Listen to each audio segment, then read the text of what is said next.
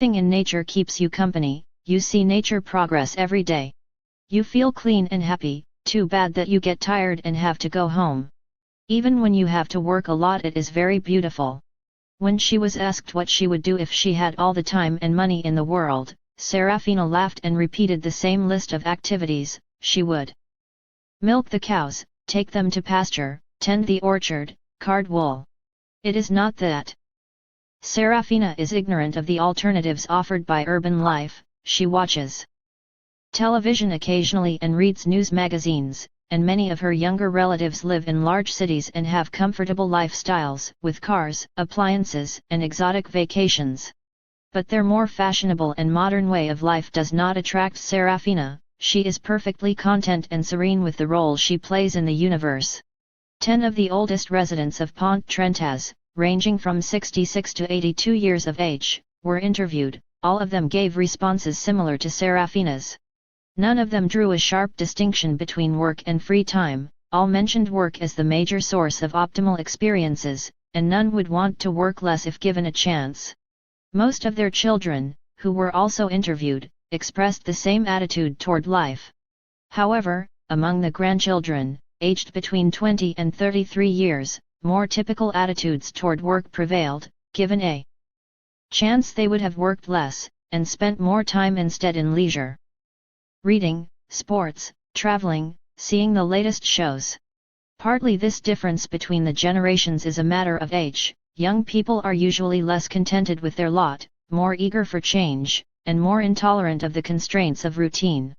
But in this case, the divergence also reflects the erosion of a traditional way of life, in which work was meaningfully related to people's identities and to their ultimate goals.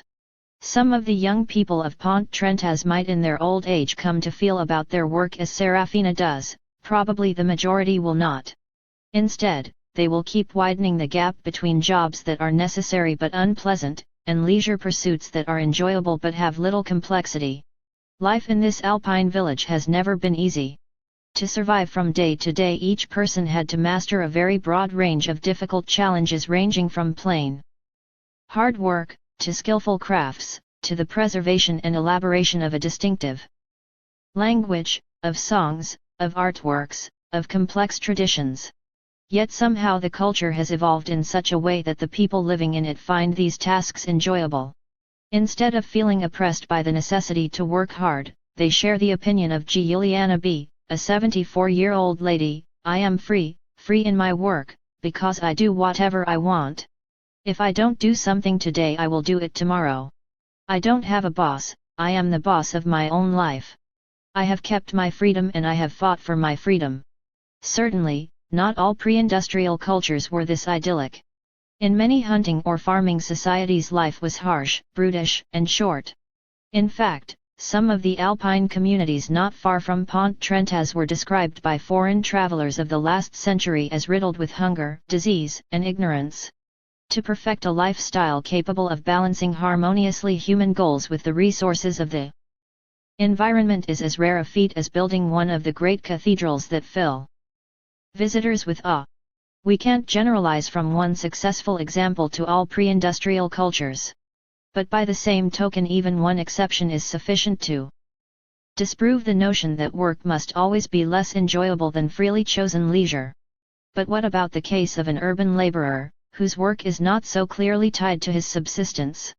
Serafina's attitude, as it happens, is not unique to traditional farming villages. We can occasionally find it around us in the midst of the turmoils of the industrial age. A good example is the case of Joe Kramer, a man we interviewed in one of our early studies of the flow experience. Joe was in his early 60s, a welder in a South Chicago plant where railroad cars are assembled. About 200 people worked with Joe in 3 huge, dark, hangar-like structures where steel plates weighing several tons move around suspended from overhead tracks, and are welded amid showers of sparks to the wheelbases of freight cars. In summer it is an oven, in winter the icy winds of the prairie howl through. The clanging of metal is always so intense that one must shout into a person's ear to make oneself understood. Joe came to the United States when he was 5 years old, and he left school after 4th grade. He had been working at this plant for over 30 years, but never wanted to become a foreman. He declined several promotions, claiming that he liked being a simple welder, and felt uncomfortable being anyone's boss. Although he stood on the lowest rung of the hierarchy in the plant, everyone knew Joe, and everyone agreed that he was the most important person in the entire factory. The manager stated that if he had 5 more people like Joe, his plant would be the most efficient in the business. His fellow workers said that without Joe they might as well shut down the shop right now. The reason for his fame was simple: Joe had apparently mastered every phase of the plant's operation, and he was now able to take anyone's place if the necessity arose. Moreover, he could fix any broken-down piece of machinery, ranging from huge mechanical cranes to tiny electronic monitors.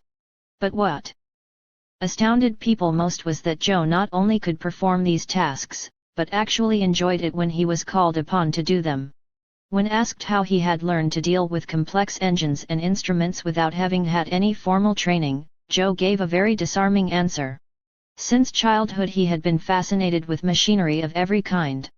He was especially drawn to anything that wasn't working properly, like when my mother's toaster went on the fritz. I asked myself, if I were that toaster and I didn't work, what would be wrong with me? Then he disassembled the toaster, found the defect, and fixed it. Ever since, he has used this method of empathic identification to learn about and restore increasingly complex mechanical systems. And the fascination of discovery has never left him. Now close to retirement, Joe still enjoys work every day. Joe has never been a workaholic, completely dependent on the challenges of the factory to feel good about himself. What he did at home was perhaps even more remarkable than his transformation of a mindless, routine job into a complex, flow-producing activity. Joe and his wife live in a modest bungalow on the outskirts of the city. Over the years they bought up the 2 vacant lots on either side of their house. On these lots Joe built an intricate rock garden, with terraces, paths, and several hundred flowers and shrubs. While he was installing underground sprinklers, Joe had an idea: what if he had them make rainbows? He looked for sprinkler heads that would produce a fine enough mist for this purpose, but none satisfied him, so he designed one himself, and built it on his basement lathe. Now after work he could sit on the back porch, and by touching one switch he could activate a dozen sprays that turned into as many small rainbows. But there was one problem with Joe's little Garden of Eden. Since he worked most days, by the time he got home the sun was usually too far down the horizon to help paint the water with strong colors. So Joe went back to the drawing board, and came back with an admirable solution. He found floodlights that contained enough of the sun's spectrum to form rainbows, and installed them inconspicuously around the sprinklers. Now he was really ready. Even in the middle of the night, just by touching 2 switches, he could surround his house with fans of water, light, and color. Joe is a rare example of what it means to have an autotelic personality, or the ability to create flow experiences even in the most barren environment and almost inhumane workplace, a weed-infested urban neighborhood. In the entire railroad plant, Joe appeared to be the only man who had the vision to perceive challenging opportunities for action. The rest of the welders we interviewed regarded their jobs as burdens to be escaped as promptly as possible, and each evening as soon as work stopped they fanned out for the saloons that were strategically placed on every third corner of the grid of streets surrounding the factory, there to forget the dullness of the day with beer and camaraderie. Then home for more beer in front of the TV, a brief skirmish with the wife, and the day in all respects similar to each previous one was over. One might argue here that endorsing Joe's lifestyle over that of his fellow workers is reprehensibly elitist. After all, the guys in the saloon are having a good time, and who is to say that grubbing away in the backyard making rainbows is a better way to spend one's time? By the tenets of cultural relativism the criticism would be justifiable, of course. But when one understands that enjoyment depends on increasing complexity, it is no longer possible to take such radical relativism seriously. The quality of experience of people who play with and transform the opportunities in their surroundings, as Joe did, is clearly more developed as well as more enjoyable than that of people who resign themselves to live within the constraints of the barren reality they feel they cannot alter. The view that work undertaken as a flow activity is the best way to fulfill human potentialities has been proposed often enough in the past, by various religious and philosophical systems. To people imbued with the Christian worldview of the Middle Ages, it made sense to say that peeling potatoes was just as important as building a cathedral, provided they were both done for the greater glory of God. For Karl Marx, men and women constructed their being through productive activities. There is no human nature, he held, except that which we create through work. Work not only transforms the environment by building bridges across rivers and cultivating barren plains, it also transforms the worker from an animal guided by instincts into a conscious, goal-directed, skillful person. One of the most interesting examples of how the phenomenon of flow appeared to thinkers of earlier times is the concept of yu referred to about 2300 years ago in the writings of the Taoist scholar Chuang-Tzu. Yu is a synonym for the right way of following the path, or Tao. It has been translated into English as wandering, as walking without touching the ground, or as swimming, flying, and flowing. Chuang-Tzu believed that Yu was the proper way to live without concern for external rewards, spontaneously, with total commitment, in short, as a total autotelic experience. As an example of how to live by Yu or how to flow, Chuang-Tzu presents, in the inner chapters of the work which has come down to us bearing his name, a parable of a humble worker. This character is Ting, a cook whose task was to butcher the meat at the court of Lord Hui of Wei. School children in Hong Kong and Taiwan still have to memorize Chuang-Tzu's description. Ting was cutting up an ox for Lord Wen Hui. At every touch of his hand, every heave of his shoulder, every move of his feet, every thrust of his knee, zip, zoob, he slithered the knife along with a zing, and all was in perfect rhythm, as though he were performing the dance of the mulberry grove or keeping time to the Qingshao music. Lord Wen Hui was fascinated by how much flow, or yu, his cook found in his work, and so he complimented Ting on his great skill. But Ting denied that it was a matter of skill. What I care about is the way, which goes beyond skill. Then he described how he had achieved his superb performance, a sort of mystical, intuitive understanding of the anatomy of the ox, which allowed him to slice it to pieces with what appeared to be automatic ease. Perception and understanding have come to a stop and spirit moves where it wants. Ting's explanation may seem to imply that yu and flow are the result of different kinds of processes. In fact, some critics have emphasized the differences. While flow is the result of a conscious attempt to master challenges, yu occurs when the individual gives up conscious mastery. In this sense, they see flow as an example of the Western search for optimal experience, which, according to them, is based on changing objective conditions, example by confronting challenges with skills, whereas yu is an example of the Eastern approach, which disregards objective conditions entirely in favor of spiritual playfulness and the transcendence of actuality. But how is a person to achieve this transcendental experience and spiritual playfulness? In the same parable, Chuang-Tzu offers a valuable insight to answer this question, an insight that has given rise to diametrically opposite interpretations. In Watson's translation, it reads as follows: however, whenever I come to a complicated place, I size up the difficulties, tell myself to watch out and be careful, keep my eyes on what I'm doing, work very slowly, and move my knife with the greatest of subtlety, until flop, the whole thing comes apart like a clod of earth crumbling to the ground. I stand there holding the knife and look all around me, completely satisfied and reluctant to move on, and then I wipe off the knife and put it away. Now some earlier scholars have taken this passage to refer to the working methods of a mediocre carver who does not know how to yu. More recent ones such as Watson and Graham believe that it refers to Ting's own working methods. Based on my knowledge of the flow experience, I believe the latter reading must be the correct one. It demonstrates, even after all the obvious levels of skill and craft, qi, have been mastered, the yu still depends on the discovery of new challenges, the complicated place or difficulties in the above quotation, and on the development of new skills. Watch out and be careful, keep my eyes on what I'm doing, move my knife with the greatest of subtlety. In other words, the mystical heights of the yu are not attained by some superhuman quantum jump, but simply by the gradual focusing of attention on the opportunities for action in one's environment, which results in a perfection of skills that with time becomes so thoroughly automatic as to seem spontaneous and otherworldly. the performances of a great violinist or a great mathematician seem equally uncanny, even though they can be explained by the incremental honing of challenges and skills. If my interpretation is true, in the flow experience, or East and West meet, in both cultures ecstasy arises from the same sources. Lord Wenhawai's Cook is an excellent example of how one can find flow in the most unlikely places, in the most humble jobs of daily life.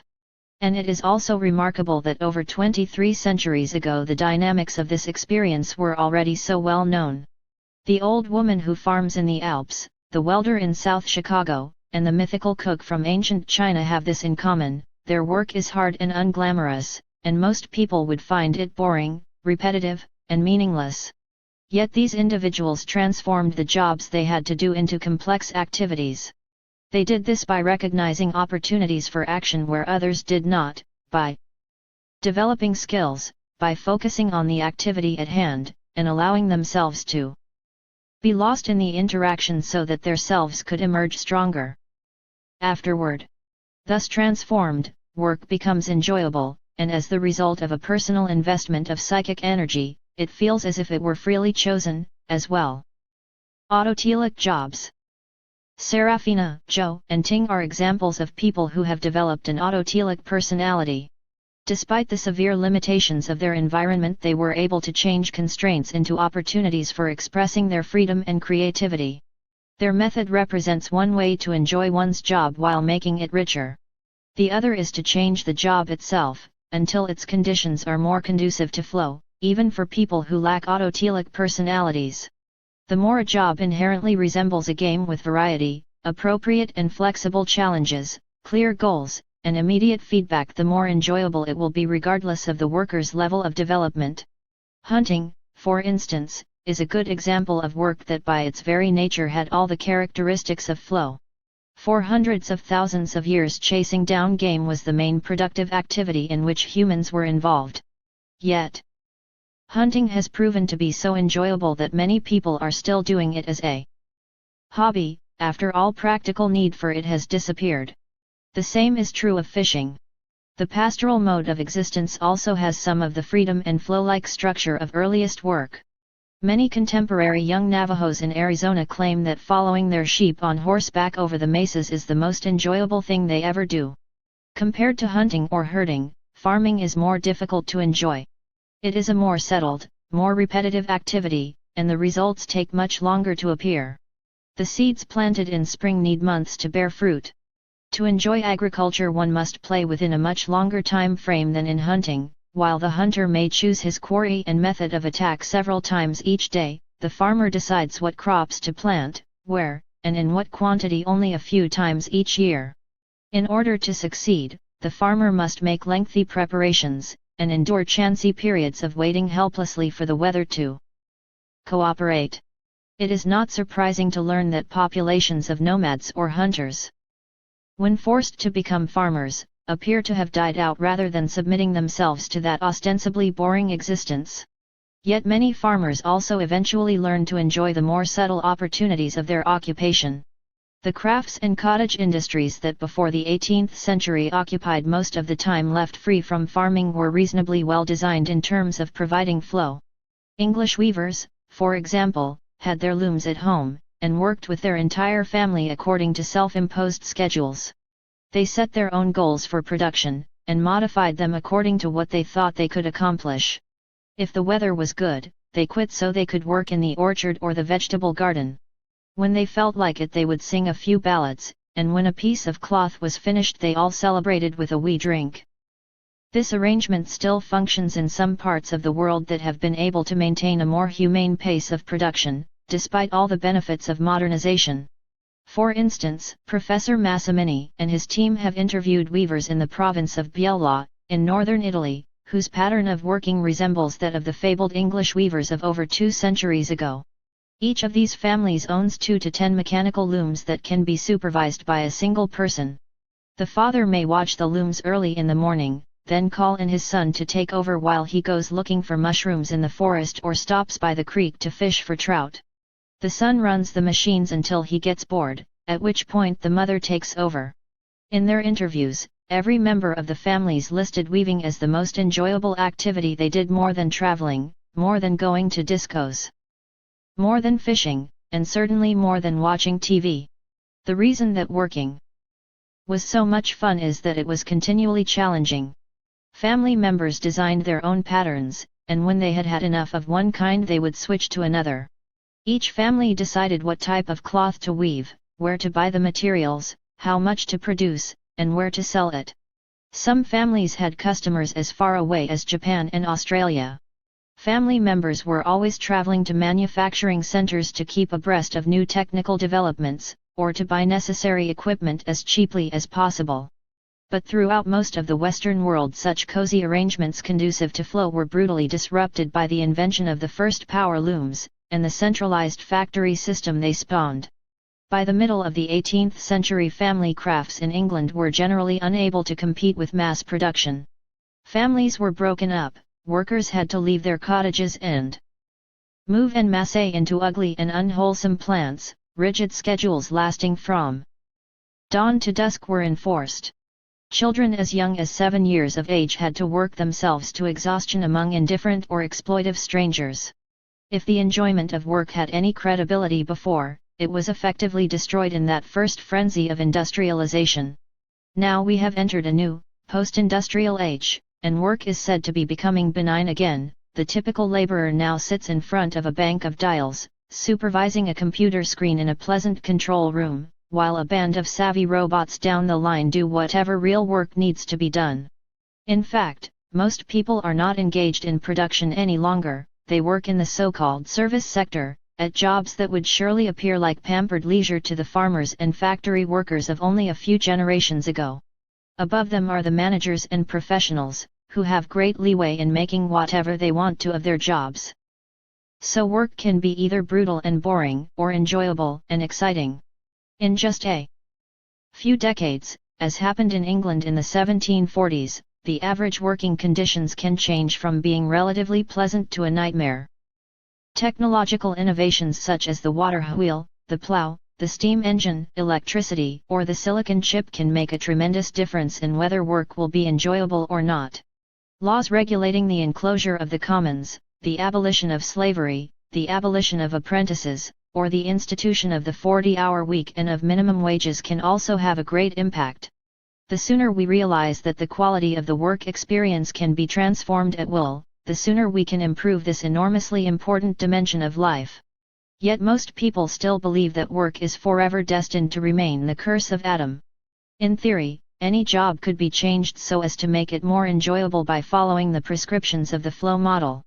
At present, however, whether work is enjoyable or not ranks quite low among the concerns of those who have the power to influence the nature of a given job. Management has to care for productivity first and foremost, and union bosses have to keep safety, security, and compensations uppermost in their minds. In the short run, these priorities might well conflict with flow-producing conditions. This is regrettable, because if workers really enjoyed their jobs, they would not only benefit personally, but sooner or later they would almost certainly produce more efficiently and reach all the other goals that now take precedence. At the same time, it would be erroneous to expect that if all jobs were constructed like games, everyone would enjoy them. Even the most favorable external conditions do not guarantee that a person will be in flow.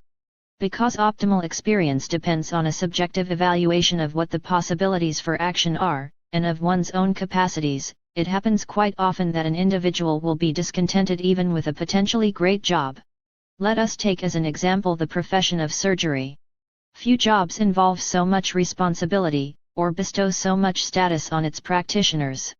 Certainly if challenges and skills are significant factors, then surgeons must find their job exhilarating. And in fact many surgeons say that they are addicted to their work, that nothing else in their lives compares with it in terms of enjoyment, that anything that takes them away from the hospital, a Caribbean vacation, a night at the opera, feels like a waste of time. But not every surgeon is as enthusiastic about his job. Some grow so bored by it that they take up drinking, gambling, or a fast lifestyle to forget its drudgery. How can such widely diverging views of the same profession be possible? One reason is that surgeons who settle down for well-paid but repetitive routines soon begin to feel their tedium. There are surgeons who only cut out appendices, or tonsils, a few even specialize in piercing earlobes. Such specialization can be lucrative, but it makes enjoying the job more difficult. At the other extreme, there are competitive super surgeons who go off the deep end in the other direction, constantly needing new challenges, wanting to perform spectacular new surgical procedures until they finally can't meet the expectations they have set for themselves.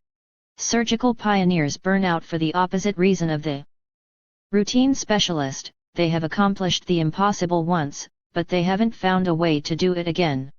Those surgeons who enjoy their work usually practice in hospitals that allow variety and a certain amount of experimentation with the latest techniques, and that make research and teaching part of the job. The surgeons who like what they do mention money, prestige, and saving lives as being important to them, but they state that their greatest enthusiasm is for the intrinsic aspects of the job. What makes surgery so special for them is the feeling one gets from the activity itself. And the way they describe that feeling is in almost every detail similar to the flow experiences reported by athletes, artists, or the cook who butchered the meat for the Lord of Way. The explanation for this is that surgical operations have all the characteristics that a flow activity should have. Surgeons mention, for instance, how well defined their goals are. An internist deals with problems that are less specific and localized, and a psychiatrist with even more vague and ephemeral symptoms and solutions. By contrast, the surgeon's task is crystal clear: to cut out the tumor, or set the bone, or get some organ pumping away again. Once that task is accomplished, he can sew up the incision, and turn to the next patient with the sense of a job well done. Similarly, surgery provides immediate and continuous feedback. If there is no blood in the cavity, the operation is going well, then the diseased tissue comes out, or the bone is set, the stitches take, or not, if that is the case, but throughout the process one knows exactly how successful one is, and if not, why not? For this reason alone, most surgeons believe that what they are doing is so much more enjoyable than any other branch of medicine, or any other job on earth. At another level, there is no lack of challenges in surgery. In the words of one surgeon, I get intellectual enjoyment like the chess player or the academic who studies ancient Mesopotamian toothpicks. The craft is enjoyable, like carpentry is fun. The gratification of taking an extremely difficult problem and making it go. And another, it's very satisfying, and if it is somewhat difficult it is also exciting. It's very nice to make things work again, to put things in their right place so that it looks like it should, and fits neatly. This is very pleasant, particularly when the group works together in a smooth and efficient manner, then the aesthetics of the whole situation can be appreciated. This second quote indicates that the challenges of an operation are not limited to what the surgeon must do personally, but include coordinating an event that involves a number of additional players. Many surgeons comment on how exhilarating it is to be part of a well-trained team that functions smoothly and efficiently. And of course there is always the possibility of doing things better, of improving one's skills. An eye surgeon commented, "You use fine and precise instruments. It is an exercise in art. It all rests on how precisely and artistically you do the operation." Remarked another surgeon, "It is important to watch for details, to be neat and technically efficient. I don't like to waste motion and so try to make the operation as well planned and thought out as possible. I'm particular about how the needle is held, where the stitches are placed, the type of suture, and so on. Things should look the best and seem easy. The way surgery is practiced helps block out distractions, and concentrates all one's attention on the procedure. The operating theater is indeed like a stage, with spotlights illuminating the action and the actors. Before an operation, surgeons go through steps of preparation, purification, and dressing up in special garments like athletes before a contest, or priests before a ceremony. These rituals have a practical purpose, but they also serve to separate celebrants from the concerns of everyday life, and focus their minds on the event to be enacted. Some surgeons say that on the mornings before an important operation they put themselves on automatic pilot by eating the same breakfast, wearing the same clothes, and driving to the hospital by the same route. They do so not because they are superstitious, but because they sense that this habitual behavior makes it easier for them to devote their undivided attention to the challenge ahead. Surgeons are lucky. Not only are they paid well, not only do they bask in respect and admiration, but they also have a job built according to the blueprint of flow activities. Notwithstanding all these advantages, there are surgeons who go out of their minds because of boredom, or because they are reaching after unattainable power and fame. What this indicates is that important as the structure of a job is, by itself it won't determine whether or not a person performing that job will find enjoyment in it. Satisfaction in a job will also depend on whether or not a worker has an autotelic personality. Joe the welder enjoyed tasks that few would regard as providing opportunities for flow. At the same time, some surgeons manage to hate a job that seems to have been intentionally created to provide enjoyment. To improve the quality of life through work, two complementary strategies are necessary.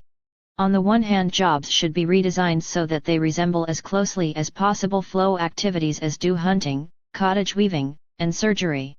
But it will also be necessary to help people develop autotelic personalities like those of Serafina, Joe, and Ting, by training them to recognize opportunities for action, to hone their skills, to set reachable goals.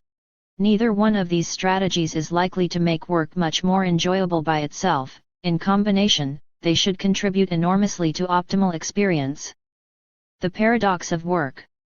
It is easier to understand the way work affects the quality of life when we take the long view, and compare ourselves with people from different times and cultures.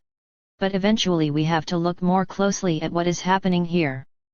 And now, ancient Chinese cooks, alpine farmers, surgeons, and welders help illuminate the potential inherent in work, but they are not, after all, very typical of the kind of job most people do nowadays. What is work like for average American adults today? In our studies we have often encountered a strange inner conflict in the way people relate to the way they make their living. On the one hand, our subjects usually report that they have had some of their most positive experiences while on the job. From this response it would follow that they would wish to be working, that their motivation on the job would be high. Instead, even when they feel good, people generally say that they would prefer not to be working, that their motivation on the job is low. The converse is also true. When supposedly enjoying their hard-earned leisure, people generally report surprisingly low moods, yet they keep on wishing for more leisure. For example, in one study we used the experience sampling method to answer the question, do people report more instances of flow at work or in leisure?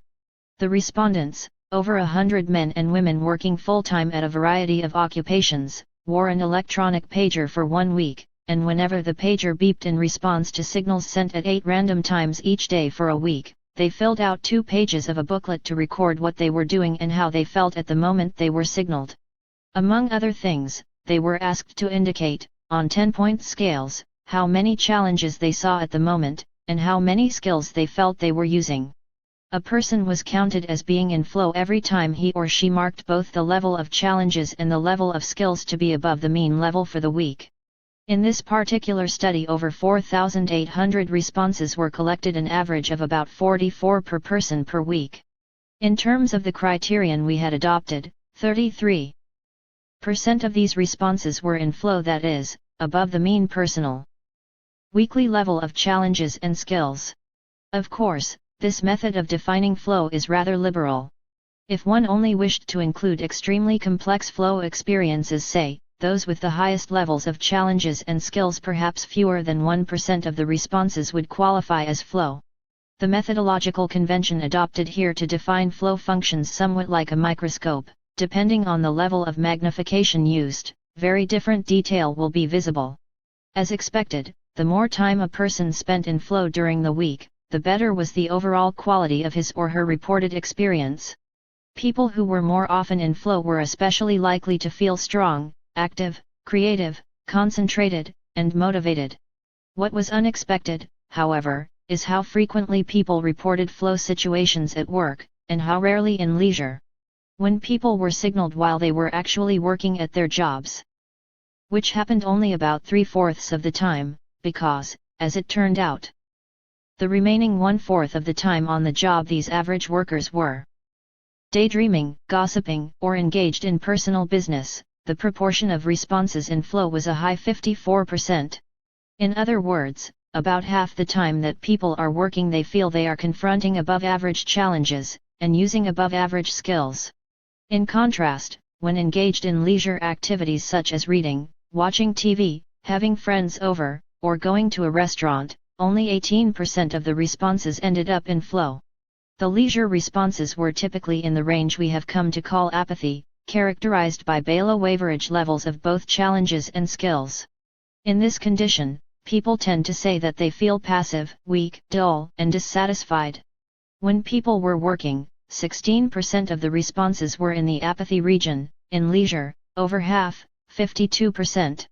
As one would expect, managers and supervisors were significantly more often in flow at work, 64%, than were clerical workers, 51%, and blue-collar workers, 47%. Blue-collar workers reported more flow in leisure, 20%, than clerical workers, 16%, and managers, 15%, did. But even workers on the assembly lines reported they were in flow more than twice as often at work as in leisure, 47% versus 20%. Conversely, apathy was reported at work more often by blue-collar workers than by managers, 23% versus 11%, and in leisure more often by managers than by blue-collar workers, 61% versus 46%. Whenever people were in flow, either at work or in leisure, they reported it as a much more positive experience than the times they were not in flow. When challenges and skills were both high they felt happier, more cheerful, stronger, more active, they concentrated more, they felt more creative and satisfied. All these differences in the quality of experience were very significant statistically, and they were more or less the same for every kind of worker. There was only a single exception to this general trend. One of the questions in the response booklet asked respondents to indicate, again on a 10-point scale from no to yes, their answer to the following question: did you wish you had been doing something else? The extent to which a person answers this with a no is generally a reliable indication of how motivated he or she is at the moment of the signal. The results showed that people wished to be doing something else to a much greater extent when working than when at leisure, and this regardless of whether they were in flow. In other words, motivation was low at work even when it provided flow, and it was high in leisure even when the quality of experience was low. Thus we have the paradoxical situation: on the job people feel skillful and challenged, and therefore feel more happy, strong, creative, and satisfied. In their free time people feel that there is generally not much to do and their skills are not being used, and therefore they tend to feel more sad, weak, dull, and dissatisfied. Yet they would like to work less and spend more time in leisure. What does this contradictory pattern mean? There are several possible explanations, but one conclusion seems inevitable: when it comes to work, people do not heed the evidence of their senses. They disregard the quality of immediate experience, and base their motivation instead on the strongly rooted cultural stereotype of what work is supposed to be like. They think of it as an imposition, a constraint, an infringement of their freedom, and therefore something to be avoided as much as possible. It could be argued that although flow at work is enjoyable, people cannot stand high levels of challenge all the time. They need to recover at home, to turn into couch potatoes for a few hours each day even though they don't enjoy it. But comparative examples seem to contradict this argument. For instance, the farmers of Pontchartrain work much harder, and for longer hours, than the average American, and the challenges they face in their daily round require at least as high levels of concentration and involvement. Yet they don't wish to be doing something else while working, and afterward, instead of relaxing, they fill their free time with demanding leisure activities. As these findings suggest, the apathy of many of the people around us is not due to their being physically or mentally exhausted. The problem seems to lie more in the modern worker's relation to his job, with the way he perceives his goals in relation to it. When we feel that we are investing attention in a task against our will, it is as if our psychic energy is being wasted. Instead of helping us reach our own goals, it is called upon to make someone else's come true. The time channeled into such a task is perceived as time subtracted from the total available for our life. Many people consider their jobs as something they have to do, a burden imposed from the outside, an effort that takes life away from the ledger of their existence. So even though the momentary on-the-job experience may be positive, they tend to discount it, because it does not contribute to their own long-range goals. It should be stressed, however, that dissatisfaction is a relative term. According to large-scale national surveys conducted between 1972 and 1978, only 3% of American workers said they were very dissatisfied with their jobs, while 52% said they were very satisfied, one of the highest rates in industrialized nations. But one can love one's job and still be displeased with some aspects of it, and try to improve what is not perfect. In our studies we find that American workers tend to mention three main reasons for their dissatisfaction with their jobs, all of which are related to the quality of experience typically available to them at work, even though, as we have just seen, their experience at work tends to be better than it is at home. Contrary to popular opinion, salary and other material concerns are generally not among their most pressing concerns. The first and perhaps most important complaint concerns the lack of variety and challenge. This can be a problem for everyone, but especially for those in lower-level occupations in which routine plays a major role. The second has to do with conflicts with other people on the job, especially bosses. The third reason involves burnout, too much pressure, too much stress, too little time to think for oneself, too little time to spend with the family. This is a factor that particularly troubles the higher echelons, executives and managers. Such complaints are real enough, as they refer to objective conditions, yet they can be addressed by a subjective shift in one's consciousness. Variety and challenge, for instance, are in one sense inherent characteristics of jobs, but they also depend on how one perceives opportunities. Ting, Serafina, and Joe saw challenges in tasks that most people would find dull and meaningless. Whether a job has variety or not ultimately depends more on a person's approach to it than on actual working conditions. The same is true of the other causes of dissatisfaction. Getting along with co-workers and supervisors might be difficult, but generally can be managed if one makes the attempt. Conflict at work is often due to a person's feeling defensive, out of a fear of losing face. To prove himself, he sets certain goals for how others should treat him, and then expects rigidly that others will fulfill those expectations. This rarely happens as planned, however, because others also have an agenda for their own rigid goals to be achieved. Perhaps the best way to avoid this impasse is to set the challenge of reaching one's goals while helping the boss and colleagues reach theirs. It is less direct and more time-consuming than forging ahead to satisfy one's interests regardless of what happens to others, but in the long run it seldom fails. Finally, stresses and pressures are clearly the most subjective aspects of a job, and therefore the ones that should be most amenable to the control of consciousness. Stress exists only if we experience it. It takes the most extreme objective conditions to cause it directly. The same amount of pressure will wilt one person and be a welcome challenge to another. There are hundreds of ways to relieve stress, some based on better organization, delegation of responsibility, better communication with coworkers and supervisors. Others are based on factors external to the job, such as improved home life, leisure patterns, or inner disciplines like transcendental meditation. These piecemeal solutions may help, but the only real answer to coping with work stress is to consider it part of a general strategy to improve the overall quality of experience. Of course, this is easier said than done. To do so involves mobilizing psychic energy and keeping it focused on personally forged goals, despite inevitable distractions. Various ways of coping with external stress will be discussed later, in Chapter 9. Now it may be useful to consider how the use of leisure time contributes or fails to contribute to the overall quality of life. The waste of free time.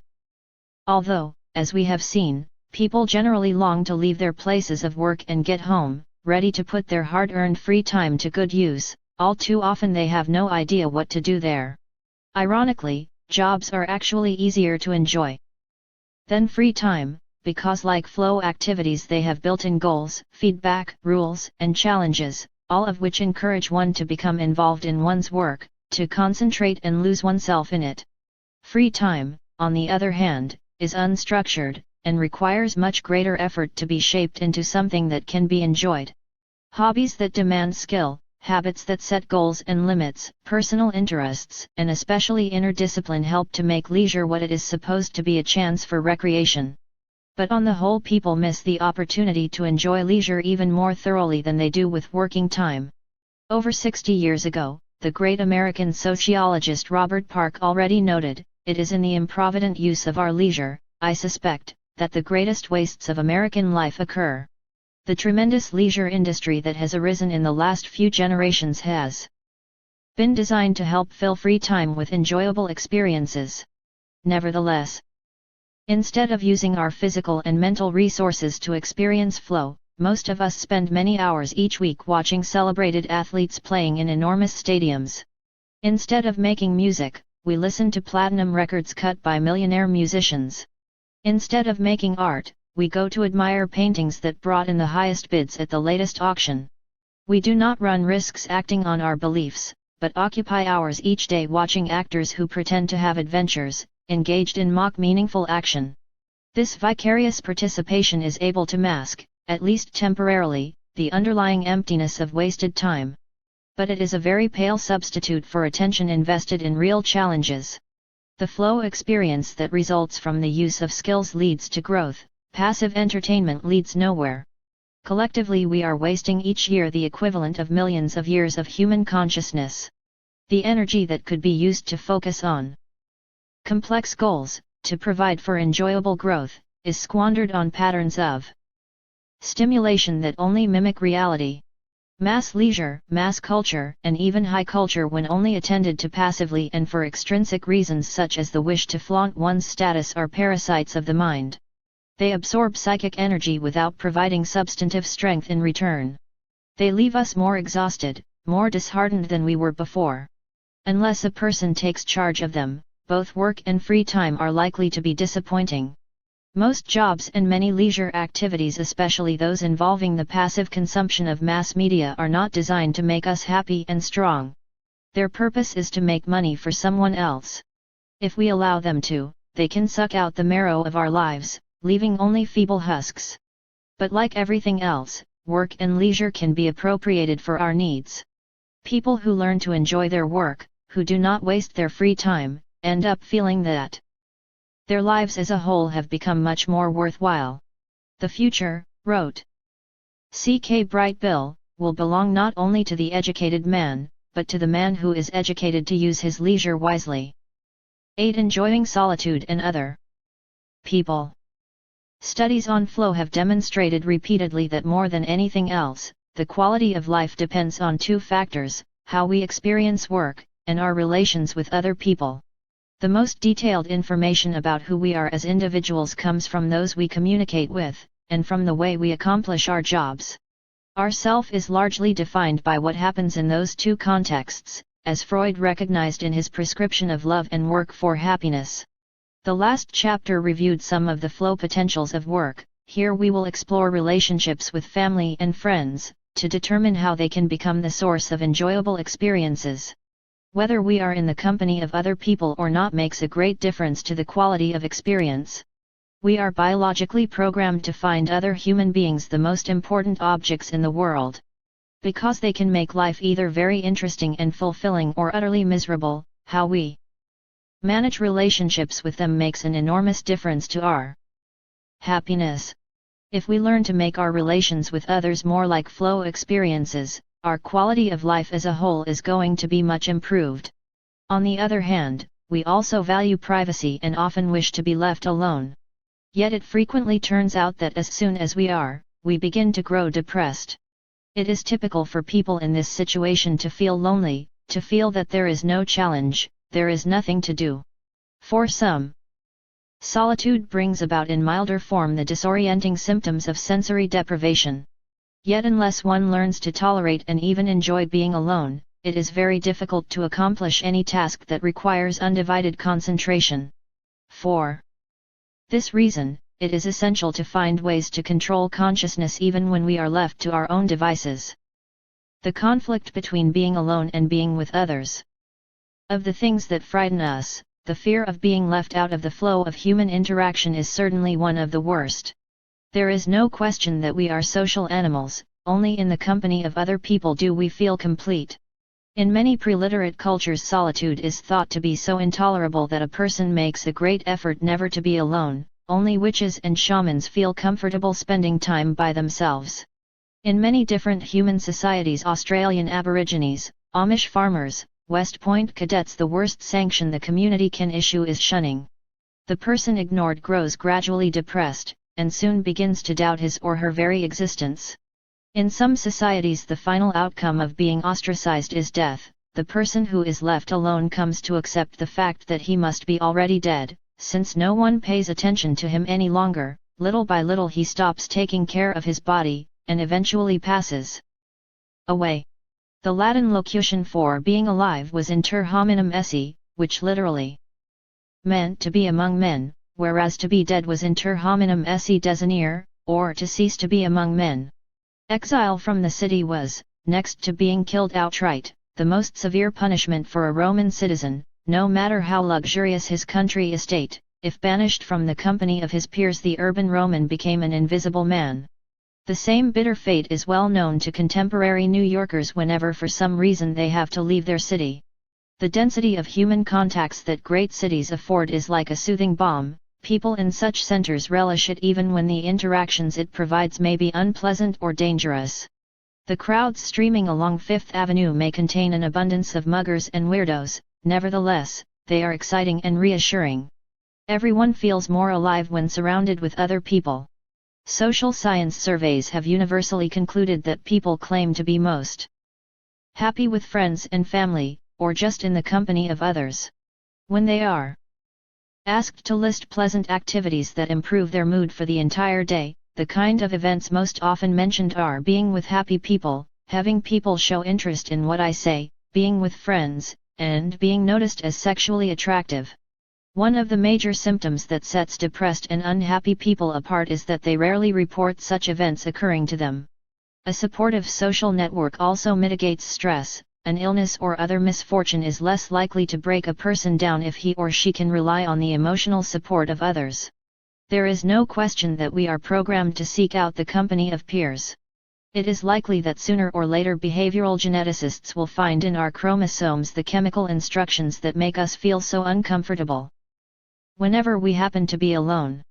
There are good reasons why, during the course of evolution, such instructions should have been added to our genes.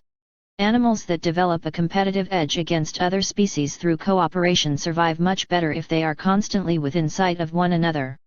Baboons, for instance, who need help from peers to protect themselves against the leopards and hyenas roaming the savanna, have a slim chance of reaching maturity if they leave their troop.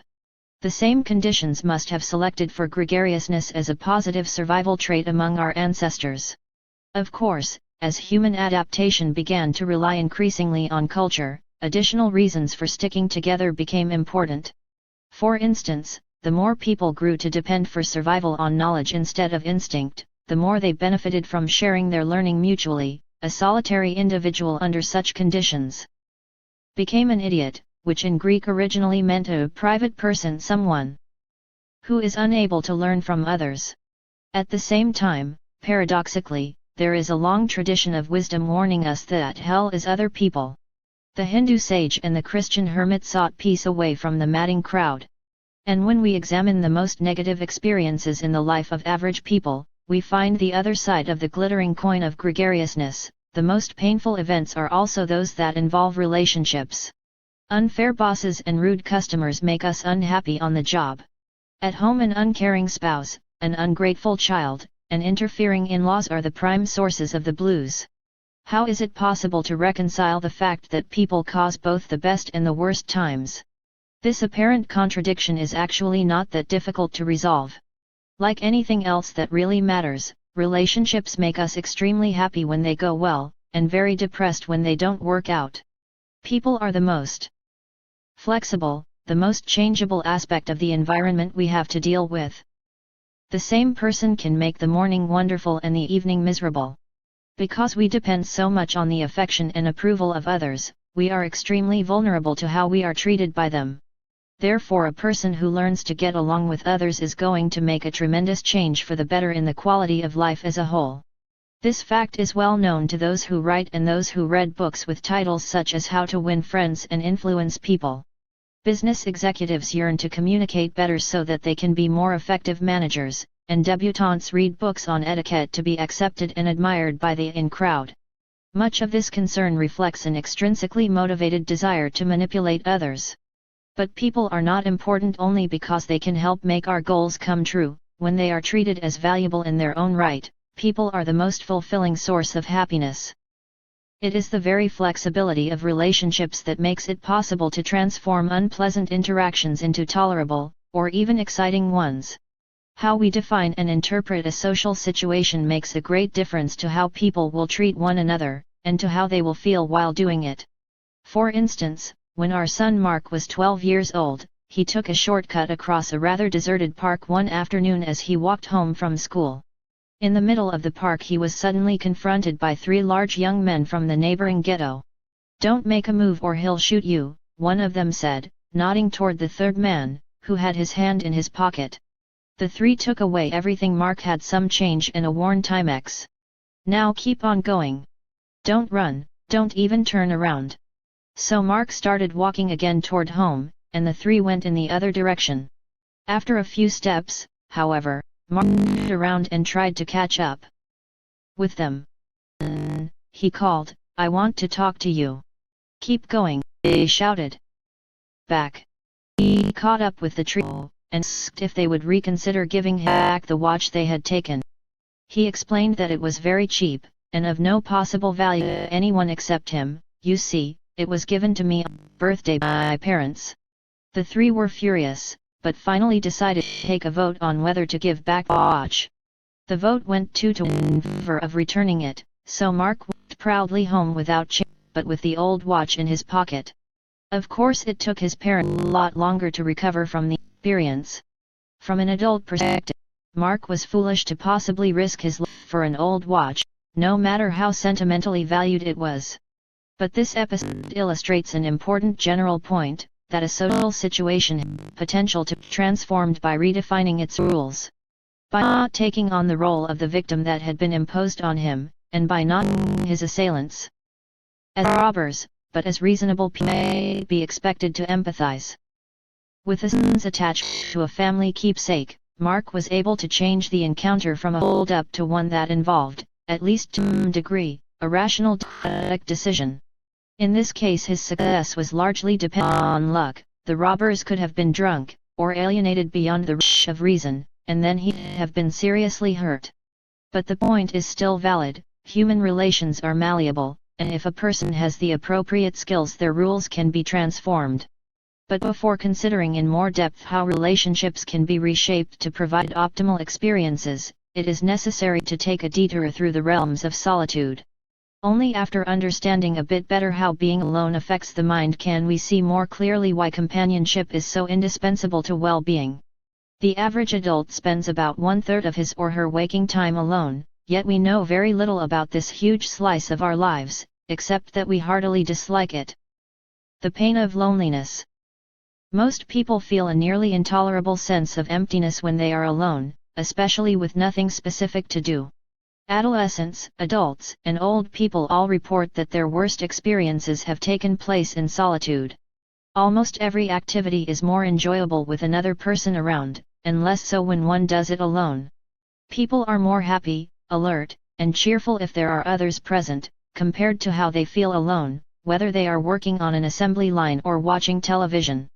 But the most depressing condition is not that of working or watching TV alone. The worst moods are reported when one is alone and there is nothing that needs to be done. For people in our studies who live by themselves and do not attend church, Sunday mornings are the lowest part of the week, because with no demands on attention, they are unable to decide what to do. The rest of the week psychic energy is directed by external routines, work, shopping, favorite TV shows, and so on. But what is one to do Sunday morning after breakfast, after having browsed through the papers? For many, the lack of structure of those hours is devastating. Generally by noon a decision is made, I'll mow the lawn, visit relatives, or watch the football game. A sense of purpose then returns, and attention is focused on the next goal. Why is solitude such a negative experience? The bottom line answer is that keeping order in the mind from within is very difficult. We need external goals, external stimulation, external feedback to keep attention directed. And when external input is lacking, attention begins to wander, and thoughts become chaotic, resulting in the state we have called psychic entropy in Chapter 2. When left alone, the typical teenager begins to wonder, what is my girlfriend doing now? Am I getting zits? Will I get to finish the math assignment on time? Are those dudes I had a fight with yesterday going to beat me up? In other words, with nothing to do, the mind is unable to prevent negative thoughts from elbowing their way to center stage. And unless one learns to control consciousness, the same situation confronts adults. Worries about one's love life, health, investments, family, and job are always hovering at the periphery of attention, waiting until there is nothing pressing that demands concentration. As soon as the mind is ready to relax, zap! The potential problems that were waiting in the wings take over. It is for this reason that television proves such a boon to so many people. Although watching TV is far from being a positive experience, generally people report feeling passive, weak, rather irritable, and sad when doing it. At least the flickering screen brings a certain amount of order to consciousness. The predictable plots, familiar characters, and even the redundant commercials provide a reassuring pattern of stimulation. The screen invites attention to itself as a manageable, restricted aspect of the environment. While interacting with television, the mind is protected from personal worries. The information passing across the screen keeps unpleasant concerns out of the mind. Of course, avoiding depression this way is rather spendthrift, because one expends a great deal of attention without having much to show for it afterward. More drastic ways of coping with the dread of solitude include the regular use of drugs, or the recourse to obsessive practices, which may range from cleaning the house incessantly to compulsive sexual behavior. While under the influence of chemicals, the self is relieved from the responsibility of directing its psychic energy. We can sit back and watch the patterns of thought that the drug is providing. For whatever happens, it's out of our hands. And like television, the drug keeps the mind from having to face depressing thoughts. While alcohol and other drugs are capable of producing optimal experiences, they are usually at a very low level of complexity. Unless consumed in highly skilled ritual contexts, as is practiced in many traditional societies, what drugs in fact do is reduce our perception of both what can be accomplished and what we as individuals are able to accomplish, until the two are in balance. This is a pleasant state of affairs, but it is only a misleading simulation of that enjoyment that comes from increasing opportunities for actions and the abilities to act. Some people will disagree strongly with this description of how drugs affect the mind. After all, for the past quarter century we have been told with increasing confidence that drugs are consciousness expanding, and that using them enhances creativity. But the evidence suggests that while chemicals do alter the content and the organization of consciousness, they do not expand or increase the self's control over its function. Yet to accomplish anything creative, one must achieve just such control. Therefore, while psychotropic drugs do provide a wider variety of mental experiences than one would encounter under normal sensory conditions, they do so without adding to our ability to order them effectively. Many contemporary artists experiment with hallucinogens in the hope of creating work as mysteriously haunting as those verses of the Q Blackon that Samuel Coleridge allegedly composed under the influence of laudanum. Sooner or later, however, they realize that the composition of any work of art requires a sober mind. Work that is carried out under the influence of drugs lacks the complexity we expect from good art. It tends to be obvious and self-indulgent. A chemically altered consciousness may bring forth unusual images, thoughts, and feelings that later, when clarity returns, the artist can use. The danger is that in becoming dependent on chemicals for patterning the mind, he risks losing the ability to control it by himself. Much of what passes for sexuality is also just a way of imposing an external order on our thoughts, of killing time without having to confront the perils of solitude. Not surprisingly, watching TV and having sex can become roughly Interchangeable activities. The habits of pornography and depersonalized sex. Build on the genetically programmed attraction of images and activities related to reproduction. They focus attention naturally and pleasurably, and in so doing help to exclude unwanted contents from the mind. What they fail to do is develop any of the attentional habits that might lead to a greater complexity of consciousness. The same argument holds for what might at first sight seem the opposite of pleasure: masochistic behavior, risk-taking, gambling. These ways that people find to hurt or frighten themselves do not require a great deal of skill, but they do help one to achieve the sensation of direct experience. Even pain is better than the chaos that seeps into an unfocused mind. Hurting oneself, whether physically or emotionally, ensures that attention can be focused on something that, although painful, is at least controllable since we are the ones causing it. The ultimate test for the ability to control the quality of experience is what a person does in solitude, with no external demands to give structure to attention. It is relatively easy to become involved with a job, to enjoy the company of friends, to be entertained in a theater or at a concert. But what happens when we are left to our own devices? Alone, when the dark night of the soul descends, are we forced into frantic attempts to distract the mind from its coming? Or are we able to take on activities that are not only enjoyable, but make the self grow? To fill free time with activities that require concentration, that increase skills, that lead to a development of the self, is not the same as killing time by watching television or taking recreational drugs. Although both strategies might be seen as different ways of coping with the same threat of chaos, as defenses against ontological anxiety, the former leads to growth, while the latter merely serves to keep the mind from unraveling. A person who rarely gets bored, who does not constantly need a favorable external environment to enjoy the moment, has passed the test for having achieved a creative life. Learning to use time alone, instead of escaping from it, is especially important in our early years. Teenagers who can't bear solitude disqualify themselves from later carrying out adult tasks that require serious mental preparation. A typical scenario familiar to many parents involves a teenager who comes back from school, drops the books in his bedroom, and after taking a snack from the refrigerator immediately heads for the phone to get in touch with his friends. If there is nothing going on there, he will turn on the stereo or the TV. If by any chance he is tempted to open a book, the resolve is unlikely to last long.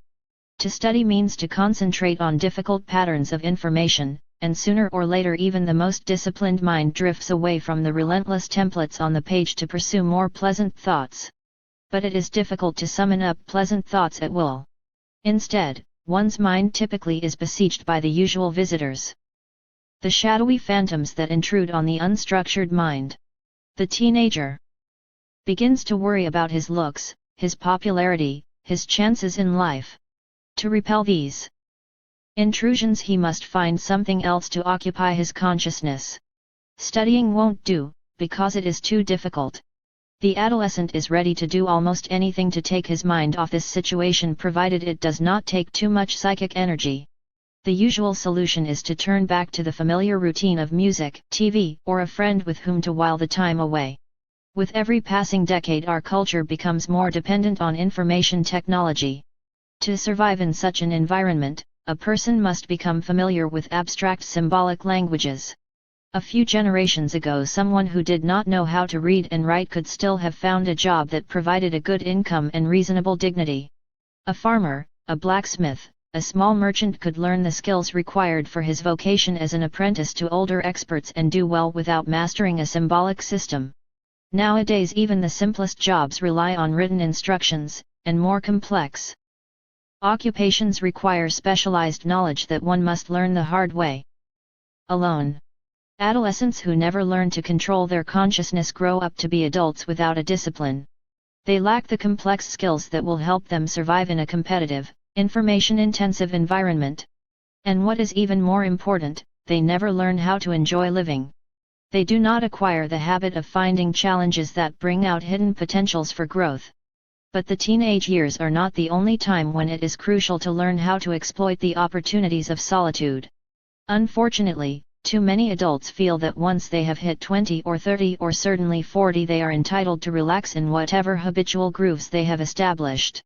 They have paid their dues, they have learned the tricks it takes to survive, and from now on they can proceed on cruise control. Equipped with the bare minimum of inner discipline, such people inevitably accumulate entropy with each passing year. Career disappointments, the failure of physical health, the usual slings and arrows of fate build up a mass of negative information that increasingly threatens their peace of mind. How does one keep these problems away? If a person does not know how to control attention in solitude, he will inevitably turn to the easy external solutions, drugs, entertainment, excitement, whatever dulls or distracts the mind. But such responses are regressive, they do not lead forward. The way to grow while enjoying life is to create a higher form of order out of the entropy that is an inevitable condition of living. This means taking each new challenge not as something to be repressed or avoided, but as an opportunity for learning and for improving skills. When physical vigor fails with age, for example, it means that one will be ready to turn one's energies from the mastery of the external world to a deeper exploration of inner reality. It means that one can finally read Proust, take up chess, grow orchids, help one's neighbors, and think about God if these are the things one has decided are worth pursuing. But it is difficult to accomplish any of them unless one has earlier acquired the habit of using solitude to good advantage. It is best to develop this habit early, but it is never too late to do so. In the previous chapters we have reviewed some of the ways the body and the mind can make flow happen. When a person is able to call upon such activities at will, regardless of what is happening externally, then one has learned how to shape the quality of life. Taming solitude. Every rule has its exceptions, and even though most people dread solitude, there are some individuals who live alone by choice. Whosoever is delighted in solitude, goes the old saying that Francis Bacon repeated, is either a wild beast or a god. One does not actually have to be a god, but it is true that to enjoy being alone a person must build his own mental routines, so that he can achieve flow without the supports of civilized life, without other people, without jobs, TV, theaters, restaurants, or libraries to help channel his attention. One interesting example of this type of person is a woman named Dorothy, who lives on a tiny island in the lonely region of lakes and forests of northern Minnesota, along the Canadian border. Originally a nurse in a large city, Dorothy moved to the wilderness after her husband died and their children grew up. During the 3 summer months fishermen canoeing across her lake stop at the island to have a chat, but during the long winters she is completely alone for months on end. Dorothy has had to hang heavy drapes on the windows of her cabin, because it used to unnerve her to see packs of wolves, their noses flattened against the window panes, looking at her longingly when she woke up in the mornings. Like other people who live alone in the wilderness, Dorothy has tried to personalize her surroundings to an uncommon degree.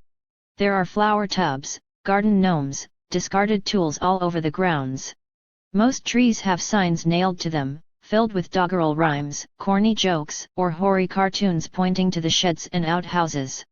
To an urban visitor, the island is the epitome of kitsch. But as extensions of Dorothy's taste, this junk creates a familiar environment where her mind can be at ease. In the midst of untamed nature, she has introduced her own idiosyncratic style, her own civilization. Inside, her favorite objects recall Dorothy's goals. She has stamped her preferences on chaos. More important than structuring space, perhaps, is structuring time. Dorothy has strict routines for every day of the year: up by 5, check the hens for eggs, milk the goat, split some wood, make breakfast, wash, sew, fish, and so on. Like the colonial Englishmen who shaved and dressed impeccably every evening in their lonely outposts, Dorothy also has learned that to keep control in an alien environment one must impose one's own order on the wilderness. The long evenings are taken up by reading and writing. Books on every imaginable subject line the walls of her 2 cabins. Then there are the occasional trips for supplies, and in the summer some variety is introduced by the visits of fishermen passing through. Dorothy seems to like people, but she likes being in control of her own world even more. One can survive solitude, but only if one finds ways of ordering attention that will prevent entropy from destructuring the mind. Susan Butcher, the dog breeder and trainer who races sleds in the Arctic for up to 11 days on end while trying to elude the attacks of rogue moose and wolves, moved years ago from Massachusetts to live in a cabin 25 miles from the nearest village of Manly, Alaska, population 62. Before her marriage, she lived alone with her 150 huskies. She doesn't have the time to feel lonely, hunting for food and caring for her dogs, who require her attention 16 hours a day, 7 days a week. Prevent that. She knows each dog by name, and the name of each dog's parents and grandparents. She knows their temperaments, preferences, eating habits, and current health. Susan claims she would rather live this way than do anything else. The routines she has built demand that her consciousness be focused on manageable tasks all of the time, thereby making life a continuous flow experience. A friend who likes to cross oceans alone on a sailboat once told an anecdote that illustrates the lengths to which solitary cruisers sometimes have to go in order to keep their minds focused. Approaching the Azores on an eastward crossing of the Atlantic, about 800 miles short of the Portuguese coast, and after many days without sighting a sail, he saw another small craft heading the opposite way. It was a welcome opportunity to visit with a fellow cruiser, and the two boats set course to meet in the open sea, side by side. The man in the other boat had been scrubbing his deck, which was partly covered by a foul-smelling, sticky yellow substance. "How did you get your boat so dirty?" asked my friend to break the ice. "Well, you see," shrugged the other, "it's just a mess of rotten eggs." My friend admitted that it wasn't obvious to him how so many rotten eggs happened to get smeared over a boat in the middle of the ocean. "Well," said the man, "the fridge gave out, and the eggs spoiled. There hasn't been any wind for days, and I was getting really bored. So I thought that instead of tossing the eggs overboard, I would break them over the deck, so that I would get to clean them off afterward. I let them set for a while so it would be harder to clean them off, but I didn't figure on them smelling so bad." In ordinary circumstances, solo sailors have plenty to keep their minds occupied. Their survival depends on being ever alert to the conditions of the boat and of the sea. It is this constant concentration on a workable goal that makes sailing so enjoyable. But when the doldrums set in, they might have to go to heroic lengths to find any challenge at all. Is coping with loneliness by letting unnecessary yet demanding rituals give shape to the mind any different from taking drugs or watching TV constantly? It could be argued that Dorothy and the other hermits are escaping from reality just as effectively as addicts are. In both cases, psychic entropy is avoided by taking the mind off unpleasant thoughts and feelings. Yet how one copes with solitude makes all the difference. If being alone is seen as a chance to accomplish goals that cannot be reached in the company of others, then instead of feeling lonely, a person will enjoy solitude and might be able to learn new skills in the process. On the other hand, if solitude is seen as a condition to be avoided at all costs instead of as a challenge, the person will panic and resort to distractions that cannot lead to higher levels of complexity. Breeding furry dogs and racing sleds through Arctic forests might seem like a rather primitive endeavor, compared to the glamorous antics of playboys or cocaine users. Yet in terms of psychic organization the former is infinitely more complex than the latter.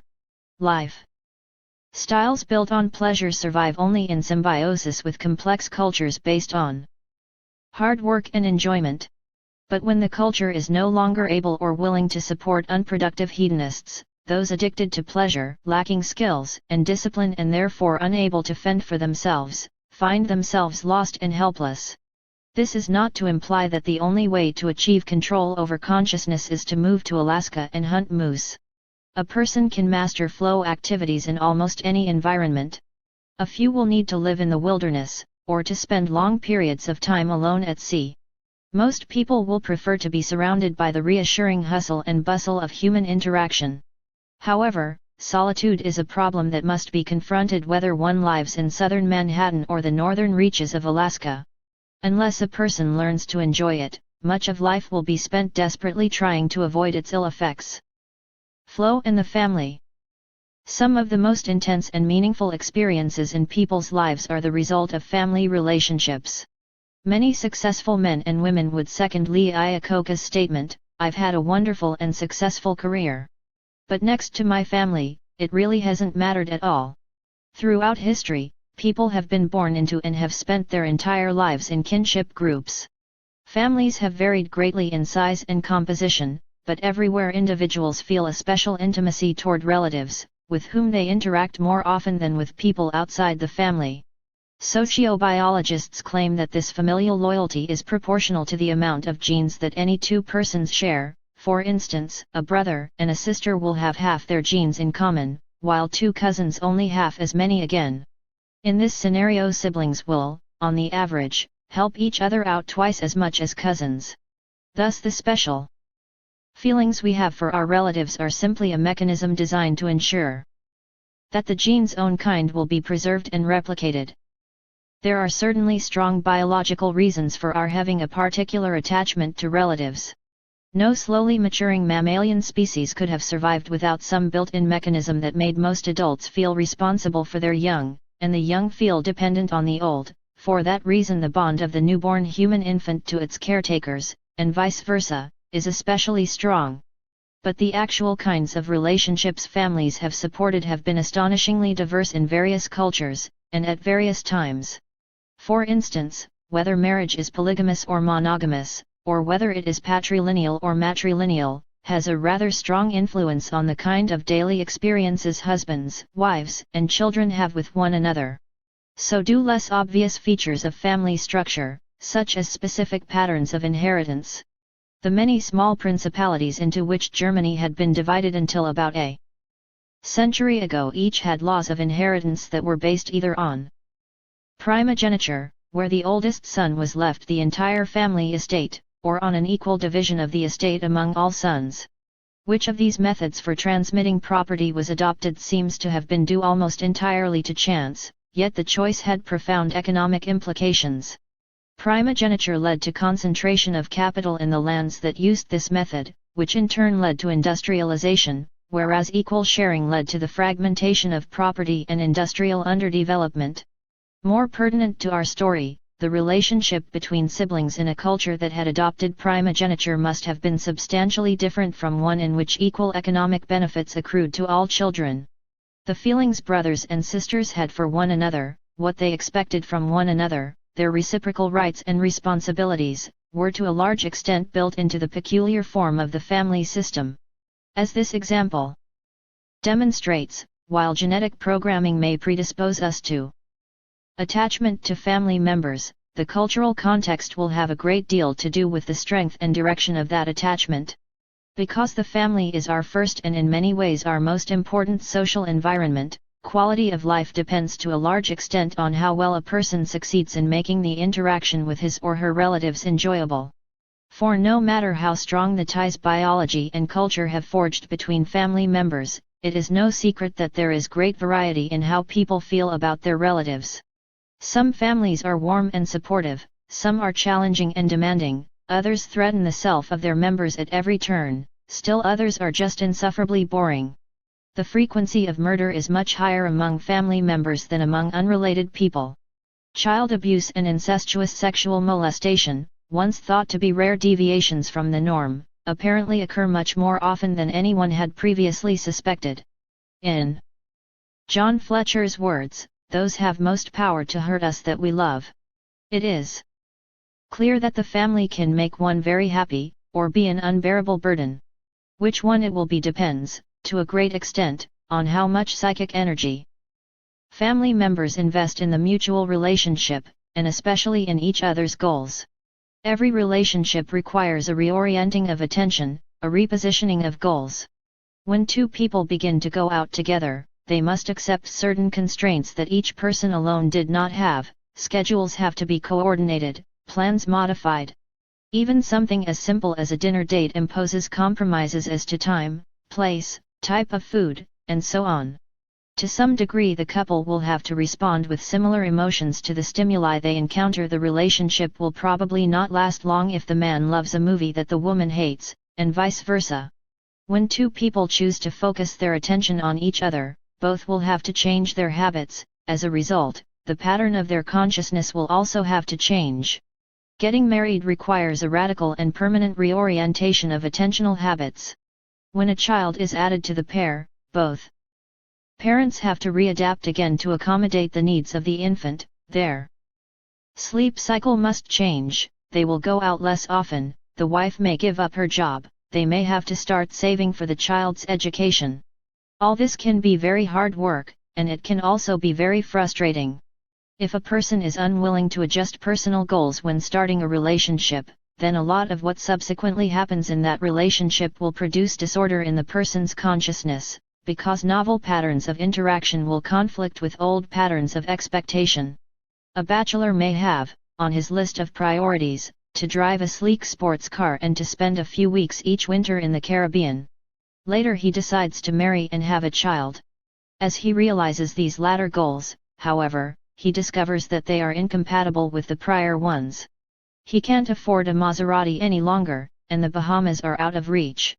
Unless he revises the old goals, they will be frustrated, producing that sense of inner conflict known as psychic entropy.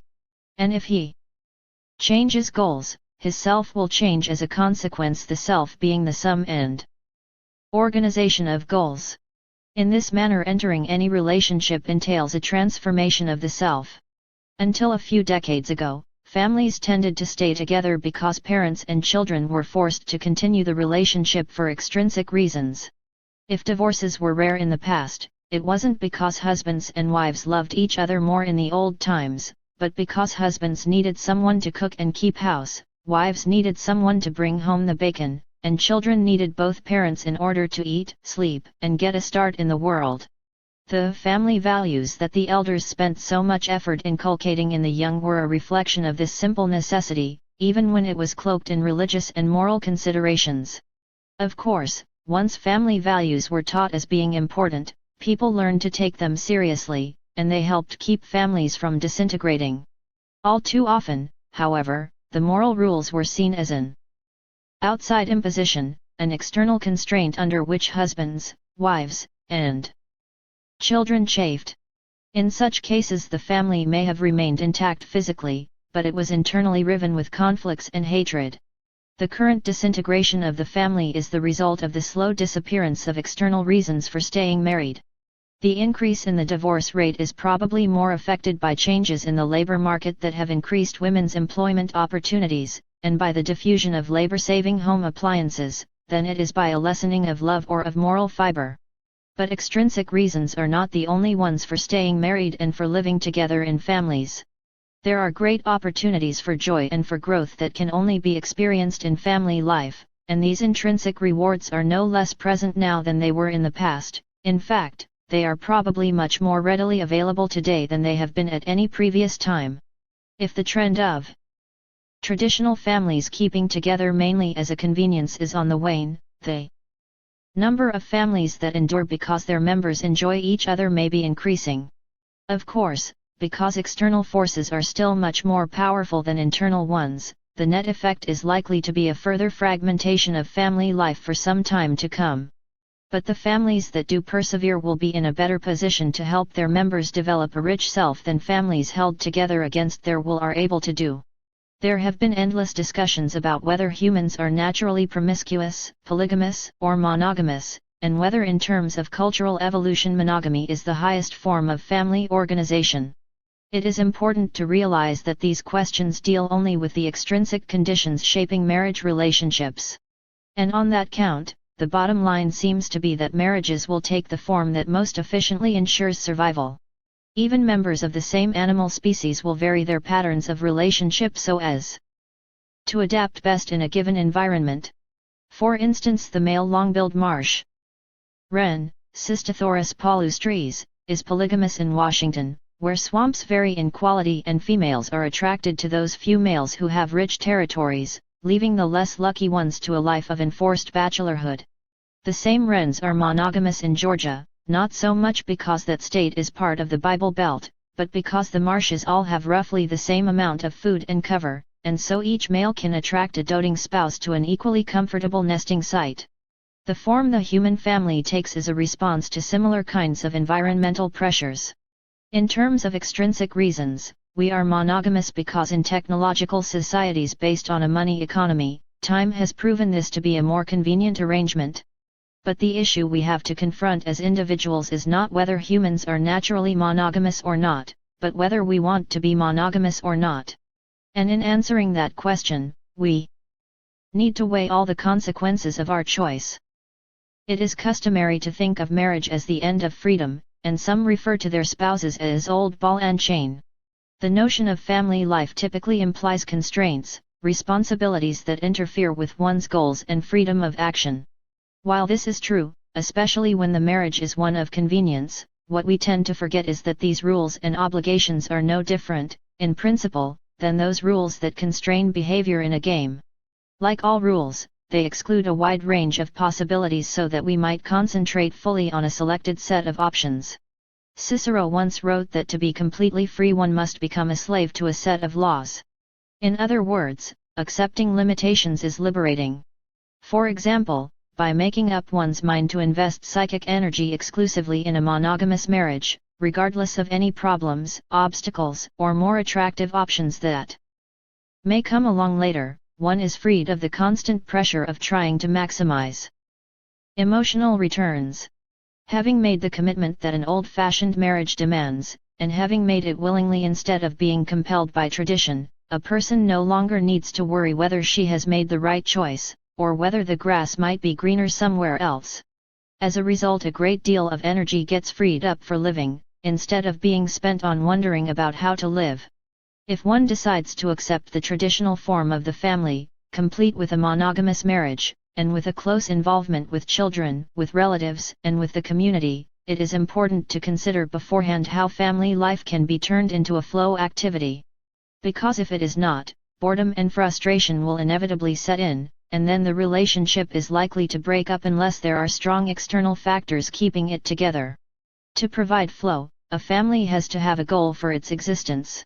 Extrinsic reasons are not sufficient. It is not enough to feel that, well, everybody else is married. It is natural to have children, or two can live as cheaply as one. These attitudes may encourage one to start a family, and may even be strong enough to keep it going, but they cannot make family life enjoyable. Positive goals are necessary to focus the psychic energies of parents and children on common tasks.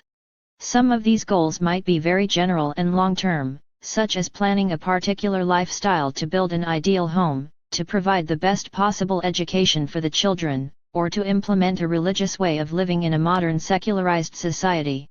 For such goals to result in interactions that will help increase the complexity of its members, the family must be both differentiated and integrated.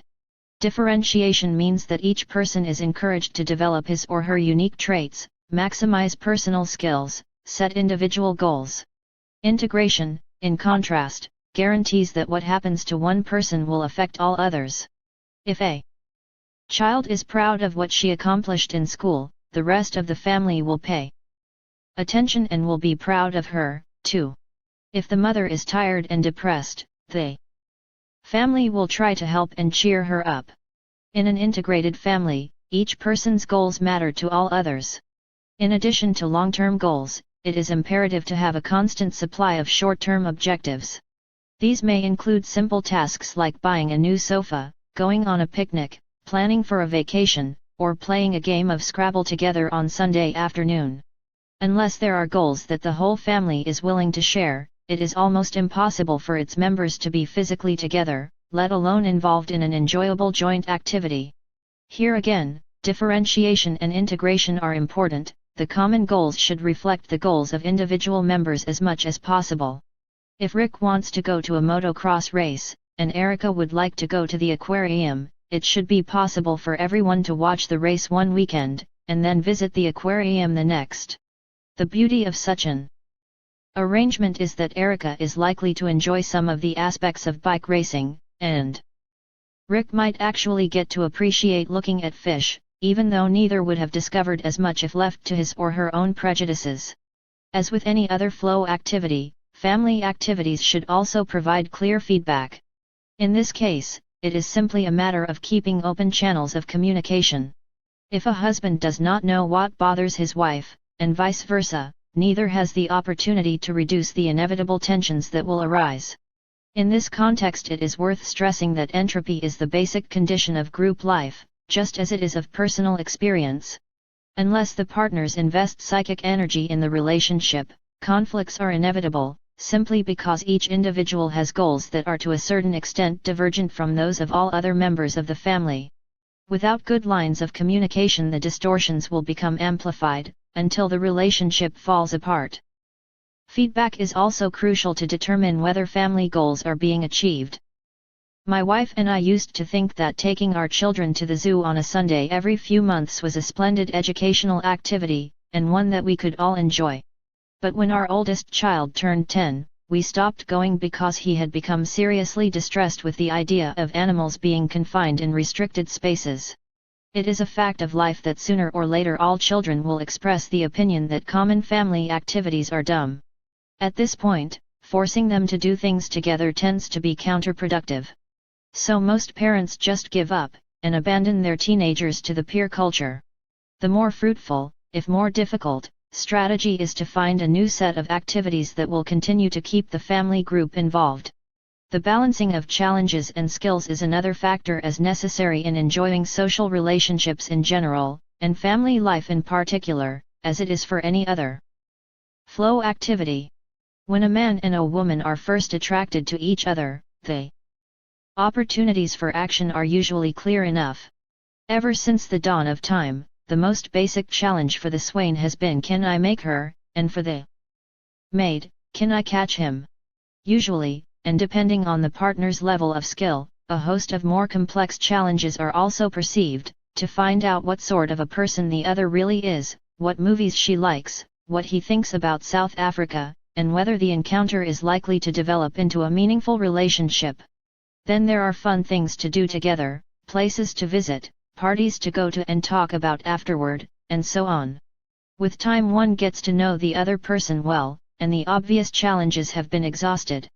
All the usual gambits have been tried, the other person's reactions have become predictable. Sexual play has lost its first excitement. At this point, the relationship is in danger of becoming a boring routine that might be kept alive by mutual convenience, but is unlikely to provide further enjoyment, or spark a new growth in complexity. The only way to restore flow to the relationship is by finding new challenges in it.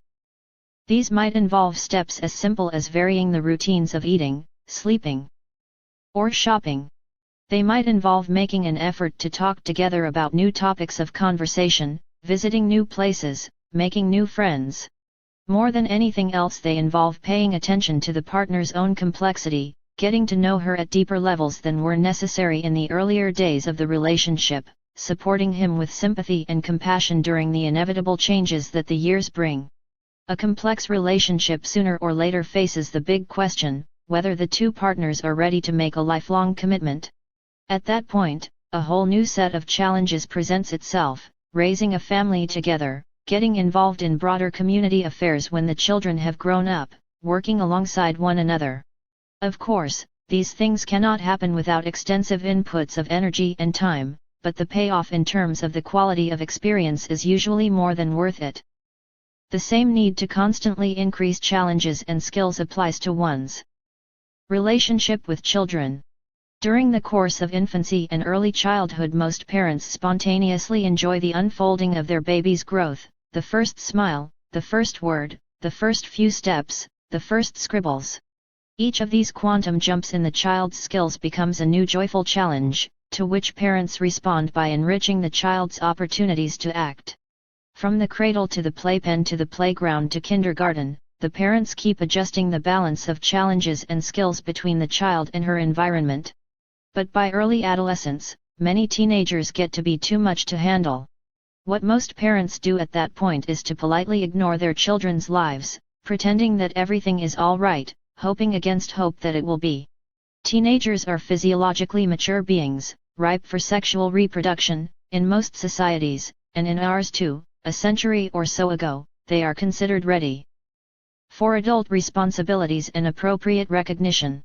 Because our present social arrangements, however, do not provide adequate challenges for the skills teenagers have, they must discover opportunities for action outside those sanctioned by adults. The only outlets they find, all too often, are vandalism, delinquency, drugs, and recreational sex. Under existing conditions, it is very difficult for parents to compensate for the poverty of opportunities in the culture at large. In this respect, families living in the richest suburbs are barely better off than families living in the slums. What can a strong, vital, intelligent 15-year-old do in your typical suburb? If you consider that question, you will probably conclude that what is available is either too artificial, or too simple, or not exciting enough to catch a teenager's imagination. It is not surprising that athletics are so important in suburban schools. Compared to the alternatives, they provide some of the most concrete chances to exercise and display one's skills. But there are some steps that families can take to partially alleviate this wasteland of opportunities. In older times, young men left home for a while as apprentices and traveled to distant towns to be exposed to new challenges. Today something similar exists in America for late teens, the custom of leaving home for college. The problem remains with the period of puberty, roughly the 5 years between 12 and 17, what meaningful challenges can be found for young people that age? The situation is much easier when the parents themselves are involved in understandable and complex activities at home. If the parents enjoy playing music, cooking, reading, gardening, carpentry, or fixing engines in the garage, then it is more likely that their children will find similar activities challenging, and invest enough attention in them to begin enjoy doing something that will help them grow. If parents just talked more about their ideals and dreams, even if these had been frustrated, the children might develop the ambition needed to break through the complacency of their present selves. If nothing else, discussing one's job or the thoughts and events of the day, and treating children as young adults, as friends, help to socialize them into thoughtful adults. But if the father spends all his free time at home vegetating in front of the TV set with a glass of alcohol in his hand, children will naturally assume that adults are boring people who don't know how to have fun, and will turn to the peer group for enjoyment.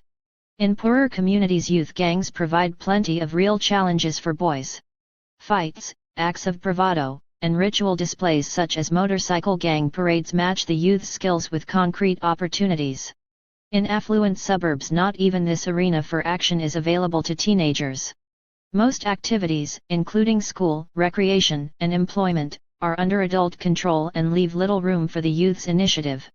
Lacking any meaningful outlet for their skills and creativity, they may turn to redundant partying, joyriding, malicious gossiping, or drugs and narcissistic introspection to prove to themselves that they are alive. Consciously or not, many young girls feel that becoming pregnant is the only really adult thing they can do, despite its dangers and unpleasant consequences. How to restructure such an environment so as to make it sufficiently challenging is certainly one of the most pressing tasks parents of teenagers face. And it is of no value simply to tell one's strapping adolescent children to shape up and do something useful. What does help are living examples and concrete opportunities. If these are not available, one cannot blame the young for taking their own counsel. Some of the tensions of teenage life can be eased if the family provides a sense of acceptance, control, and self-confidence to the adolescent. A relationship that has these dimensions is one in which people trust one another, and feel totally accepted. One does not have to worry constantly about being liked, being popular, or living up to others' expectations. As the popular sayings go, love means never having to say I'm sorry, home is where you're always welcome. Being assured of one's worth in the eyes of one's kin gives a person the strength to take chances. Excessive conformity is usually caused by fear of disapproval. It is much easier for a person to try developing her potential if she knows that no matter what happens, she has a safe emotional base in the family. Unconditional acceptance is especially important to children. If parents threaten to withdraw their love from a child when he fails to measure up, the child's natural playfulness will be gradually replaced by chronic anxiety. However, if the child feels that his parents are unconditionally committed to his welfare, he can then relax and explore the world without fear. Otherwise, he has to allocate psychic energy to his own protection, thereby reducing the amount he can freely dispose of. Early emotional security may well be one of the conditions that helps develop an autotelic personality in children. Without this, it is difficult to let go of the self long enough to experience flow. Love without strings attached does not mean, of course, that relationships should have no standards, no punishment for breaking the rules. When there is no risk attached to transgressing rules, they become meaningless, and without meaningful rules an activity cannot be enjoyable. Children must know that parents expect certain things from them, and that specific consequences will follow if they don't obey. But they must also recognize that no matter what happens, the parents' concern for them is not in question. When a family has a common purpose and open channels of communication, when it provides gradually expanding opportunities for action in a setting of trust, then life in it becomes an enjoyable flow activity. Its members will spontaneously focus their attention on the group relationship, and to a certain extent forget their individual selves, their divergent goals, for the sake of experiencing the joy of belonging to a more complex system that joins separate consciousnesses in a unified goal. One of the most basic delusions of our time is that home life takes care of itself naturally, and that the best strategy for dealing with it is to relax and let it take its course. Men especially like to comfort themselves with this notion. They know how hard it is to succeed on the job, how much effort they have to put into their careers. So at home they just want to unwind, and feel that any serious demand from the family is unwarranted. They often have an almost superstitious faith in the integrity of the home. Only when it is too late, when the wife has become dependent on alcohol, when the children have turned into cold strangers, do many men wake up to the fact that the family, like any other joint enterprise, needs constant investments of psychic energy to assure its existence. To play the trumpet well, a musician cannot let more than a few days pass without practicing. An athlete who does not run regularly will soon be out of shape, and will no longer enjoy running. Any manager knows that his company will start falling apart if his attention wanders. In each case, without concentration, a complex activity breaks down into chaos. Why should the family be different?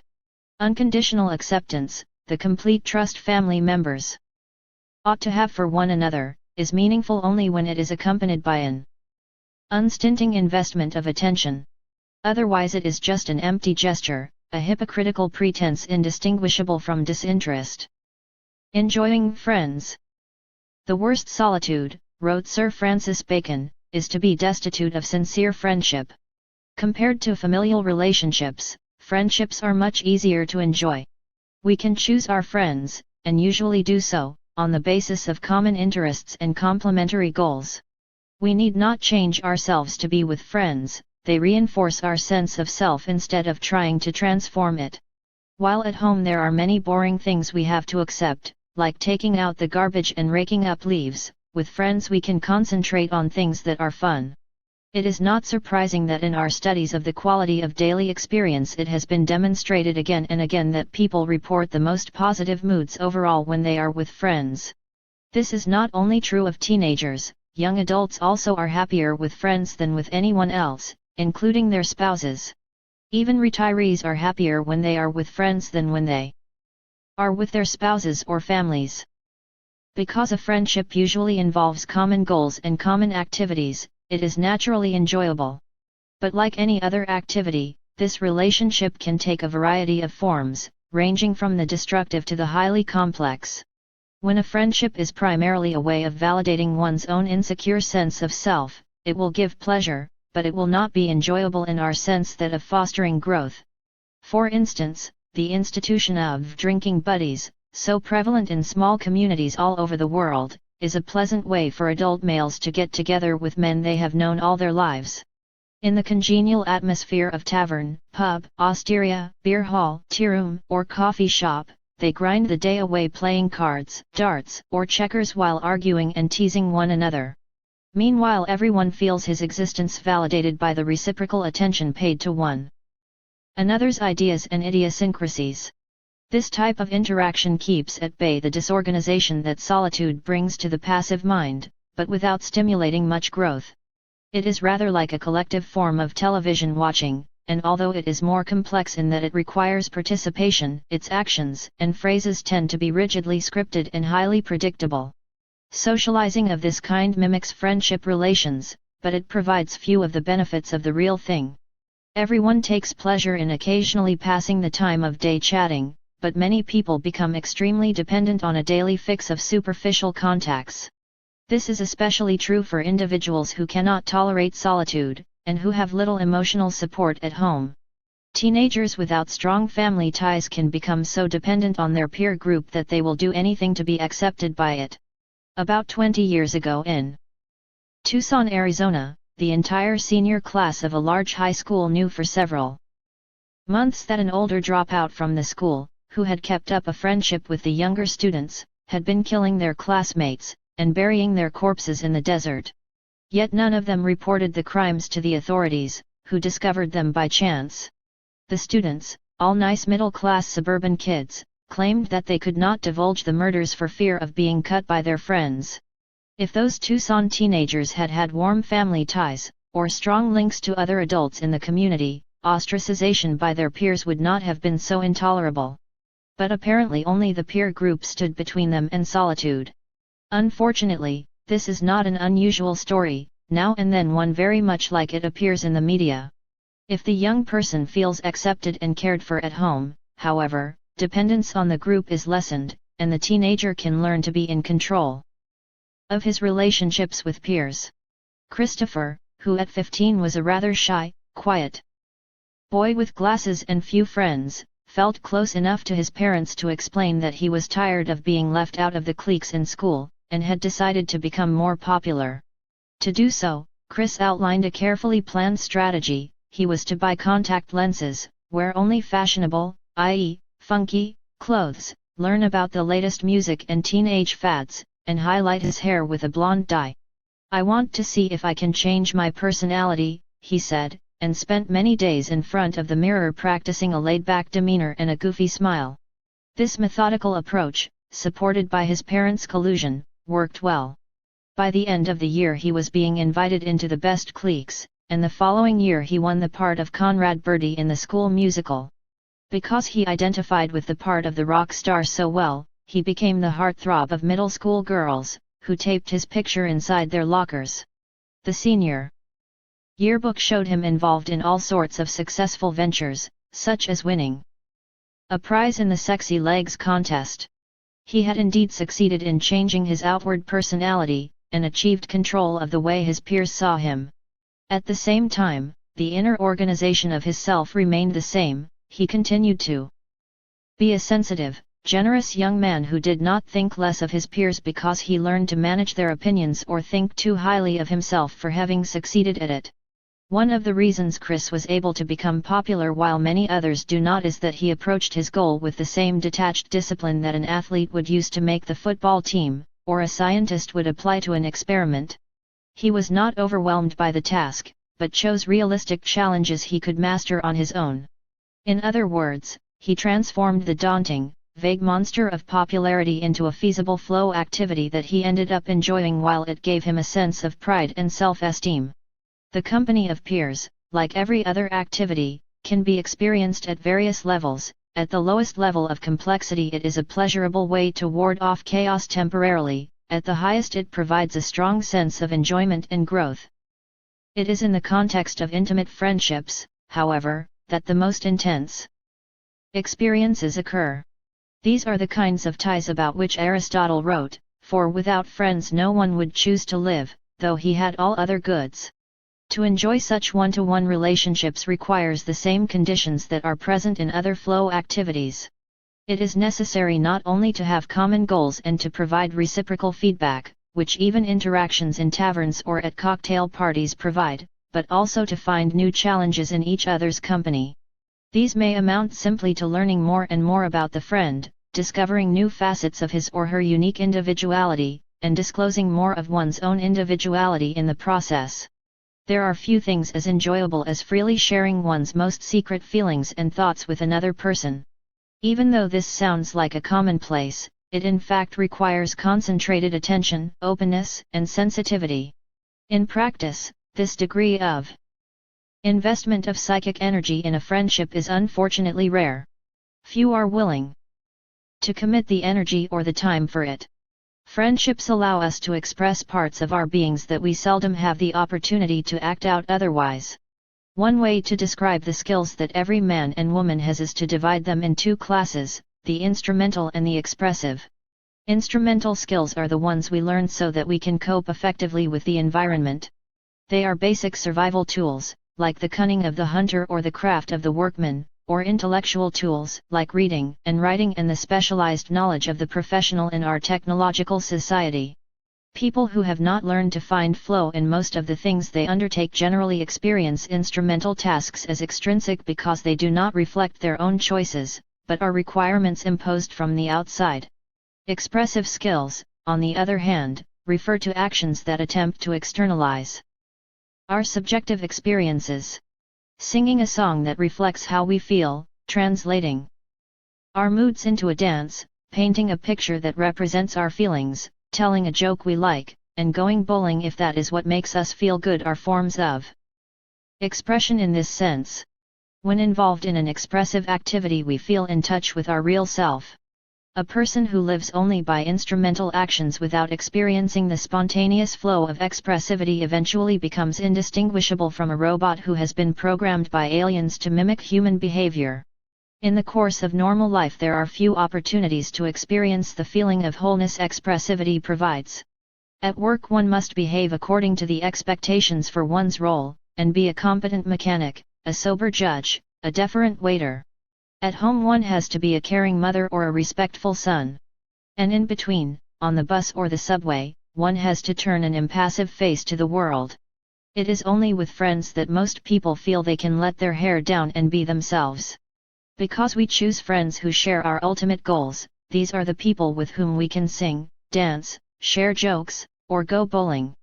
It is in the company of friends that we can most clearly experience the freedom of the self and learn who we really are. The ideal of a modern marriage is to have one's spouse as a friend. In previous times, when marriages were arranged for the mutual convenience of families, this was considered an impossibility. But now that there are fewer extrinsic pressures to get married, many people claim that their best friend is their spouse. Friendship is not enjoyable unless we take up its expressive challenges. If a person surrounds himself with friends who simply reaffirm his public persona, who never question his dreams and desires, who never force him to try out new ways of being, he misses out on the opportunities friendship presents. A true friend is someone we can occasionally be crazy with, someone who does not expect us to be always true to form. It is someone who shares our goal of self-realization, and therefore is willing to share the risks that any increase in complexity entails. While families provide primarily emotional protection, friendships usually involve mysterious novelty. When people are asked about their warmest memories, they usually remember holidays and vacations spent with relatives. Friends are mentioned more often in contexts of excitement, discovery, and adventure. Unfortunately, few people nowadays are able to maintain friendships into adulthood. We are too mobile, too specialized and narrow in our professional interests to cultivate enduring relationships. We are lucky if we can hold a family together, let alone maintain a circle of friends. It is a constant surprise to hear successful adults, especially men managers of large companies, brilliant lawyers, and doctors speak about how isolated and lonely their lives have become. They recall with tears in their eyes the good buddies they used to have in middle school, even in high school, sometimes in college. All those friends have been left behind, and even should they now meet again, they would probably have very little in common, other than a few bittersweet memories. Just as with the family, people believe that friendships happen naturally, and if they fail, there is nothing to be done about it but feel sorry for oneself.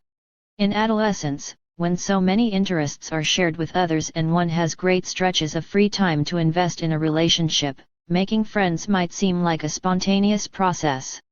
But later in life friendships rarely happen by chance. One must cultivate them as assiduously as one must cultivate a job or a family.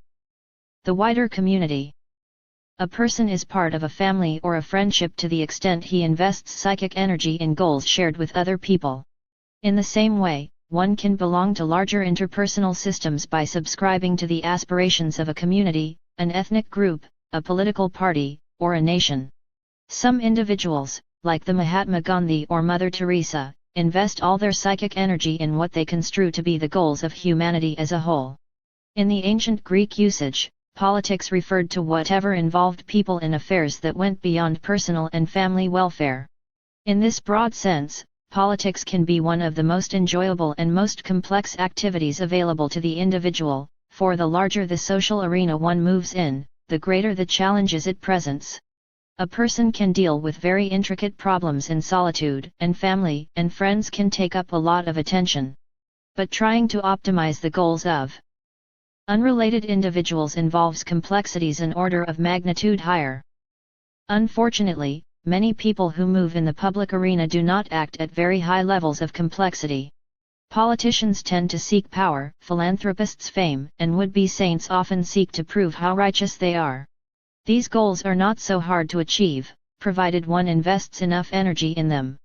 The greater challenge is not only to benefit oneself, but to help others in the process.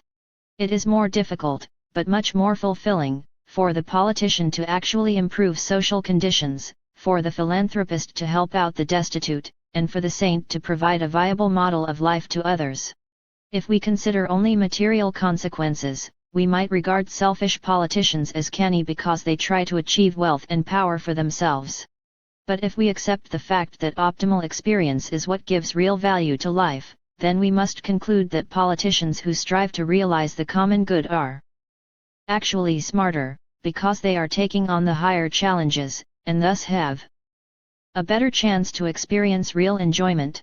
Any involvement in the public realm can be enjoyable, provided one structures it according to the flow parameters. It does not matter whether one starts to work with the Cub Scouts or with a group exploring the great books, or trying to preserve a clean environment, or supporting the local union. What counts is to set a goal, to concentrate one's psychic energy, to pay attention to the feedback, and to make certain that the challenge is appropriate to one's skill. Sooner or later the interaction will begin to hum, and the flow experience follows. Of course, given the fact that psychic energy is in limited supply, one cannot expect that everyone will be able to become involved in public goals. Some people have to devote all their attention just to survive in a hostile environment.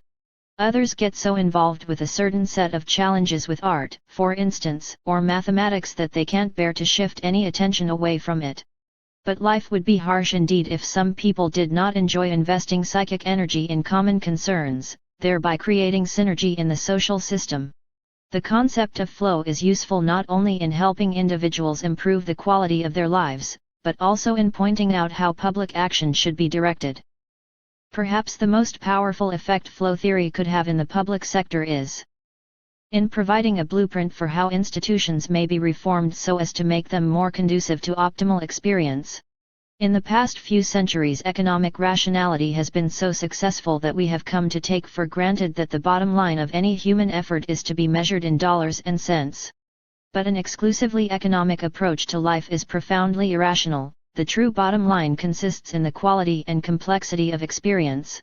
A community should be judged good not because it is technologically advanced, or swimming in material riches. It is good if it offers people a chance to enjoy as many aspects of their lives as possible, while allowing them to develop their potential in the pursuit of ever greater challenges. Similarly, the value of a school does not depend on its prestige, or its ability to train students to face up to the necessities of life, but rather on the degree of the enjoyment of lifelong learning it can transmit.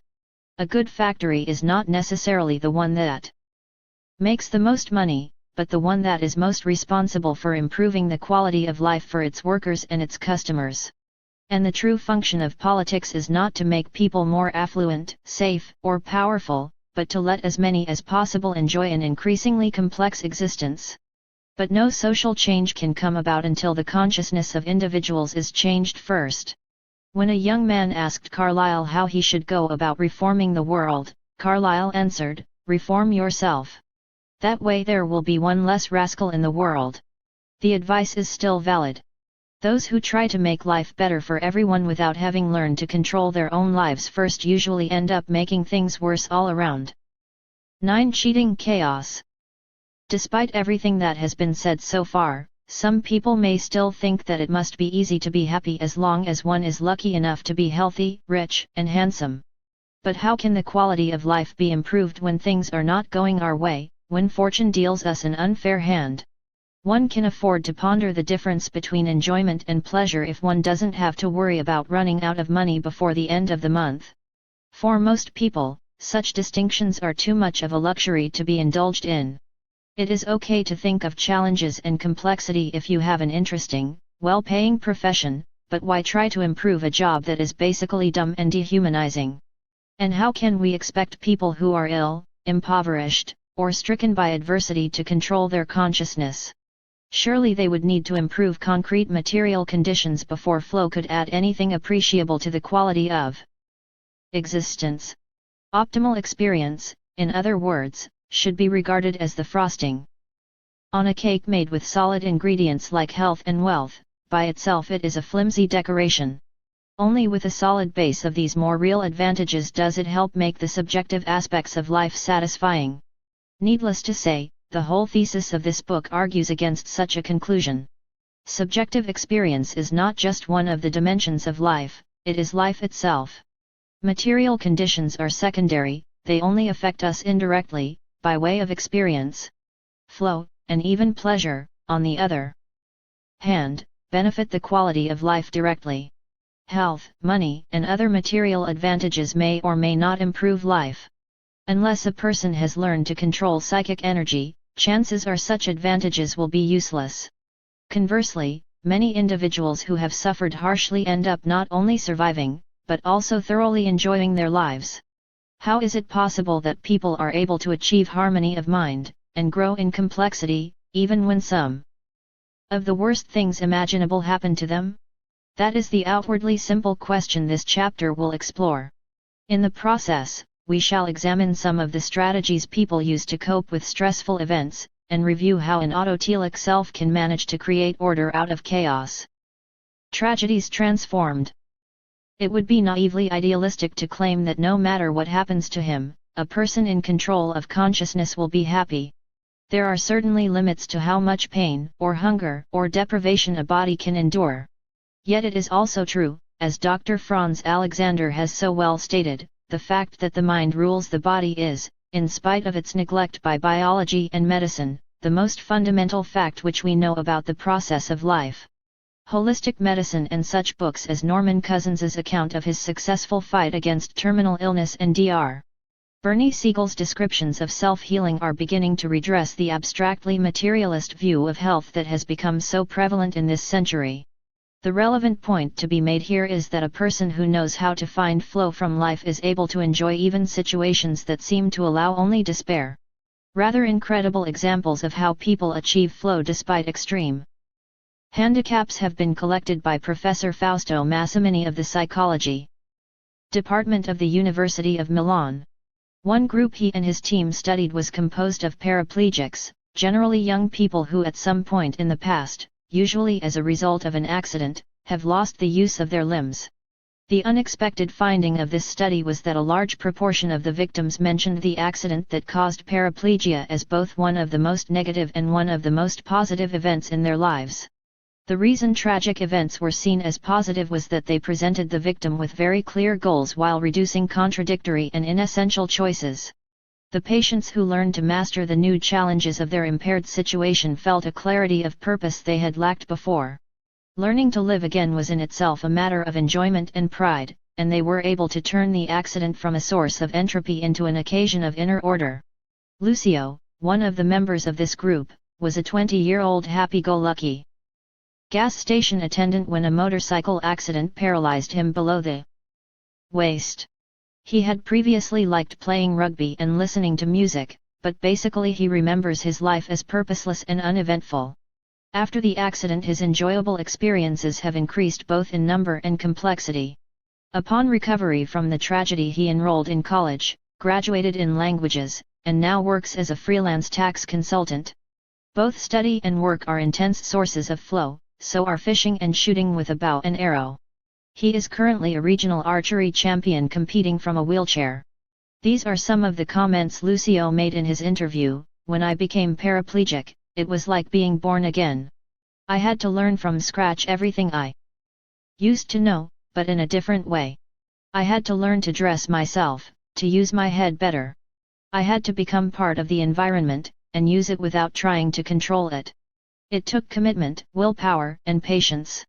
As far as the future is concerned, I hope to keep improving, to keep breaking through the limitations of my handicap. Everybody must have a purpose. After becoming a paraplegic, these improvements have become my life goal. Franco is another person in this group. His legs were immobilized 5 years ago, and he also developed severe urological problems, requiring several surgical operations. Before his accident he was an electrician, and he often enjoyed his work. But his most intense flow experience came from acrobatic dancing on Saturday nights, so the paralysis of his legs was an especially bitter blow.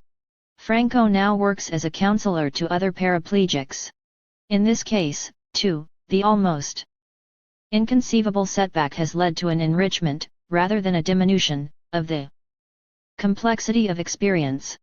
Franco sees his main challenge now as that of helping other victims avoid despair, and assisting their physical rehabilitation.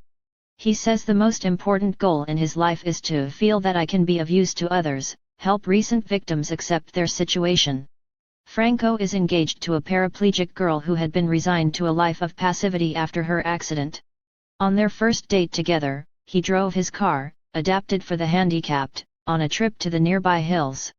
Unfortunately, the car broke down, and the two of them were left stranded on a deserted patch of road. His fiancée panicked, even Franco admits to having lost his nerve. But eventually they managed to get help, and as is usual after small victories of this kind, they both emerged afterward feeling much more confident of themselves. Another sample studied by the Milan group was made up of several dozen individuals who were either congenitally blind or had lost their sight sometime after birth. Again, what is so remarkable about these interviews is the number of people who describe the loss of their sight as a positive event that has enriched their lives. Pilar, for instance, is a 33-year-old woman whose retinas became detached from both eyes when she was 12, and who has been unable to see ever since.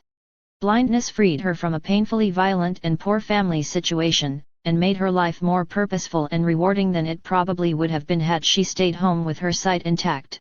Like many other blind people, she now works as an operator at a manual telephone exchange. Among her current flow experiences she mentions working, listening to music, cleaning friends' cars, and anything else I happen to be doing. At work what she enjoys most is knowing that the calls she has to manage are clicking along smoothly, and the entire traffic of conversation meshing like the instruments of an orchestra.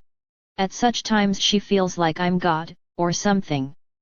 It is very fulfilling.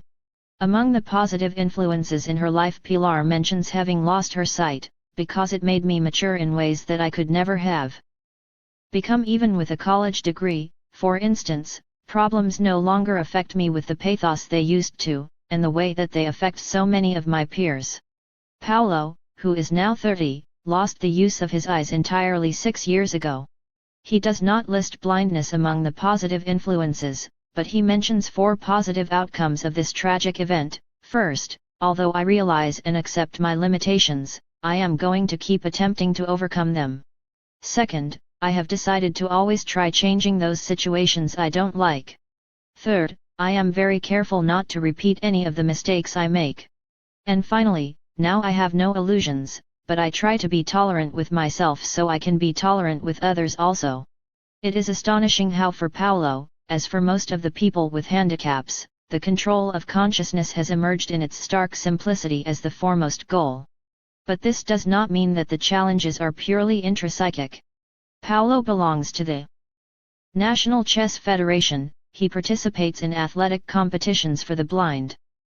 He makes his living by teaching music.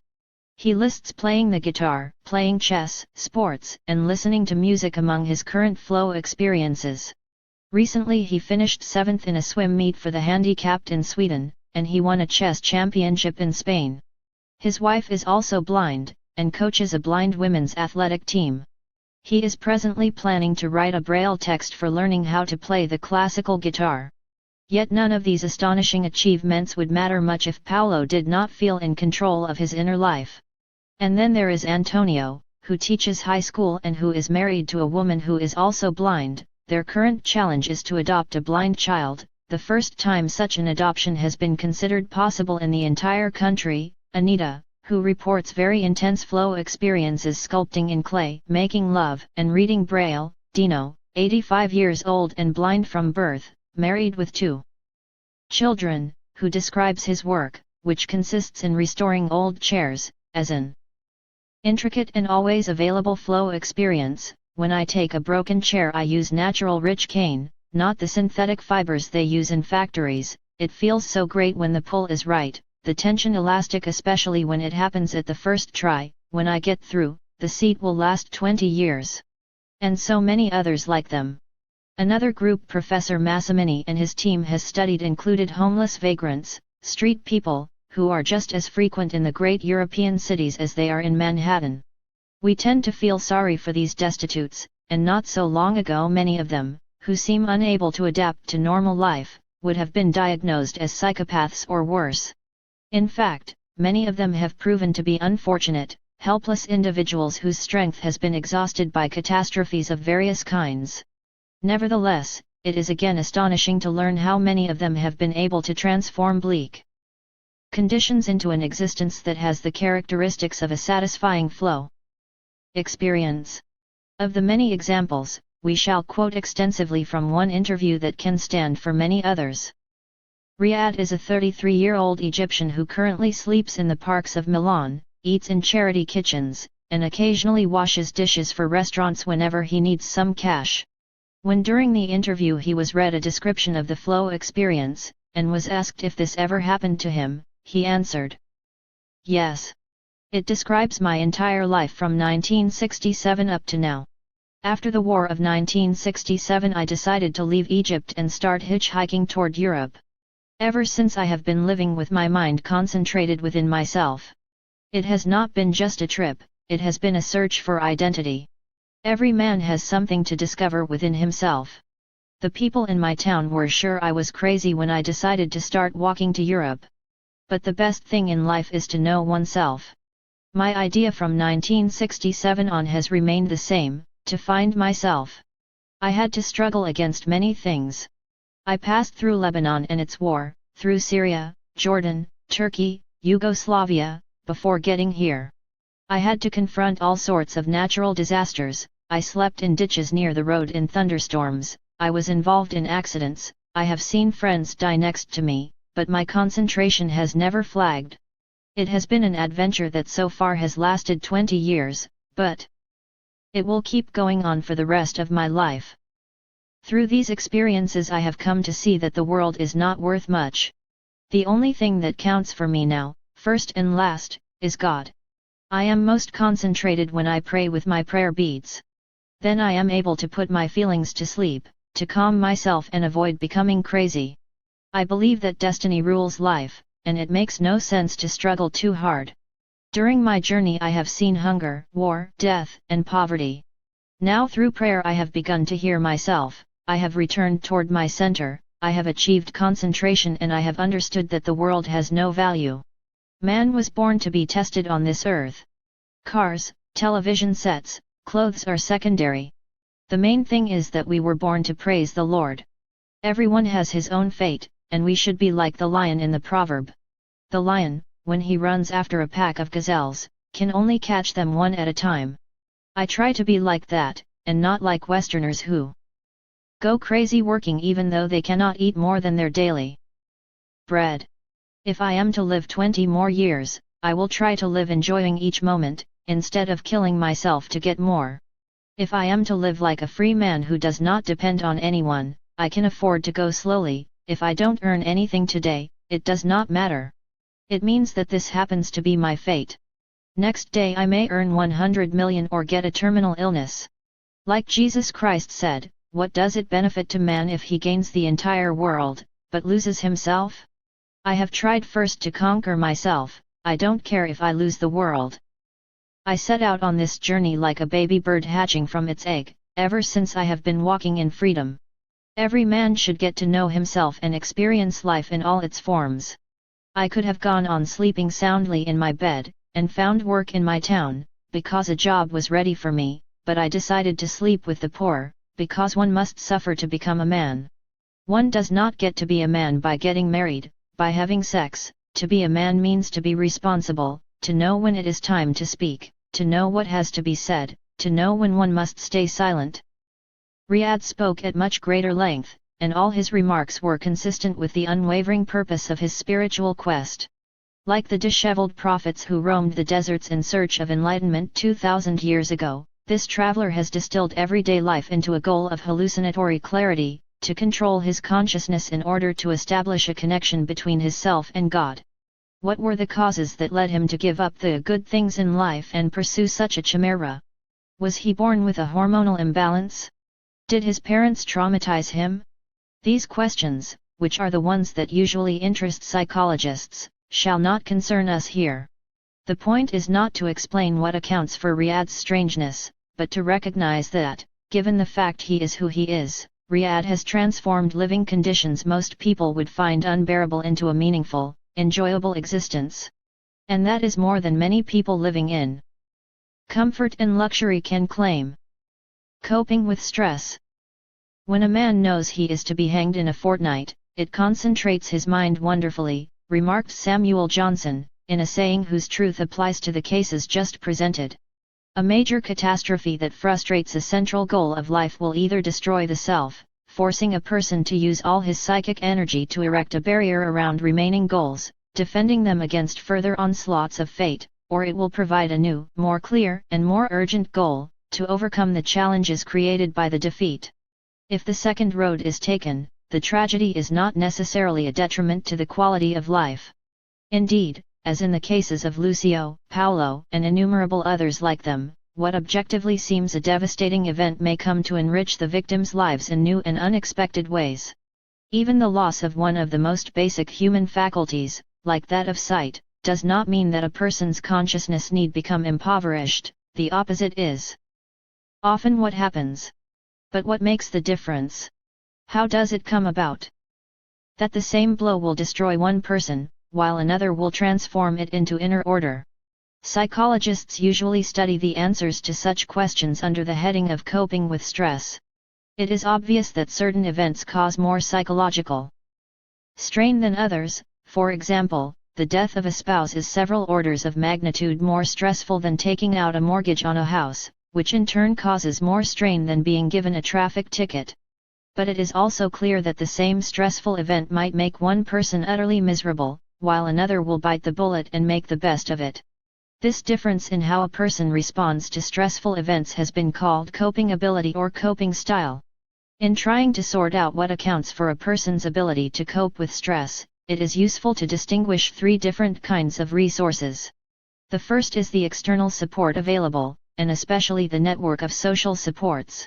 A major illness, for instance, will be mitigated to a certain extent if one has good insurance and a loving family. The second bulwark against stress includes a person's psychological resources, such as intelligence, education, and relevant personality factors. Moving to a new city and having to establish new friendships will be more stressful to an introvert than to an extrovert. And finally, the third type of resource refers to the coping strategies that a person uses to confront the stress. Of these three factors, the third one is the most relevant to our purposes. External supports by themselves are not that effective in mitigating stress. They tend to help only those who can help themselves. And psychological resources are largely outside our control. It is difficult to become much smarter, or much more outgoing, than one was at birth. But how we cope is both the most important factor in determining what effects stress will have and the most flexible resource, the one most under our personal control. There are two main ways people respond to stress. The positive response is called a mature defense by George Vaillant, a psychiatrist who has studied the lives of successful and relatively unsuccessful Harvard graduates over a period of about 30 years. Others call it transformational coping. The negative response to stress would be a neurotic defense or regressive coping, according to these models. To illustrate the difference between them, let us take the example of Jim, a fictitious financial analyst who has just been fired from a comfortable job at age 40. Losing one's job is reckoned to be about midpoint in the severity of life stresses. Its impact varies, of course, with a person's age and skills, the amount of his savings, and the conditions of the labor market. Confronted with this unpleasant event, Jim can take one of two opposite courses of action. He can withdraw into himself, sleep late, deny what has happened, and avoid thinking about it. He can also discharge his frustration by turning against his family and friends, or disguise it by starting to drink more than usual. All these would be examples of regressive coping, or immature defenses. Or Jim can keep his cool by suppressing temporarily his feelings of anger and fear, analyzing the problem logically, and reassessing his priorities. Afterward he might redefine what the problem is, so that he can solve it more easily. For instance, by deciding to move to a place where his skills are more in demand, or by retraining himself and acquiring the skills for a new job. If he takes this course, he would be using mature defenses, or transformational coping. Few people rely on only one or the other strategy exclusively. It is more likely that Jim would get drunk the first night, have a fight with his wife, who had been telling him for years that his job was lousy, and then the following morning, or the week after, he would simmer down and start figuring out what to do next. But people do differ in their abilities to use one or the other strategy. The paraplegic who became a champion archer, or the blind chess master, visited by misfortunes so intense that they are off the scale of stressful life events, are examples of individuals who have mastered transformational coping. Others, however, when confronted by much less intense levels of stress, might give up and respond by scaling down the complexity of their lives forever. The ability to take misfortune and make something good come of it is a very rare gift. Those who possess it are called survivors, and are said to have resilience, or courage. Whatever we call them, it is generally understood that they are exceptional people who have overcome great hardships, and have surmounted obstacles that would daunt most men and women. In fact, when average people are asked to name the individuals they admire the most, and to explain why these men and women are admired, courage and the ability to overcome hardship are the qualities most often mentioned as a reason for admiration. As Francis Bacon remarked, quoting from a speech by the Stoic philosopher Seneca, "The good things which belong to prosperity are to be wished, but the good things that belong to adversity are to be admired." In one of our studies, the list of admired persons included an old lady who, despite her paralysis, was always cheerful and ready to listen to other people's troubles, a teenage camp counselor who, when a swimmer was missing and everybody else panicked, kept his head and organized a successful rescue effort, a female executive who, despite ridicule and sexist pressures, prevailed in a difficult working environment, and Ignaz Semmelweis, the Hungarian physician who in the last century insisted that the lives of many mothers could be saved at childbirth if obstetricians would only wash their hands, even though the rest of the doctors ignored and mocked him. These and the many hundreds of others mentioned were respected for the same reasons. They stood firm for what they believed in, and didn't let opposition daunt them. They had courage, or what in earlier time was known simply as virtue, a term derived from the Latin word vir, or man. It makes sense, of course, that people should look up to this one quality more than to any other. Of all the virtues we can learn, no trait is more useful, more essential for survival, and more likely to improve the quality of life than the ability to transform adversity into an enjoyable challenge. To admire this quality means that we pay attention to those who embody it, and we thereby have a chance to emulate them if the need arises. Therefore, admiring courage is in itself a positive adaptive trait. Those who do so may be better prepared to ward off the blows of misfortune. But simply calling the ability to cheat chaos transformational coping, and people who are good at it courageous, falls short of explaining this remarkable gift. Like the character in Molière who said that sleep was caused by dormitive power, we fail to illuminate matters if we say that effective coping is caused by the virtue of courage. What we need is not only names and descriptions, but an understanding of how the process works. Unfortunately, our ignorance in this matter is still very great. The power of dissipative structures. One fact that does seem clear, however, is that the ability to make order out of chaos is not unique to psychological processes. In fact, according to some views of evolution, complex life forms depend for their existence on a capacity to extract energy out of entropy to recycle waste into structured order. The Nobel Prize-winning chemist Ilya Prigozhin calls physical systems that harness energy which otherwise would be dispersed and lost in random motion dissipative structures. For example, the entire vegetable kingdom on our planet is a huge dissipative structure because it feeds on light, which normally would be a useless byproduct of the sun's combustion. Plants have found a way to transform this wasted energy into the building blocks out of which leaves, flowers, fruit, bark, and timber are fashioned. And because without plants there would be no animals, all life on Earth is ultimately made possible by dissipative structures that capture chaos and shape it into a more complex order. Human beings have also managed to utilize waste energy to serve their goals. The first major technological invention, that of fire, is a good example. In the beginning, fires started at random. Volcanoes, lightning, and spontaneous combustion ignited fuel here and there, and the energy of the decomposing timber was dispersed without purpose. As they learned to take control over fire, people used the dissipating energy to warm their caves, cook their food, and finally to smelt and forge objects made of metal. Engines run by steam, electricity, gasoline, and nuclear fusion are also based on the same principle, to take advantage of energy that otherwise would be lost, or opposed to our goals. Unless men learned various tricks for transforming the forces of disorder into something they could use, we would not have survived as successfully as we have. The psyche, as we have seen, operates according to similar principles. The integrity of the self depends on the ability to take neutral or destructive events and turn them into positive ones. Getting fired could be a godsend, if one took the opportunity to find something else to do that was more in tune with one's desires.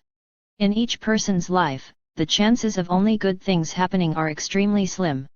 The likelihood that our desires will be always fulfilled is so minute as to be negligible. Sooner or later everyone will have to confront events that contradict his goals, disappointments, severe illness, financial reversal, and eventually the inevitability of one's death. Each event of this kind is negative feedback that produces disorder in the mind. Each threatens the self and impairs its functioning. If the trauma is severe enough, a person may lose the capacity to concentrate on necessary goals. If that happens, the self is no longer in control. If the impairment is very severe, consciousness becomes random, and the person loses his mind. The various symptoms of mental disease take over. In less severe cases the threatened self survives, but stops growing, cowering under attack. It retreats behind massive defenses and vegetates in a state of continuous suspicion. It is for this reason that courage, resilience, perseverance, mature defense, or transformational coping, the dissipative structures of the mind, are so essential. Without them we would be constantly suffering through the random bombardment of stray psychological meteorites. On the other hand, if we do develop such positive strategies, most negative events can be at least neutralized, and possibly even used as challenges that will help make the self stronger and more complex. Transformational skills usually develop by late adolescence. Young children and early teens still depend to a large extent on a supportive social network to buffer them against things that go wrong. When a blow falls on a young teenager, even something as trivial as a bad grade, a pimple erupting on the chin, or a friend ignoring him at school, it seems to him as if the world is about to end, and there is no longer any purpose in life. Positive feedback from other people usually picks his mood up in a matter of minutes. A smile, a phone call, a good song captures his attention, distracting him from worries and restoring order in the mind. We have learned from the experience sampling method studies that a healthy adolescent stays depressed on the average for only half an hour. An adult takes, on the average, twice as long to recover from bad moods. In a few years, however, by the time they are 17 or 18, teenagers are generally able to place negative events in perspective, and they are no longer destroyed by things that don't work out as desired. It is at this age that for most people the ability to control consciousness begins. Partly this ability is a product of the mere passage of time, having been disappointed before, and having survived the disappointment. The older teen knows that a situation is not as bad as it may seem at the moment. Partly it is knowing that other people also have been going through the same problems, and have been able to resolve them. The knowledge that one's sufferings are shared adds an important perspective to the egocentrism of youth. The peak in the development of coping skills is reached when a young man or woman has achieved a strong enough sense of self, based on personally selected goals, that no external disappointment can entirely undermine who he or she is. For some people, the strength derives from a goal that involves identification with the family, with the country, or with a religion or an ideology. For others, it depends on mastery of a harmonious system of symbols, such as art, music, or physics. Srinivasa Ramanujan, the young mathematical genius from India, had so much of his psychic energy invested in number theory that poverty, sickness, pain, and even rapidly approaching death, although tiresome, had no chance of distracting his mind from calculations. In fact, they just spurred him on to greater creativity. On his deathbed he kept on marveling at the beauty of the equations he was discovering, and the serenity of his mind reflected the order of the symbols he used. Why are some people weakened by stress, while others gain strength from it? Basically, the answer is simple: those who know how to transform a hopeless situation into a new flow activity that can be controlled will be able to enjoy themselves, and emerge stronger from the ordeal. There are three main steps that seem to be involved in such transformations. 1. Unself-conscious self-assurance. As Richard Logan found in his study of individuals who survived severe physical ordeals, polar explorers wandering alone in the Arctic, concentration camp inmates, one common attitude shared by such people was the implicit belief that their destiny was in their hands. They did not doubt their own resources would be sufficient to allow them to determine their fate. In that sense, one would call them self-assured, yet at the same time, their egos seem curiously absent. They are not self-centered. Their energy is typically not bent on dominating their environment as much as on finding a way to function within it harmoniously. This attitude occurs when a person no longer sees himself in opposition to the environment, as an individual who insists that his goals, his intentions take precedence over everything else. Instead, he feels a part of whatever goes on around him, and tries to do his best within the system in which he must operate. Paradoxically, this sense of humility, the recognition that one's goals may have to be subordinated to a greater entity, and that to succeed one may have to play by a different set of rules from what one would prefer, is a hallmark of strong people. To take a trivial but common example, suppose that one cold morning, when you are in a hurry to get to the office, the car engine won't start when you try the ignition. In such circumstances, many people become so increasingly obsessed with their goal, getting to the office, that they cannot formulate any other plans. They may curse the car, turn the ignition key more frantically, slam the dashboard in exasperation, usually to no avail. Their ego involvement prevents them from coping effectively with frustration and from realizing their goal. A more sensible approach would be to recognize that it makes no difference to the car that you have to be downtown in a hurry. The car follows its own laws, and the only way to get it moving is by taking them into account. If you have no idea what may be wrong with the starter, it makes more sense to call a cab or form an alternative goal, cancel the appointment and find something useful to do at home instead. Basically, to arrive at this level of self-assurance, one must trust oneself, one's environment, and one's place in it. A good pilot knows her skills, has confidence in the machine she is flying, and is aware of what actions are required in case of a hurricane, or in case the wings ice over. Therefore, she is confident in her ability to cope with whatever weather conditions may arise, not because she will force the plane to obey her will, but because she will be the instrument for matching the properties of the plane to the conditions of the air. As such, she is an indispensable link for the safety of the plane, but it is only as a link, as a catalyst, as a component of the airplane person system, obeying the rules of that system, that she can achieve her goal. 2. Focusing attention on the world. It is difficult to notice the environment as long as attention is mainly focused inward, as long as most of one's psychic energy is absorbed by the concerns and desires of the ego. People who know how to transform stress into enjoyable challenge spend very little time thinking about themselves. They are not expending all their energy trying to satisfy what they believe to be their needs, or worrying about socially conditioned desires. Instead, their attention is alert, constantly processing information from their surroundings. The focus is still set by the person's goal, but it is open enough to notice and adapt to external events even if they are not directly relevant to what he wants to accomplish. An open stance makes it possible for a person to be objective, to be aware of alternative possibilities, to feel a part of the surrounding world. This total involvement with the environment is well expressed by the rock climber Yvon Chouinard, describing one of his ascents on the fearsome El Capitan in Yosemite. Each individual crystal in the granite stood out in bold relief. The varied shapes of the clouds never ceased to attract our attention. For the first time, we noticed tiny bugs that were all over the walls, so tiny that they were barely noticeable. I stared at one for 15 minutes, watching him move and admiring his brilliant red color. How could one ever be bored with so many good things to see and feel? This unity with our joyous surroundings, this ultra-penetrating perception, gave us a feeling that we had not had for years.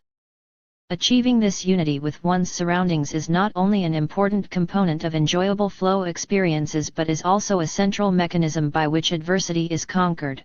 In the first place, when attention is focused away from the self, frustrations of one's desires have less of a chance to disrupt consciousness.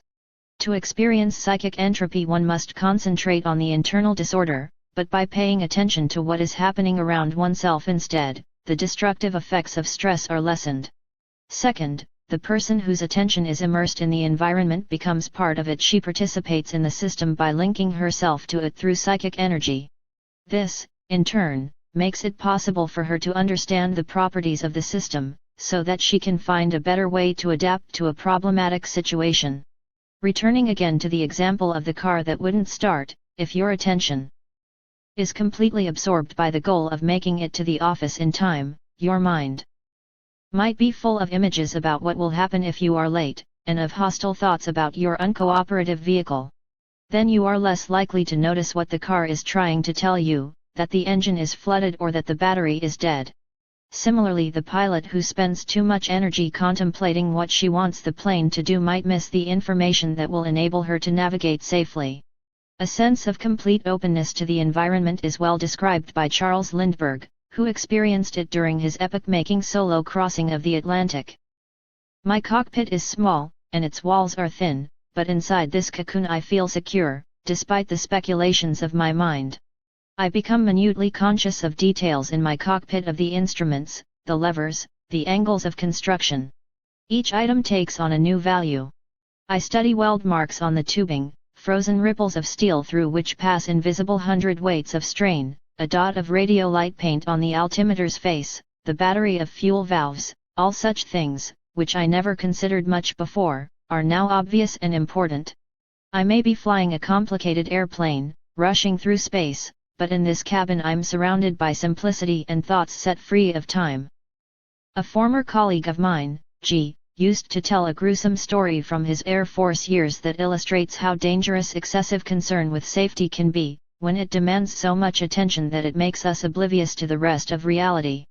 During the Korean War, G's unit was involved in routine parachute training. One day, as the group was preparing for a drop, it was discovered that there were not enough regular parachutes to go around, and one of the right-handed men was forced to take a left-handed chute.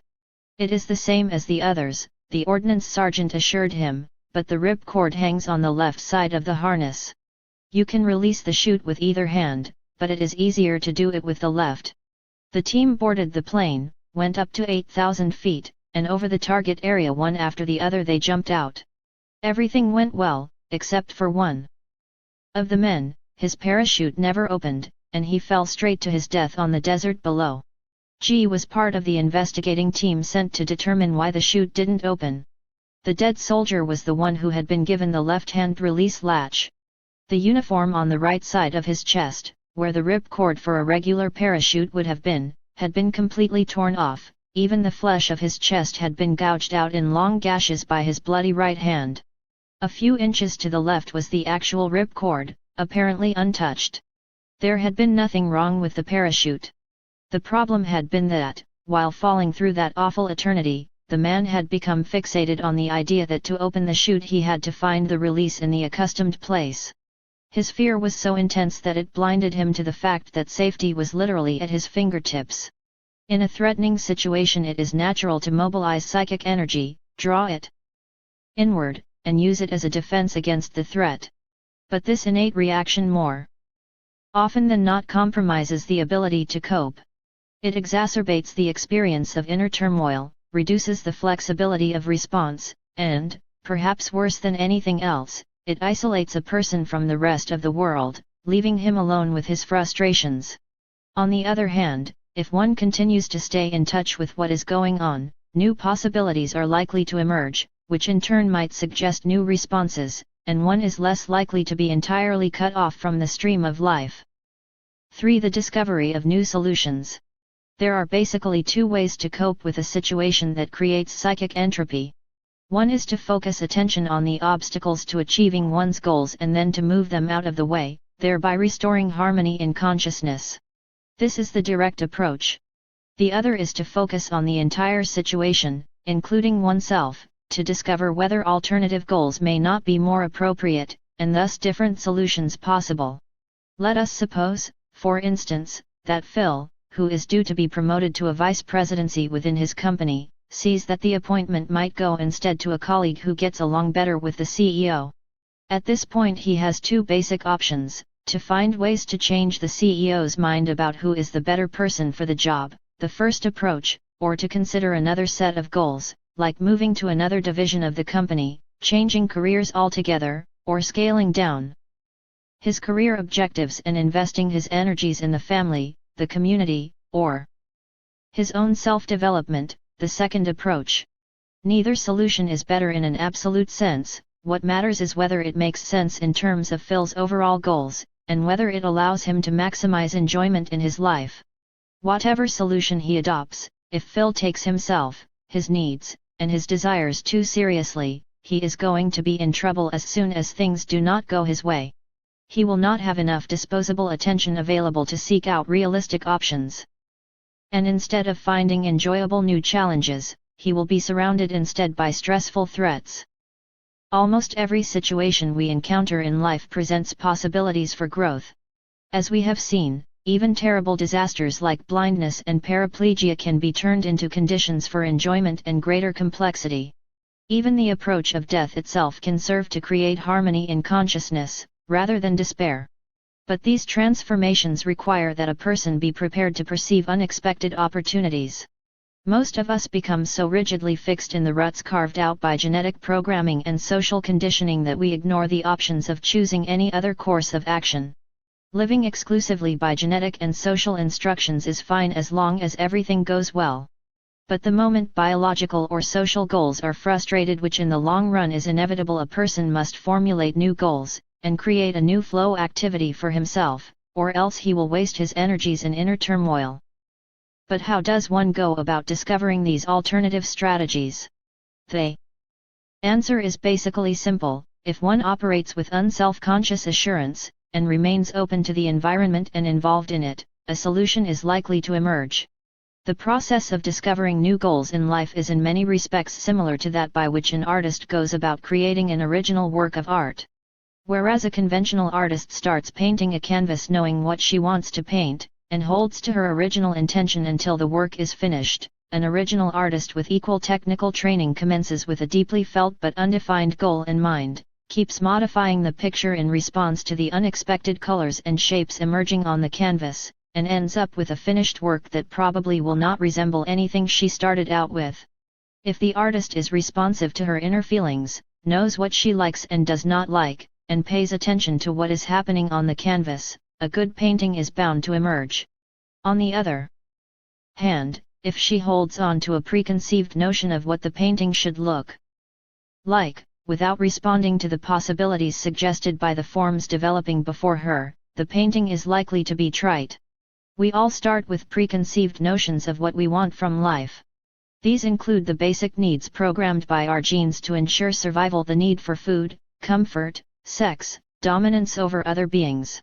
They also include the desires that our specific culture has inculcated in us to be slim, rich, educated, and well-liked. If we embrace these goals and are lucky, we may replicate the ideal physical and social image for our historical time and place. But is this the best use of our psychic energy? And what if we cannot realize these ends? We will never become aware of other possibilities unless, like the painter who watches with care what is happening on the canvas, we pay attention to what is happening around us, and evaluate events on the basis of their direct impact on how we feel, rather than evaluating them exclusively in terms of preconceived notions. If we do so, we may discover that, contrary to what we were led to believe, it is more satisfying to help another person than to beat him down, or that it is more enjoyable to talk with one's 2-year-old than to play golf with the company president. The autotelic self, a summary.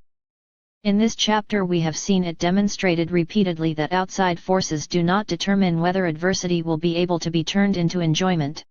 A person who is healthy, rich, strong, and powerful has no greater odds of being in control of his consciousness than one who is sickly, poor, weak, and oppressed. The difference between someone who enjoys life and someone who is overwhelmed by it is a product of a combination of such external factors and the way a person has come to interpret them, that is, whether he sees challenges as threats or as opportunities for action. The autotelic self is one that easily translates potential threats into enjoyable challenges, and therefore maintains its inner harmony. A person who is never bored, seldom anxious, involved with what goes on, and in flow most of the time may be said to have an autotelic self. The term literally means a self that has self-contained goals, and it reflects the idea that such an individual has relatively few goals that do not originate from within the self. For most people, goals are shaped directly by biological needs and social conventions, and therefore their origin is outside the self. For an autotelic person, the primary goals emerge from experience evaluated in consciousness, and therefore from the self proper. The autotelic self transforms potentially entropic experience into flow. Therefore the rules for developing such a self are simple, and they derive directly from the flow model. Briefly, they can be summarized as follows. 1. Setting goals. To be able to experience flow, one must have clear goals to strive for. A person with an autotelic self learns to make choices ranging from lifelong commitments, such as getting married and settling on a vocation, to trivial decisions like what to do on the weekend or how to spend the time waiting in the dentist's office without much fuss and the minimum of panic. Selecting a goal is related to the recognition of challenges. If I decide to learn tennis, it follows that I will have to learn to serve, to use my backhand and forehand, to develop my endurance and my reflexes. Or the causal sequence may be reversed. Because I enjoyed hitting the ball over the net, I may develop the goal of learning how to play tennis. In any case, goals and challenges imply each other. As soon as the goals and challenges define a system of action, they in turn suggest the skills necessary to operate within it. If I decide to quit my job and become a resort operator, it follows that I should learn about hotel management, financing, commercial locations, and so on. Of course, the sequence may also start in reverse order. What I perceive my skills to be could lead to the development of a particular goal that builds on those strengths. I may decide to become a resort operator because I see myself as having the right qualifications for it. And to develop skills, one needs to pay attention to the results of one's actions to monitor the feedback. To become a good resort operator, I have to interpret correctly what the bankers who might lend me money think about my business proposal. I need to know what features of the operation are attractive to customers and what features they dislike. Without constant attention to feedback, I would soon become detached from the system of action, cease to develop skills, and become less effective.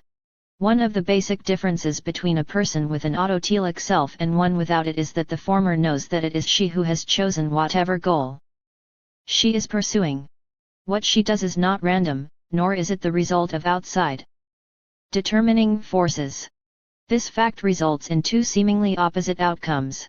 On the one hand, having a feeling of ownership of her decisions, the person is more strongly dedicated to her goals. Her actions are reliable and internally controlled. On the other hand, knowing them to be her own, she can more easily modify her goals whenever the reasons for preserving them no longer make sense. In that respect, an autotelic person's behavior is both more consistent and more flexible. 2. Becoming immersed in the activity. After choosing a system of action, a person with an autotelic personality grows deeply involved with whatever he is doing. Whether flying a plane non-stop around the world or washing dishes after dinner, he invests attention in the task at hand.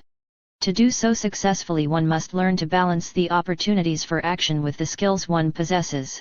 Some people begin with unrealistic expectations, such as trying to save the world or to become millionaires before the age of 20.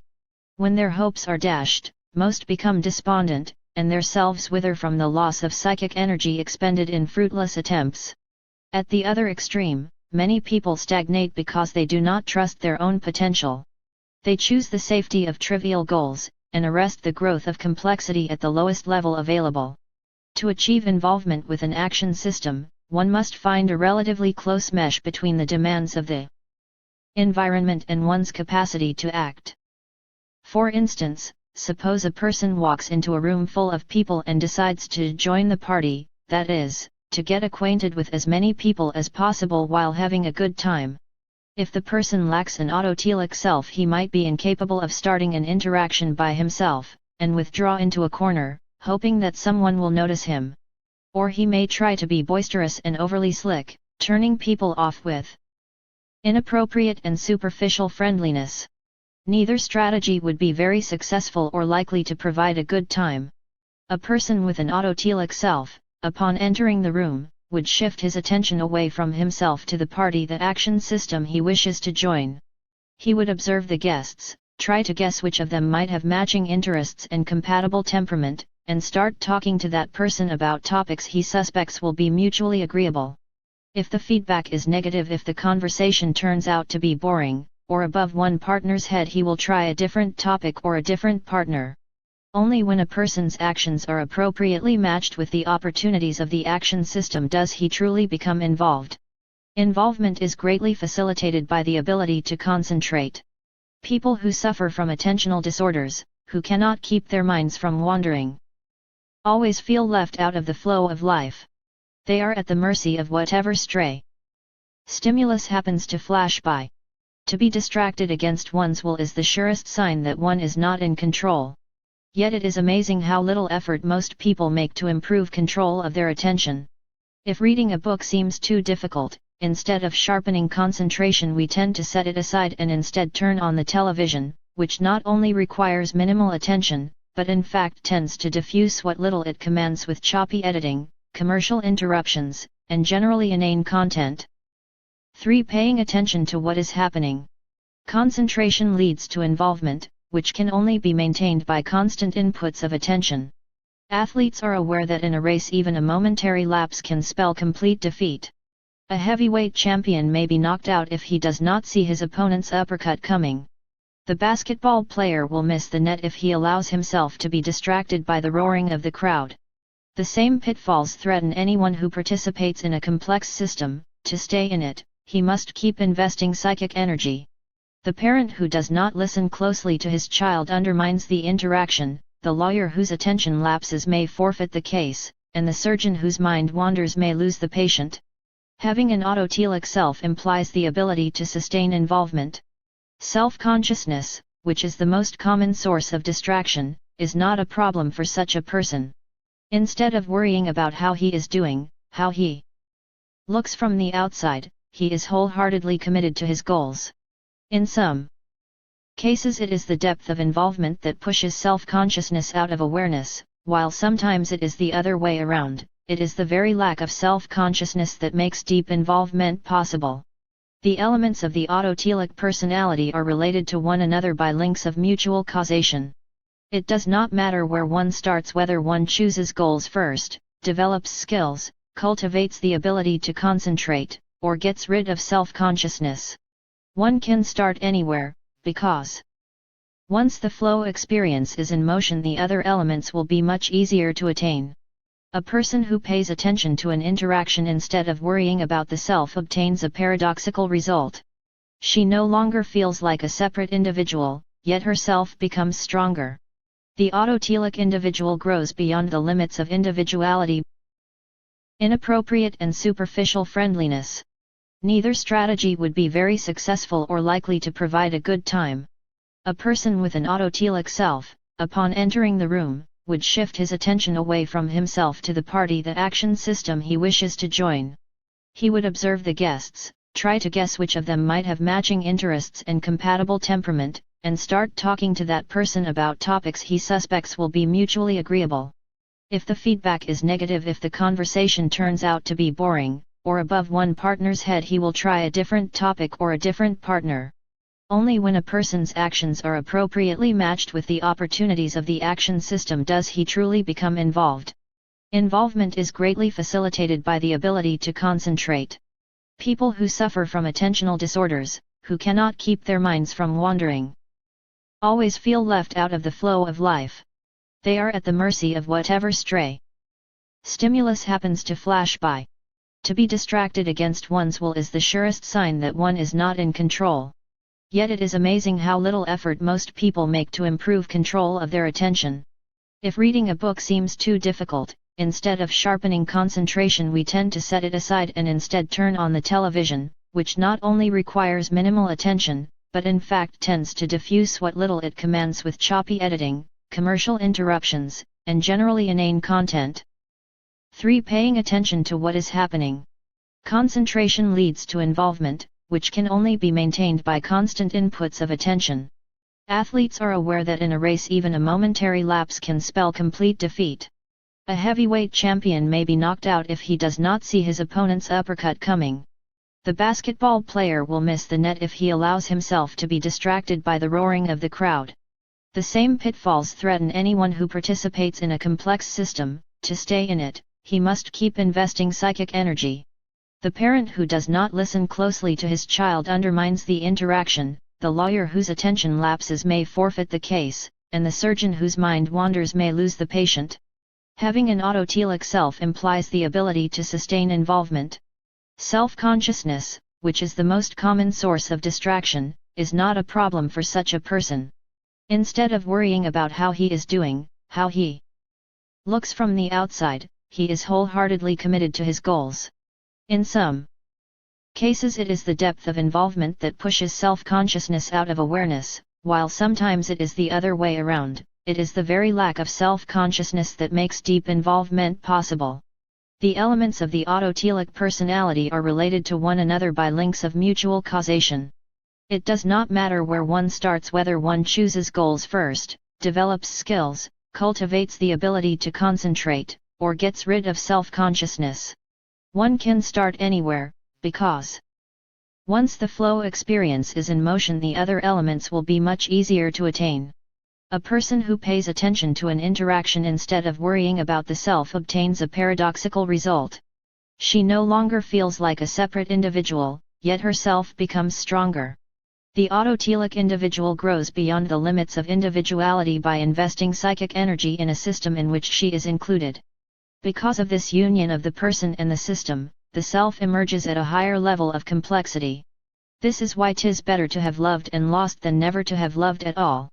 The self of a person who regards everything from an egocentric perspective may be more secure, but it is certain to be an impoverished one relative to that of a person who is willing to be committed, to be involved, and who is willing to pay attention to what is happening for the sake of the interaction rather than purely out of self-interest.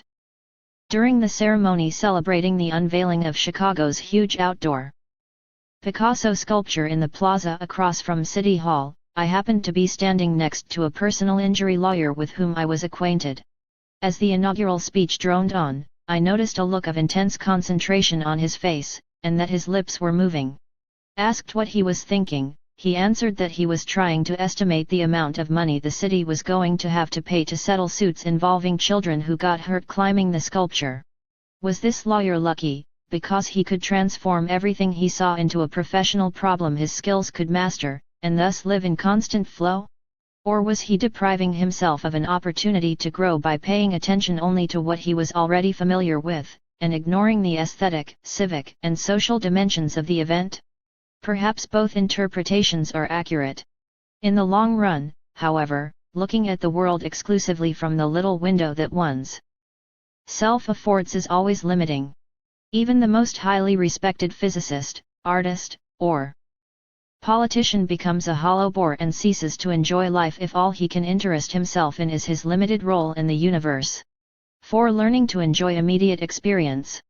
The outcome of having an autotelic self of learning to set goals, to develop skills, to be sensitive to feedback, to know how to concentrate and get involved is that one can enjoy life even when objective circumstances are brutish and nasty. Being in control of the mind means that literally anything that happens can be a source of joy. Feeling a breeze on a hot day, seeing a cloud reflected on the glass facade of a high-rise, working on a business deal, watching a child play with a puppy, drinking a glass of water can all be felt as deeply satisfying experiences that enrich one's life. To achieve this control, however, requires determination and discipline. Optimal experience is not the result of a hedonistic, lotus-eating approach to life. A relaxed, laissez-faire attitude is not a sufficient defense against chaos. As we have seen from the very beginning of this book, to be able to transform random events into flow, one must develop skills that stretch capacities, that make one become more than what one is. Flow drives individuals to creativity and outstanding achievement. The necessity to develop increasingly refined skills to sustain enjoyment is what lies behind the evolution of culture. It motivates both individuals and cultures to change into more complex entities. The rewards of creating order in experience provide the energy that propels evolution. They pave the way for those dimly imagined descendants of ours, more complex and wise than we are, who will soon take our place.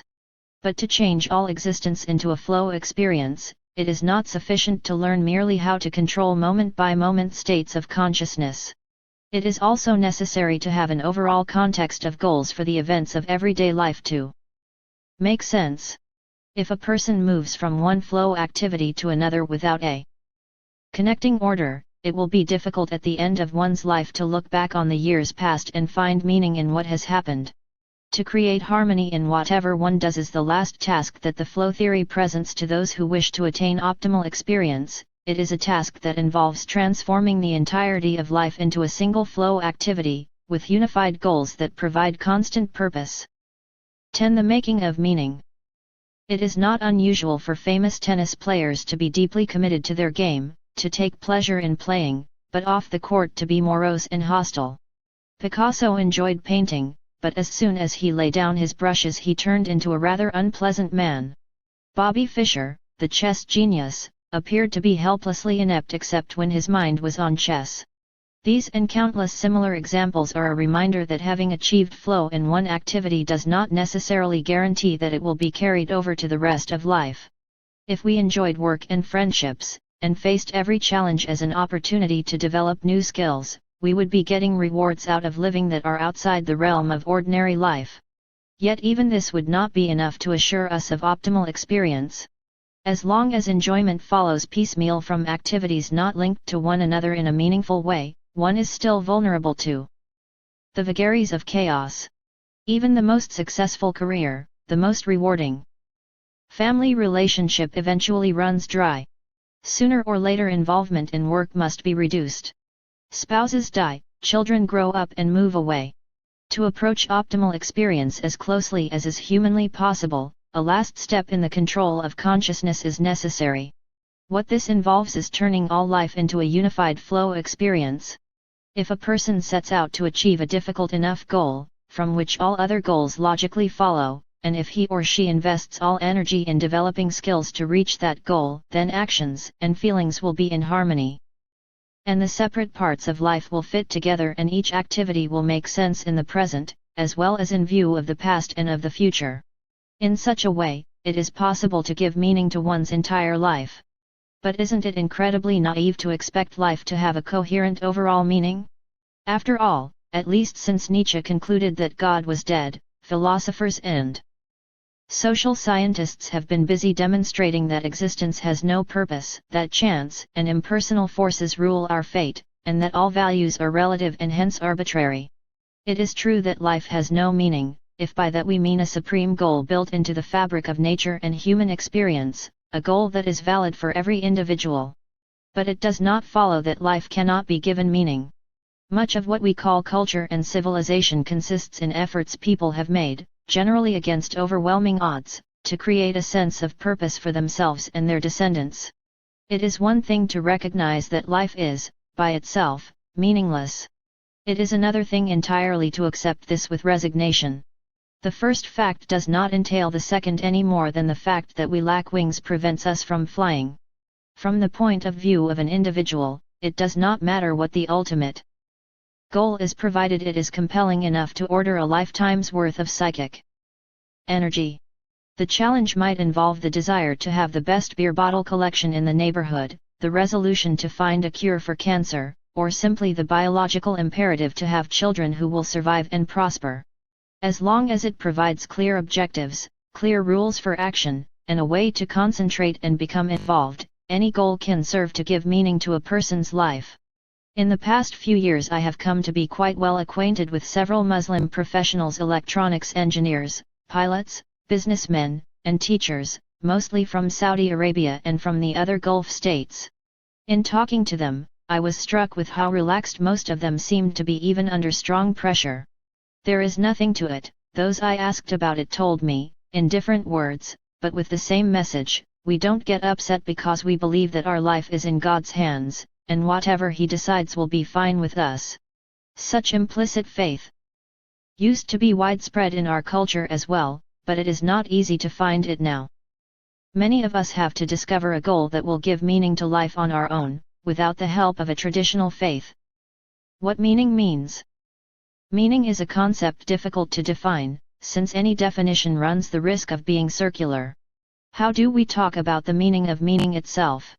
There are three ways in which unpacking the sense of this word helps illuminate the last step in achieving optimal experience. Its first usage points toward the end, purpose, significance of something, as in, what is the meaning of life? This sense of the word reflects the assumption that events are linked to each other in terms of an ultimate goal, that there is a temporal order, a causal connection between them. It assumes that phenomena are not random, but fall into recognizable patterns directed by a final purpose. The second usage of the word refers to a person's intentions. She usually means well. What this sense of meaning implies is that people reveal their purposes in action, that their goals are expressed in predictable, consistent, and orderly ways. Finally, the third sense in which the word is used refers to ordering information, as when one says, otorhinolaryngology means the study of ear, nose, and throat, or, red sky in the evening means good weather in the morning.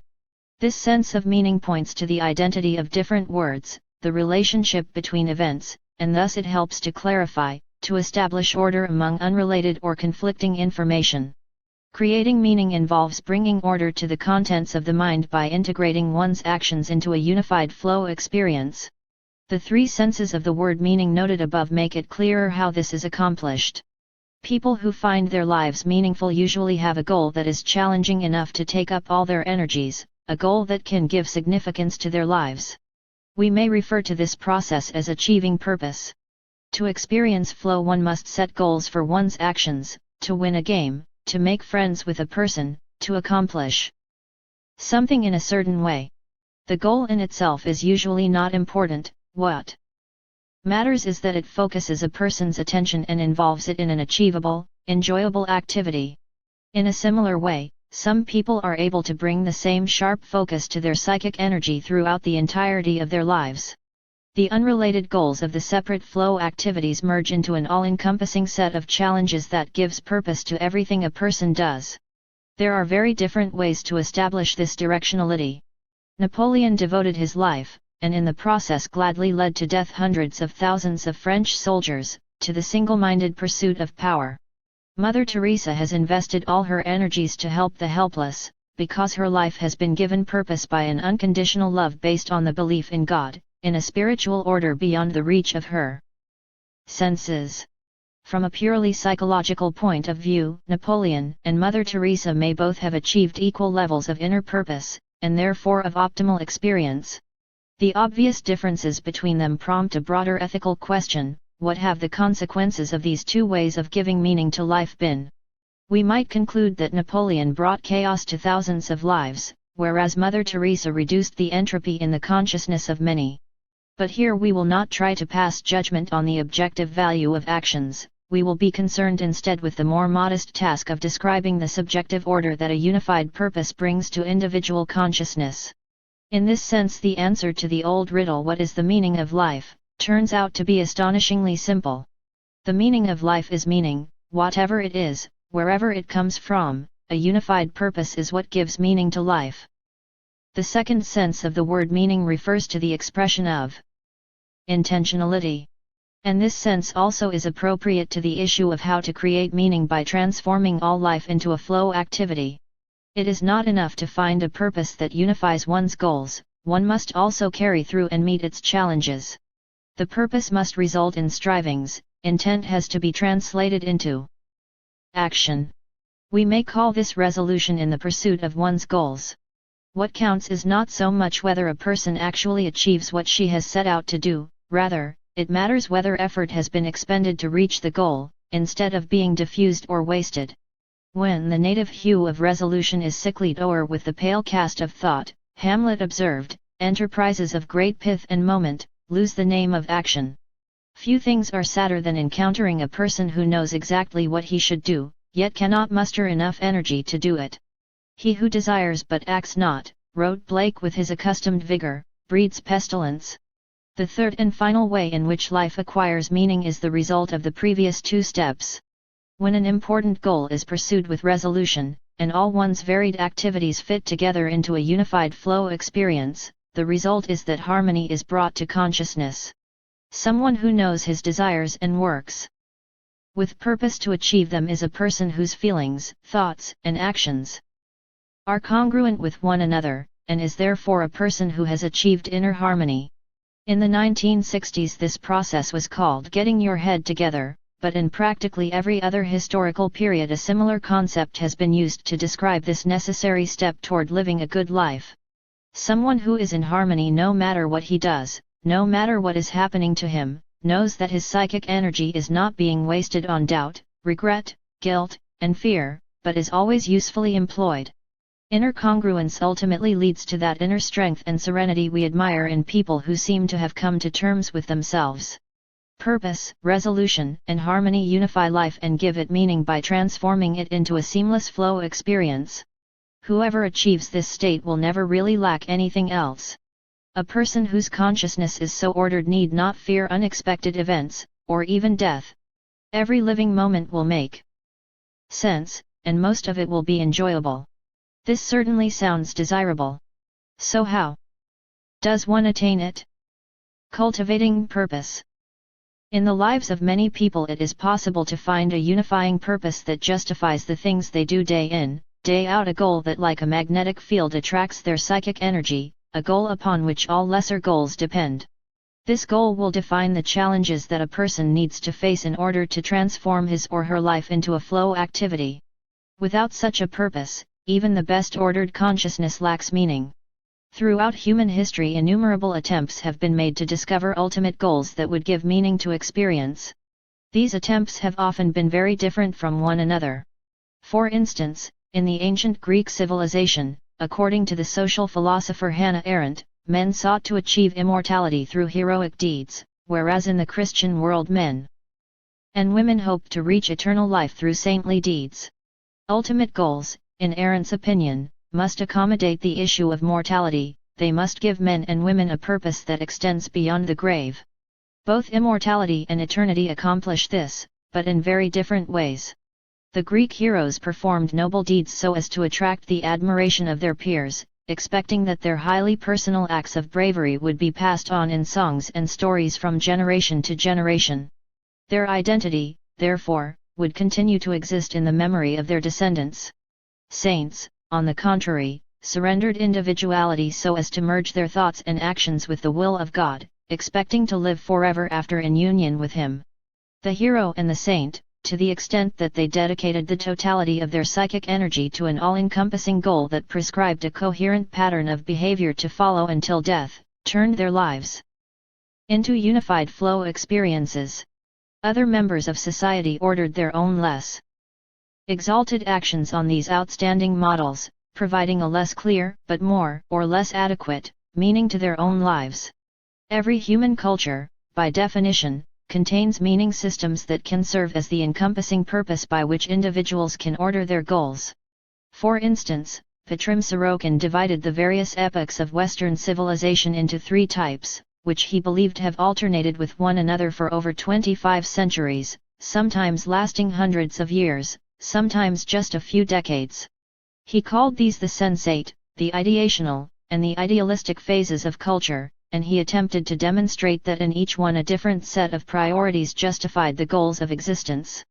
Sensate cultures are integrated around views of reality designed to satisfy the senses. They tend to be Epicurean, utilitarian, concerned primarily with concrete needs. In such cultures art, religion, philosophy, and everyday behavior glorify and justify goals in terms of tangible experience.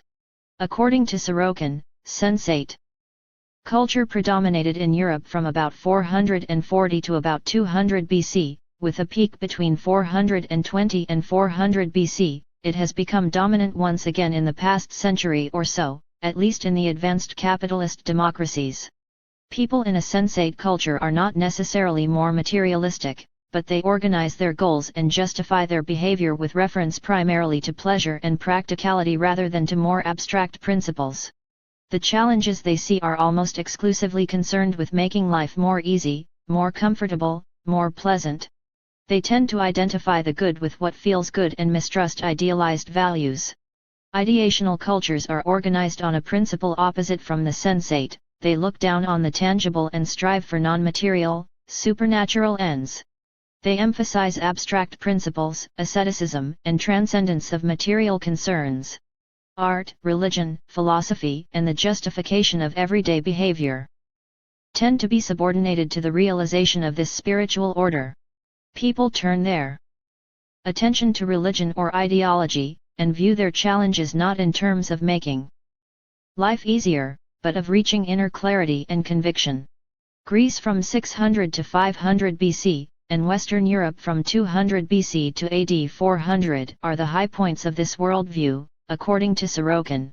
More recent and disturbing examples might include the Nazi interlude in Germany, the communist regimes in Russia and China, and the Islamic revival in Iran. A simple example may illustrate the difference between cultures organized around sensate and ideational principles.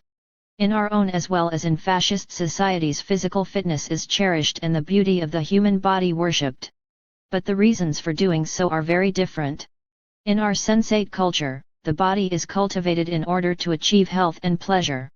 In an ideational culture, the body is valued primarily as a symbol of some abstract principle of metaphysical perfection associated with the idea of the Aryan race, or Roman valor. In a sensate culture, a poster of a handsome youth might produce a sexual response to be used for commercial ends.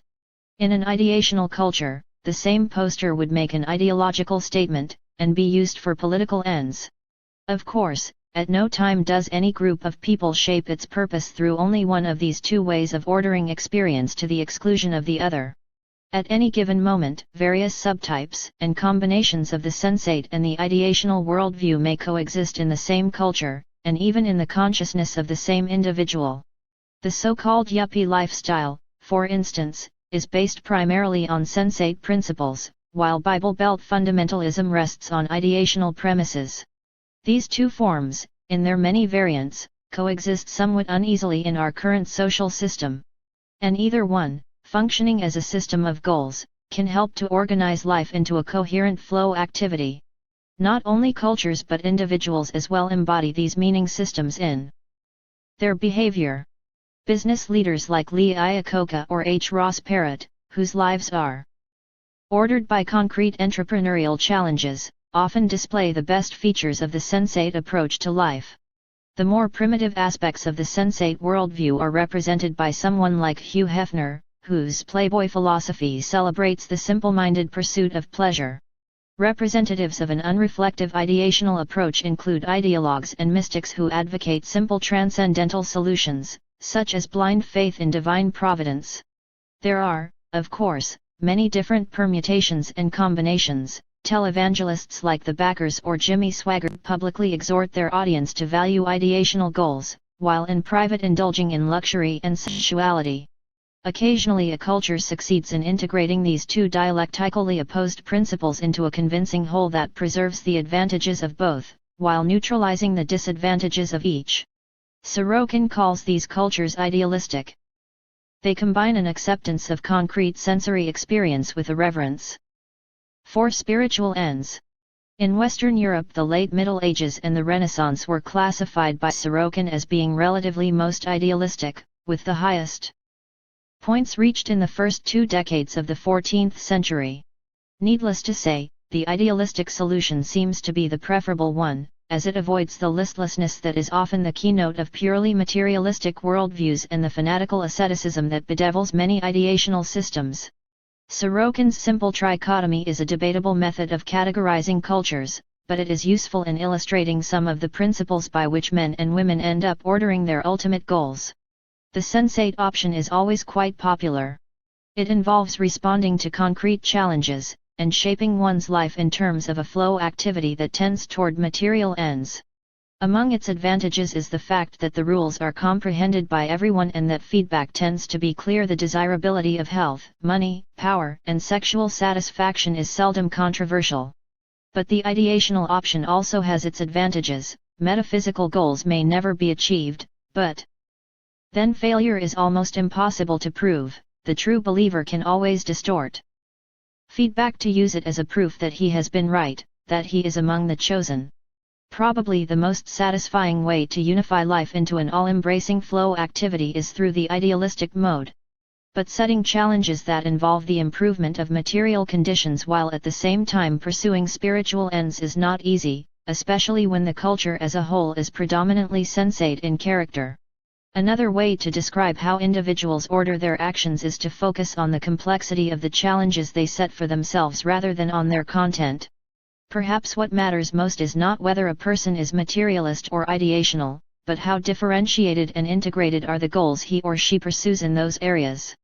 As was discussed in the final section of Chapter 2, complexity depends on how well a system develops its unique traits and potentialities and on how well related these traits are to each other. In that respect, a well-thought-out sensate approach to life, one that was responsive to a great variety of concrete human experiences and was internally consistent, would be preferable to an unreflective idealism, and vice versa. There is a consensus among psychologists who study such subjects that people develop their concept of who they are, and of what they want to achieve in life, according to a sequence of steps. Each man or woman starts with a need to preserve the self, to keep the body and its basic goals from disintegrating. At this point the meaning of life is simple. It is tantamount to survival, comfort, and pleasure. When the safety of the physical self is no longer in doubt, the person may expand the horizon of his or her meaning system to embrace the values of a community, the family, the neighborhood, a religious or ethnic group. This step leads to a greater complexity of the self, even though it usually implies conformity to conventional norms and standards. The next step in development involves reflective individualism. The person again turns inward, finding new grounds for authority and value within the self. He or she is no longer blindly conforming, but develops an autonomous conscience. At this point the main goal in life becomes the desire for growth, improvement, the actualization of potential. The fourth step, which builds on all the previous ones, is a final turning away from the self, back toward an integration with other people and with universal values. In this final stage the extremely individualized person, like Siddhartha letting the river take control of his boat, willingly merges his interests with those of a larger whole. In this scenario building a complex meaning system seems to involve focusing attention alternately on the self and on the other. First, psychic energy is invested in the needs of the organism, and psychic order is equivalent to pleasure. When this level is temporarily achieved, and the person can begin to invest attention in the goals of a community, what is meaningful corresponds to group values, religion, patriotism, and the acceptance and respect of other people provide the parameters of inner order. The next movement of the dialectic brings attention back to the self. Having achieved a sense of belonging to a larger human system, the person now feels the challenge of discerning the limits of personal potential. This leads to attempts at self-actualization, to experimentation with different skills, different ideas, and disciplines. At this stage enjoyment, rather than pleasure, becomes the main source of rewards. But because this phase involves becoming a seeker, the person may also encounter a midlife crisis, a career change, and an increasingly desperate straining against the limitations of individual capability. From this point on, the person is ready for the last shift in the redirection of energy, having discovered what one can and, more important, cannot do alone. The ultimate goal merges with a system larger than the person, a cause, an idea, a transcendental entity. Not everyone moves through the stages of this spiral of ascending complexity. A few never have the opportunity to go beyond the first step. When survival demands are so insistent that a person cannot devote much attention to anything else, he or she will not have enough psychic energy left to invest in the goals of the family or of the wider community. Self-interest alone will give meaning to life. The majority of people are probably ensconced comfortably in the second stage of development, where the welfare of the family, or the company, the community, or the nation are the sources of meaning. Many fewer reach the third level of reflective individualism, and only a precious few emerge once again to forge a unity with universal values.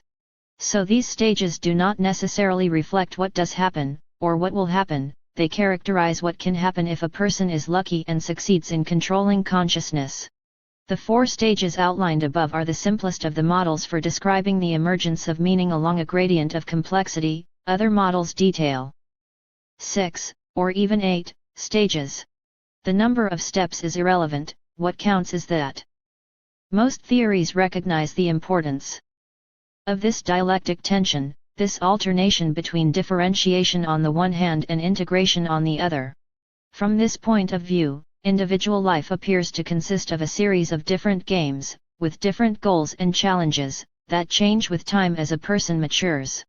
Complexity requires that we invest energy in developing whatever skills we were born with, in becoming autonomous, self-reliant, conscious of our uniqueness and of its limitations. At the same time, we must invest energy in recognizing, understanding, and finding ways to adapt to the forces beyond the boundaries of our own individuality. Of course, we don't have to undertake any of these plans. But if we don't, chances are, sooner or later, we will regret it. Forging resolve. Purpose gives direction to one's efforts, but it does not necessarily make life easier. Goals can lead into all sorts of trouble, at which point one gets tempted to give them up and find some less demanding script by which to order one's actions. The price one pays for changing goals whenever opposition threatens is that while one may achieve a more pleasant and comfortable life, it is likely that it will end up empty and void of meaning. The Pilgrims who first settled this country decided that the freedom to worship according to their conscience was necessary to maintain the integrity of their selves. They believed that nothing mattered more than maintaining control over their relationship with the Supreme Being. Theirs was not a novel choice for an ultimate goal by which to order one's life. Many other people had done so previously.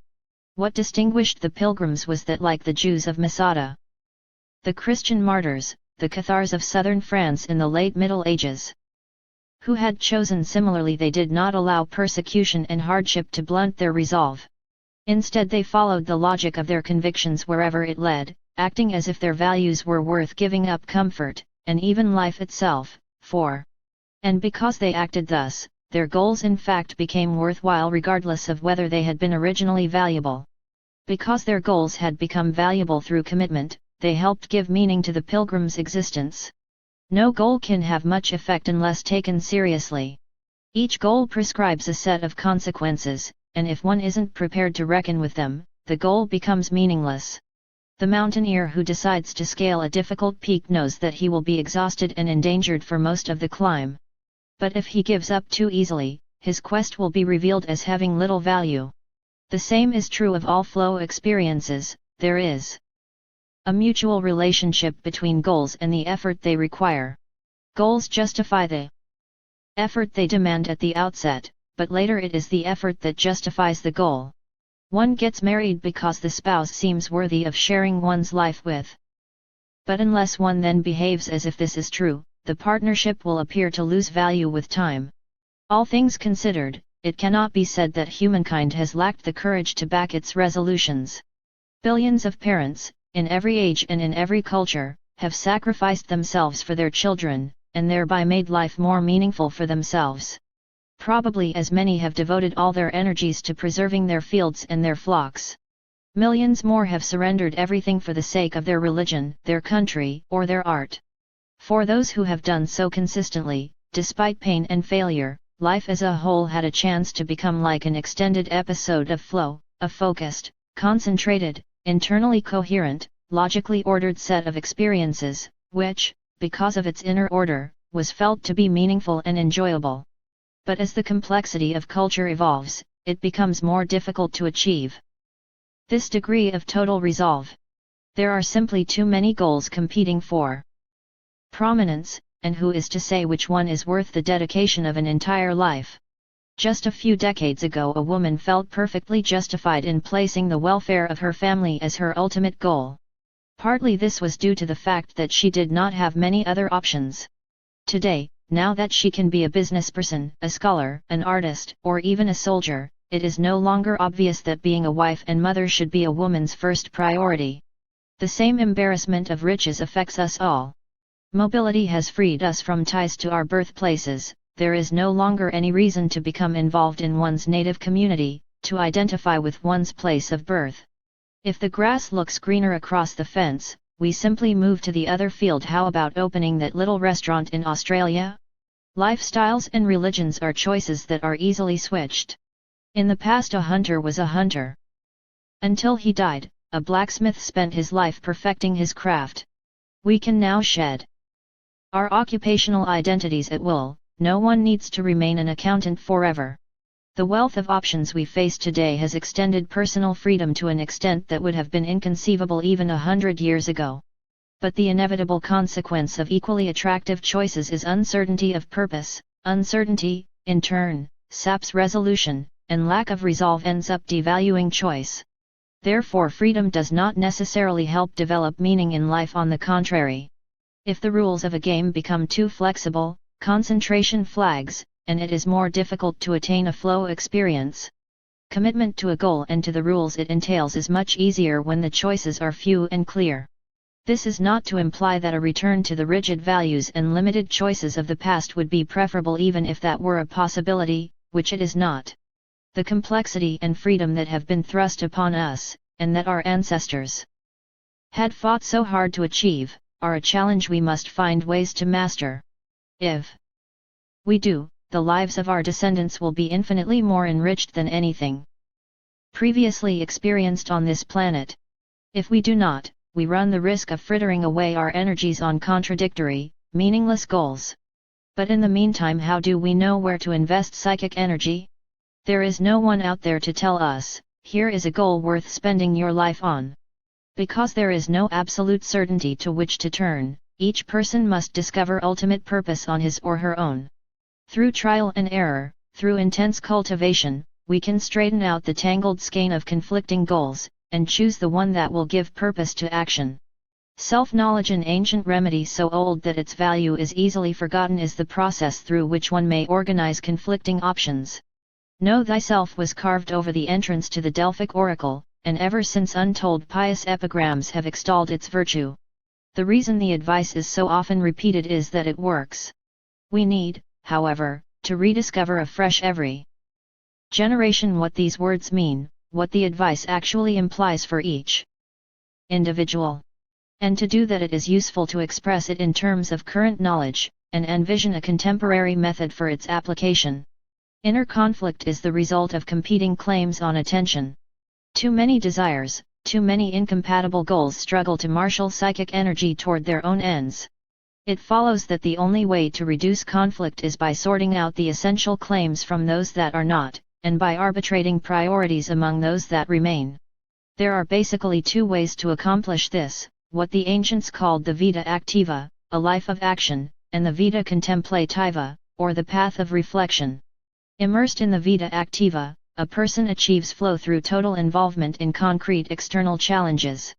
Many great leaders like Winston Churchill or Andrew Carnegie set for themselves lifelong goals that they pursued with great resolve, without any apparent internal struggle or questioning of priorities.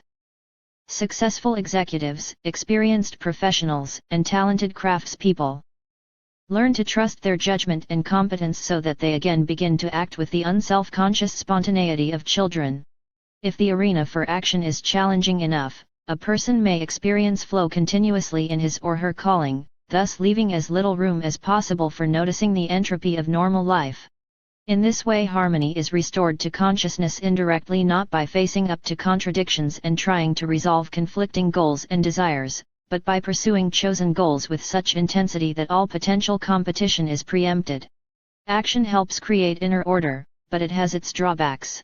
A person strongly dedicated to achieving pragmatic ends might eliminate internal conflict, but often at the price of excessively restricting options. The young engineer who aims to become plant manager at age 45 and bends all his energies to that end may sail through several years successfully and without hesitation. Sooner or later, however, postponed alternatives may reappear again as intolerable doubts and regrets. Was it worth sacrificing my health for the promotion? What happened to those lovely children who have suddenly turned into sullen adolescents? Now that I have achieved power and financial security, what do I do with it?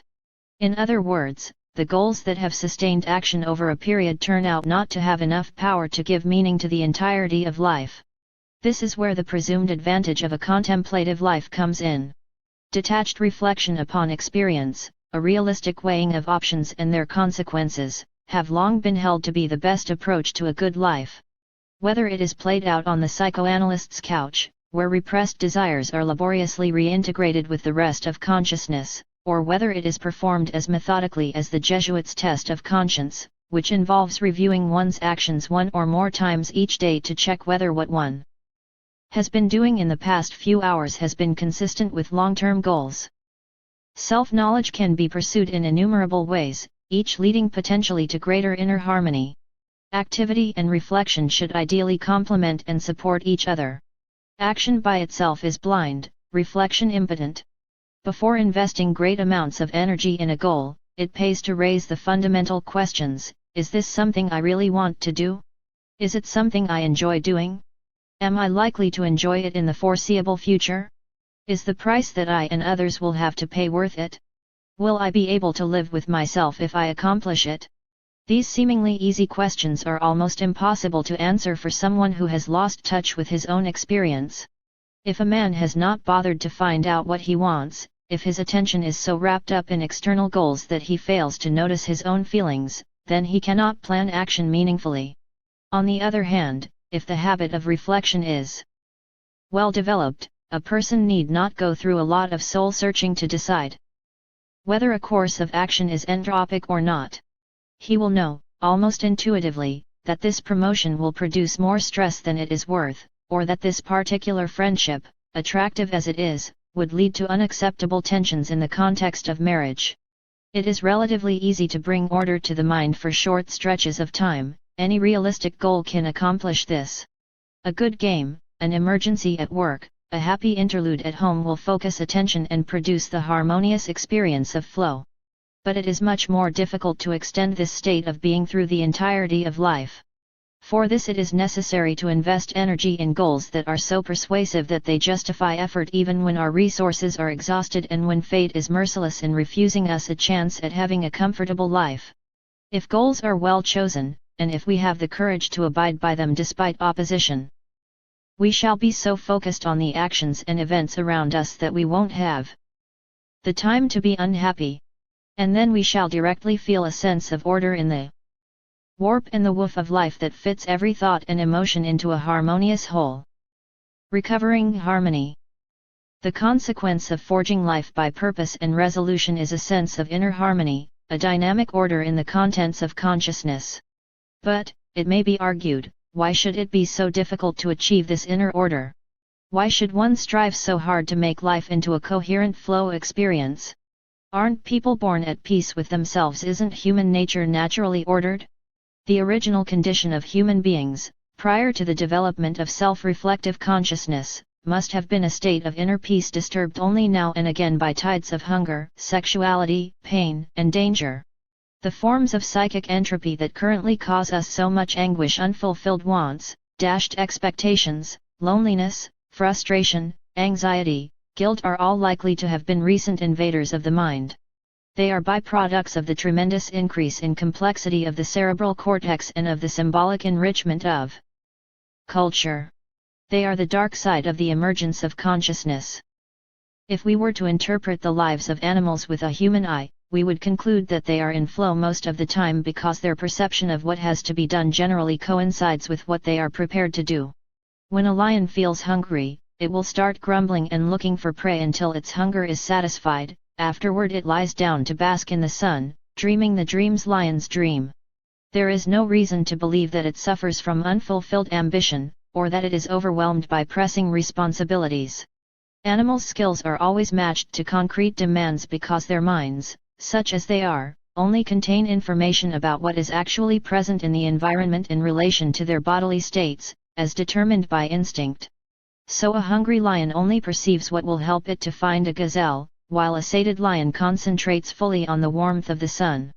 Its mind does not weigh possibilities unavailable at the moment, it neither imagines pleasant alternatives, nor is it disturbed by fears of failure. Animals suffer just as we do when their biologically programmed goals are frustrated. They feel the pangs of hunger, pain, and unsatisfied sexual urges. Dogs bred to be friends to man grow distraught when left alone by their masters. But animals other than man are not in a position to be the cause of their own suffering, they are not evolved enough to be able to feel confusion and despair even after all their needs are satisfied. When free of externally induced conflicts, they are in harmony with themselves and experience the seamless concentration that in people we call flow. The psychic entropy peculiar to the human condition involves seeing more to do than one can actually accomplish and feeling able to accomplish more than what conditions allow. But this becomes possible only if one keeps in mind more than one goal at a time, being aware at the same time of conflicting desires. It can happen only when the mind knows not only what is but also what could be. The more complex any system, the more room it leaves open for alternatives, and the more things can go wrong with it. This is certainly applicable to the evolution of the mind. As it has increased its power to handle information, the potential for inner conflict has increased as well.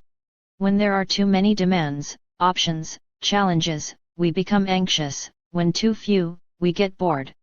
To pursue the evolutionary analogy, and to extend it from biological to social evolution, it is probably true that in less developed cultures, where the number and complexity of social roles, of alternative goals and courses of action, are negligible, the chances for experiencing flow are greater. The myth of the happy savage is based on the observation that when free of external threats, preliterate people often display a serenity that seems enviable to the visitor from more differentiated cultures. But the myth tells only half the story. When hungry or hurting, the savage is no more happy than we would be, and he may be in that condition more often than we are. The inner harmony of technologically less advanced people is the positive side of their limited choices and of their stable repertoire of skills, just as the confusion in our soul is the necessary consequence of unlimited opportunities and constant perfectibility. Goethe represented this dilemma in the Bargain Dr. Faustus, the archetype of modern man. Made with Mephistopheles, the good doctor gained knowledge and power, but at the price of introducing disharmony in his soul. There is no need to visit far-off lands to see how flow can be a natural part of living. Every child, before self-consciousness begins to interfere, acts spontaneously with total abandon and complete involvement. Boredom is something children have to learn the hard way, in response to artificially restricted choices. Again, this does not mean that children are always happy. Cruel or neglectful parents, poverty and sickness, the inevitable accidents of living make children suffer intensely. But a child is rarely unhappy without good reason. It is understandable that people tend to be so nostalgic about their early years. Like Tolstoy's Ivan Ilyich, many feel that the wholehearted serenity of childhood, the undivided participation in the here and now, becomes increasingly difficult to recapture as the years go by. When we can imagine only few opportunities and few possibilities, it is relatively easy to achieve harmony. Desires are simple, choices clear. There is little room for conflict and no need to compromise. This is the order of simple systems, order by default, as it were. It is a fragile harmony. Step by step, with the increase of complexity, the chances of entropy generated internally by the system increase as well. We can isolate many factors to account for why consciousness gets to be more complex. At the level of the species, the biological evolution of the central nervous system is one cause. No longer ruled entirely by instincts and reflexes, the mind is endowed with the dubious blessing of choice. At the level of human history, the development of culture, of languages, belief systems, technologies is another reason why the contents of the mind become differentiated. As social systems move from dispersed hunting tribes to crowded cities, they give rise to more specialized roles that often require conflicting thoughts and actions from the same person. No longer is every man a hunter, sharing skills and interests with every other man. The farmer and the miller, the priest and the soldier now see the world differently from one another. There is no one right way to behave, and each role requires different skills.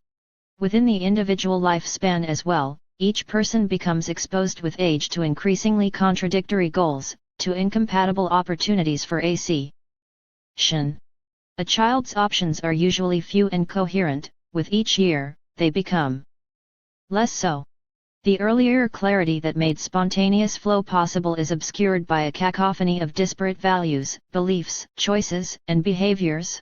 Few would argue that a simpler consciousness, no matter how harmonious, is preferable to a more complex one. While we might admire the serenity of the lion in repose, the tribesman's untroubled acceptance of his fate, or the child's wholehearted involvement in the present, they cannot offer a model for resolving our predicament. The order based on innocence is now beyond our grasp. Once the fruit is plucked from the tree of knowledge, the way back to Eden is barred forever. The unification of meaning in life themes. Instead of accepting the unity of purpose provided by genetic instructions or by the rules of society, the challenge for us is to create harmony based on reason and choice. Philosophers like Heidegger, Sartre, and Merleau-Ponty have recognized this task of modern man by calling it the project, which is their term for the goal-directed actions that provide shape and meaning to an individual's life. Psychologists have used terms like procreate strivings or life themes. In each case, these concepts identify a set of goals linked to an ultimate goal that gives significance to whatever a person does. The life theme, like a game that prescribes the rules and actions one must follow to experience flow, identifies what will make existence enjoyable. With a life theme, everything that happens will have a meaning, not necessarily a positive one, but a meaning nevertheless.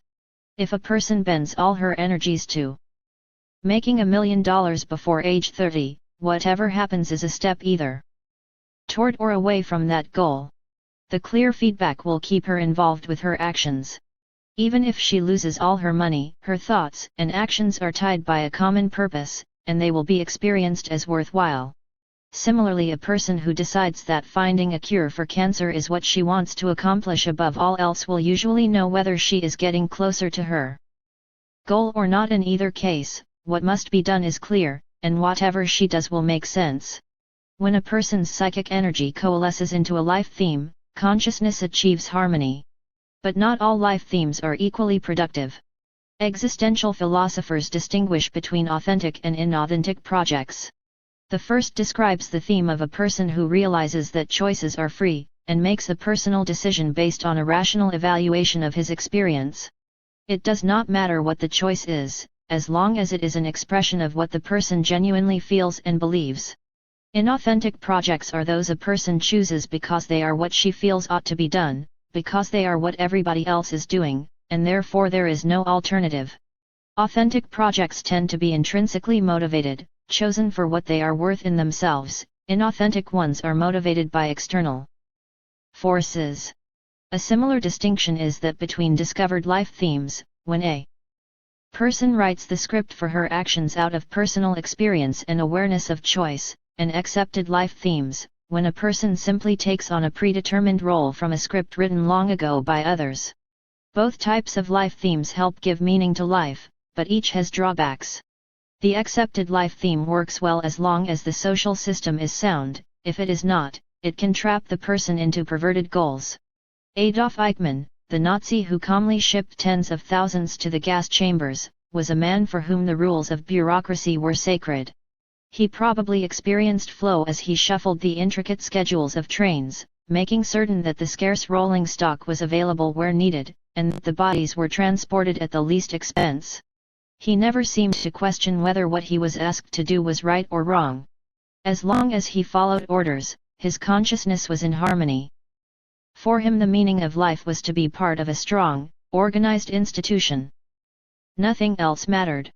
In peaceful, well-ordered times a man like Adolf Eichmann might have been an esteemed pillar of the community. But the vulnerability of his life theme becomes apparent when unscrupulous and demented people seize control of society, then such an upright citizen turns into an accessory to crimes without having to change his goals, and without even realizing the inhumanity of his actions.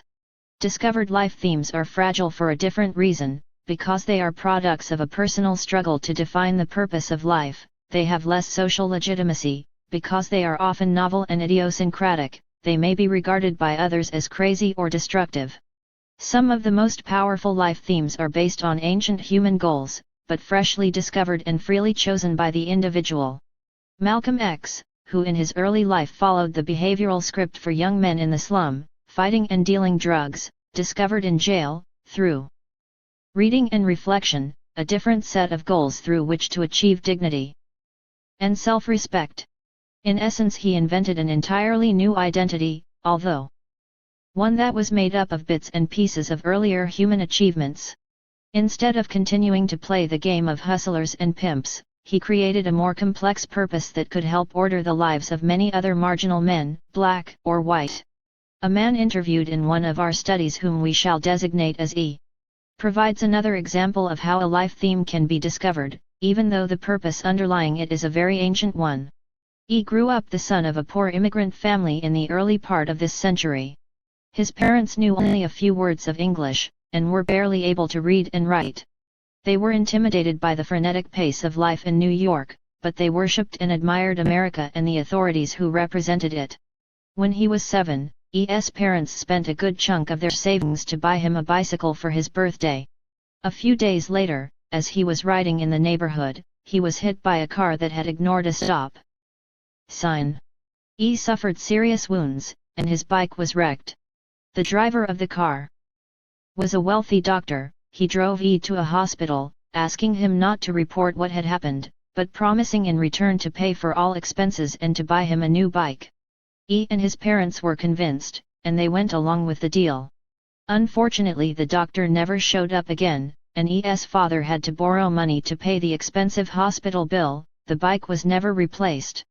This event could have been a trauma that left its scar on E forever, turning him into a cynic who would from now on look out for his own self-interest no matter what. Instead, he drew a curious lesson from his experience. He used it to create a life theme that not only gave meaning to his own life but helped reduce entropy in the experience of many other people. For many years after the accident, E and his parents were bitter, suspicious, and confused about the intentions of strangers. E.'s father, feeling that he was a failure, took to drinking and became morose and withdrawn. It looked as though poverty and helplessness were having their expected effects. But when he was 14 or 15 years old, he had to read in school the U.S. Constitution and the Bill of Rights. He connected the principles in those documents with his own experience.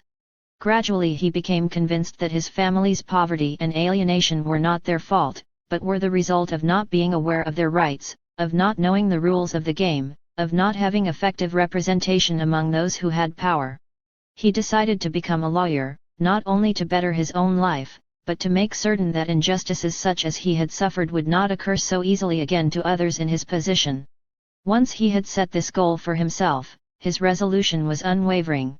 He was accepted into law school, clerked for a famous justice, became a judge himself, and at the zenith of his career spent years in the cabinet helping the president develop stronger civil rights policies and legislation to help the disadvantaged. Until the end of his life, his thoughts, actions, and feelings were unified by the theme he had chosen as a teenager. Whatever he did to the end of his days was part of one great game, held together by goals and rules he had agreed to abide by. He felt his life had meaning, and enjoyed confronting the challenges that came his way. E.'s example illustrates several common characteristics of how people forge discovered life themes.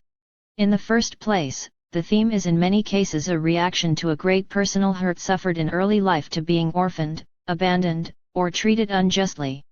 But what matters is not the trauma per se. The external event never determines what the theme will be. What matters is the interpretation that one places on the suffering. If a father is a violent alcoholic, his children have several options for explaining what is wrong. They can tell themselves that the father is a bastard who deserves to die, that he is a man, and all men are weak and violent, that poverty is the cause of the father's affliction, and the only way to avoid his fate is to become rich, that a large part of his behavior is due to helplessness and lack of education. Only the last of these equally likely explanations leads in the direction of a life theme such as E was able to develop. So the next question is, what kinds of explanations for one's suffering lead to negentropic life themes? If a child abused by a violent father concluded that the problem was inherent in human nature, that all men were weak and violent, there would not be much he or she could do about it. How could a child change human nature? To find purpose in suffering, one must interpret it as a possible challenge. In this case, by formulating his problem as being due to the helplessness of disenfranchised minorities, and not to his father's faults, E was able to develop appropriate skills, his legal training, to confront the challenges he saw at the root of what had been wrong in his personal life. What transforms the consequences of a traumatic event into a challenge that gives meaning to life is what in the previous chapter was called a dissipative structure, or the ability to draw order from disorder. Finally, a complex, negentropic life theme is rarely formulated as the response to just a personal problem. Instead, the challenge becomes generalized to other people, or to mankind as a whole. For example, in E.'s case, he attributed the problem of helplessness not only to himself or to his own family but to all poor immigrants in the same situation as his parents had been. Thus whatever solution he found to his own problems would benefit not only himself, but many others besides. This altruistic way of generalizing solutions is typical of negentropic life themes. It brings harmony to the lives of many. Gottfried, another one of the men interviewed by our University of Chicago team, provides a similar example. As a child, Gottfried was very close to his mother, and his memories of those early years are sunny and warm. But before he turned 10, his mother developed cancer, and died in great pain. The young boy could have felt sorry for himself and become depressed, or he could have adopted hardened cynicism as a defense. Instead, he began to think of the disease as his personal enemy, and swore to defeat it. In time he earned a medical degree and became a research oncologist, and the results of his work have become part of the pattern of knowledge that eventually will free mankind of this scourge. In this case, again, a personal tragedy became transformed into a challenge that can be met. In developing skills to meet that challenge, the individual improves the lives of other people. Ever since Freud, psychologists have been interested in explaining how early childhood trauma leads to adult psychic dysfunction. This line of causation is fairly easy to understand. More difficult to explain, and more interesting, is the opposite outcome, the instances when suffering gives a person the incentive to become a great artist, a wise statesman, or a scientist. If one assumes that external events must determine psychic outcomes, then it makes sense to see the neurotic response to suffering as normal, and the constructive response as defense or sublimation. But if one assumes that people have a choice in how they respond to external events, in what meaning they attribute to suffering, then one can interpret the constructive response as normal and the neurotic one as a failure to rise to the challenge, as a breakdown in the ability to flow. What makes some people able to develop a coherent purpose, while others struggle through an empty or meaningless life? There is no simple answer, of course, because whether a person will discover a harmonious theme in the apparent chaos of experience is influenced by many factors, both internal and external. It is easier to doubt that life makes sense if one is born deformed, poor, and oppressed. But even here, this is not inevitably the case. Antonio Gramsci, the philosopher of humane socialism and a man who left a profound mark on recent European thought, was born a hunchback in a miserable peasant hovel. As he was growing up, his father was jailed for many years, unjustly, as it turned out, and the family could barely survive from day to day. Antonio was so sickly as a child that for years his mother is said to have dressed him in his best clothes every evening and laid him out to sleep in a coffin, expecting him to be dead by morning. Altogether, it was not a very promising start. Yet despite these and many other handicaps, Gramsci struggled to survive and even succeeded in getting himself an education. And he did not stop when he achieved a modest security as a teacher, for he had decided that what he really wanted from life was to struggle against the social conditions that broke his mother's health and destroyed his father's honor. He ended up being a university professor, a deputy in parliament, and one of the most fearless leaders against fascism. Until the very end, before he finally died in one of Mussolini's prisons, he wrote beautiful essays about the wonderful world that could be ours if we stopped being fearful and greedy. There are so many examples of this type of personality that one certainly cannot assume a direct causal relation between external disorder in childhood and internal lack of meaning later in life. Thomas Edison as a child was sickly, poor, and believed to be retarded by his teacher. Eleanor Roosevelt was a lonely, neurotic young girl. Albert Einstein's early years were filled with anxieties and disappointments, yet they all ended up inventing powerful and useful lives for themselves. If there is a strategy shared by these and by other people who succeed in building meaning into their experience, it is one so simple and obvious that it is almost embarrassing to mention. Yet because it is so often overlooked, especially nowadays, it will be valuable to review it. The strategy consists in extracting from the order achieved by past generations patterns that will help avoid disorder in one's own mind. There is much knowledge or well-ordered information accumulated in culture, ready for this use. Great music, architecture, art, poetry, drama, dance, philosophy, and religion are there for anyone to see as examples of how harmony can be imposed on chaos. Yet so many people ignore them, expecting to create meaning in their lives by their own devices. To do so is like trying to build up material culture from scratch in each generation. No one in his right mind would want to start reinventing the wheel, fire, electricity, and the million objects and processes that we now take for granted as part of the human environment. Instead, we learn how to make these things by receiving ordered information from teachers, from books, from models, so as to benefit from the knowledge of the past and eventually surpass it. To discard the hard-won information on how to live accumulated by our ancestors, or to expect to discover a viable set of goals all by oneself, is misguided hubris. The chances of success are about as good as in trying to build an electron microscope without the tools and knowledge of physics. People who as adults develop coherent life themes often recall that when they were very young, their parents told them stories and read from books. When told by a loving adult whom one trusts, fairy tales, biblical stories, heroic historical deeds, and poignant family events are often the first intimations of meaningful order a person gleans from the experience of the past. In contrast, we found in our studies that individuals who never focus on any goal, or accept one unquestioningly from the society around them, tend not to remember their parents having read or told stories to them as children. Saturday morning kiddie shows on television, with their pointless sensationalism, are unlikely to achieve the same purpose. Whatever one's background, there are still many opportunities later on in life to draw meaning from the past. Most people who discover complex life themes remember either an older person or a historical figure whom they greatly admired and who served as a model, or they recall having read a book that revealed new possibilities for action.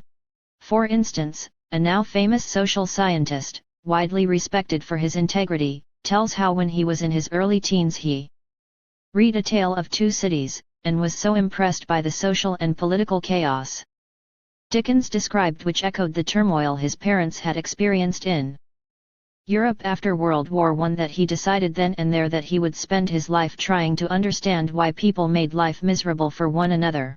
Another young boy, reared in a harsh orphanage, thought to himself, after reading by chance a Horatio Alger story in which a similarly poor and lonely youth makes his way in life by dint of hard work and good luck, if he could do it, why not me? Today this person is a retired banker well known for his philanthropy. Others remember being changed forever by the rational order of the Platonic dialogues or by the courageous acts of characters in a science fiction story. At its best, literature contains ordered information about behavior, models of purpose, and examples of lives successfully patterned around meaningful goals. Many people confronted with the randomness of existence have drawn hope from the knowledge that others before them had faced similar problems, and had been able to prevail. And this is just literature, what about music, art, philosophy, and religion? Occasionally I run a seminar for business managers on the topic of how to handle the midlife crisis. Many of these successful executives, having risen as far as they are likely to advance in their organizations, and often with their family and private lives in disarray, welcome the opportunity to spend some time thinking about what they want to do next. For years I have relied on the best theories and research results in developmental psychology for the lectures and discussions. I was reasonably content with how these seminars worked out, and the participants usually felt that they had learned something useful. But I was never quite satisfied that the material made enough sense. Finally it occurred to me to try something more unusual. I would begin the seminar with a quick review of Dante's Divina Commedia. After all, written over 600 years ago, this was the earliest description I knew of a midlife crisis. And its resolution. In the middle of the journey of our life, writes Dante in the first line of his enormously long and rich poem, I found myself inside a dark forest, for the right way I had completely lost. What happens afterward is a gripping and in many ways still relevant account of the difficulties to be encountered in middle age. First of all, wandering in the dark forest, Dante realizes that 3 fierce beasts are stalking him, licking their chops in anticipation. They are a lion, a lynx, and a she-wolf representing, among other things, ambition, lust, and greed. As for the contemporary protagonist of one of the bestsellers of 1988, the middle-aged New York bond trader in Tom Wolfe's Bonfire of the Vanities, Dante's nemesis turns out to be the desire for power, sex, and money. To avoid being destroyed by them, Dante tries to escape by climbing a hill. But the beasts keep drawing nearer, and in desperation Dante calls for divine help. His prayer is answered by an apparition. It is the ghost of Virgil, a poet who died more than 1,000 years before Dante was born, but whose wise and majestic verse Dante admired so much that he thought of the poet as his mentor. Virgil tries to reassure Dante. The good news is that there is a way out of the dark forest. The bad news is that the way leads through hell. And through hell they slowly wend their way, witnessing as they go the sufferings of those who had never chosen a goal, and the even worse fate of those whose purpose in life had been to increase entropy, the so-called sinners. I was rather concerned about how the harried business executives would take to this centuries-old parable. Chances were, I feared, that they would regard it as a waste of their precious time. I need not have worried. We never had as open and as serious a discussion of the pitfalls of midlife, and of the options for enriching the years that would follow, as we had after talking about the Commedia. Later, several participants told me privately that starting the seminar with Dante had been a great idea. His story focused the issues so clearly that it became much easier to think and to talk about them afterward. Dante is an important model for another reason as well. Although his poem is informed by a deep religious ethic, it is very clear to anyone who reads it that Dante's Christianity is not an accepted but a discovered belief. In other words, the religious life theme he created was made up of the best insights of Christianity combined with the best of Greek philosophy and Islamic wisdom that had filtered into Europe. At the same time, his Inferno is densely populated with popes, cardinals, and clerics suffering eternal damnation. Even his first guide, Virgil, is not a Christian saint but a heathen poet. Dante recognized that every system of spiritual order, when it becomes incorporated into a worldly structure like an organized church, begins to suffer the effects of entropy. So to extract meaning from a system of beliefs, a person must first compare the information contained in it with his or her concrete experience, retain what makes sense, and then reject the rest. These days we occasionally still meet people whose lives reveal an inner order, based on the spiritual insights of the great religions of the past. Despite what we read every day about the amorality of the stock market, the corruption of defense contractors, and the lack of principles in politicians, examples to the contrary do exist. Thus there are also successful businessmen who spend some of their free time in hospitals keeping company with dying patients because they believe that reaching out to people who suffer is a necessary part of a meaningful life. And many people continue to derive strength and serenity from prayer, people for whom a personally meaningful belief system provides goals and rules for intense flow experiences. But it seems clear that an increasing majority are not being helped by traditional religions and belief systems. Many are unable to separate the truth in the old doctrines from the distortions and degradations that time has added, and since they cannot accept error, they reject the truth as well. Others are so desperate for some order that they cling rigidly to whatever belief happens to be at hand, warts and all, and become fundamentalist Christians, or Muslims, or communists. Is there any possibility that a new system of goals and means will arise to help give meaning to the lives of our children in the next century? Some people are confident that Christianity restored to its former glory will answer that need.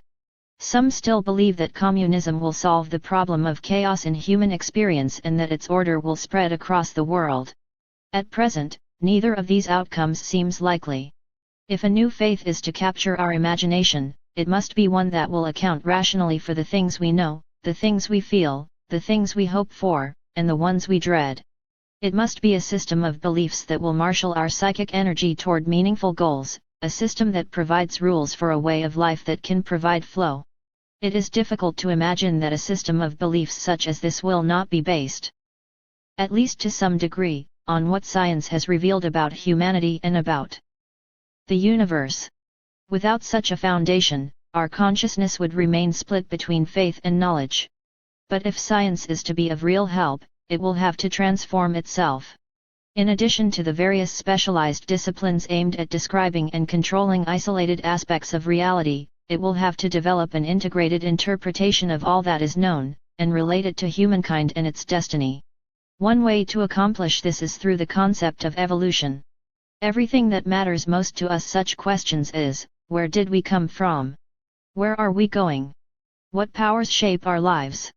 What is good and bad?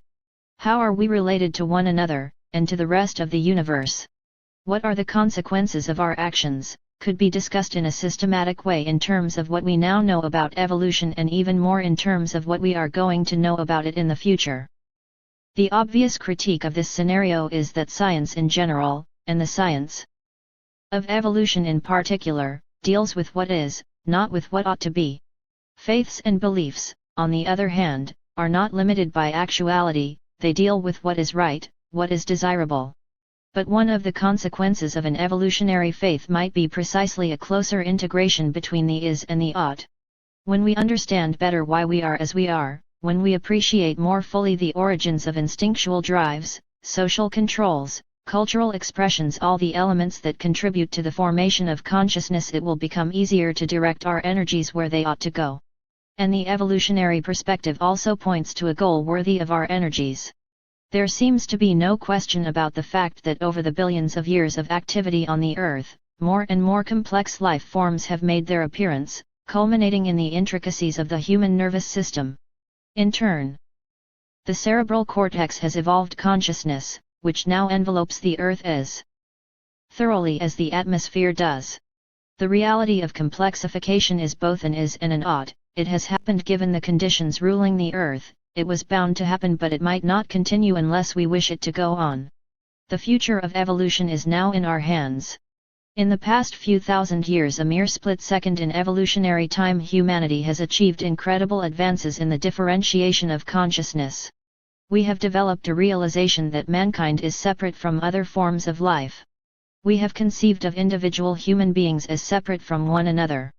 We have invented abstraction and analysis, the ability to separate dimensions of objects and processes from each other, such as the velocity of a falling object from its weight and its mass. It is this differentiation that has produced science, technology, and the unprecedented power of mankind to build up and to destroy its environment.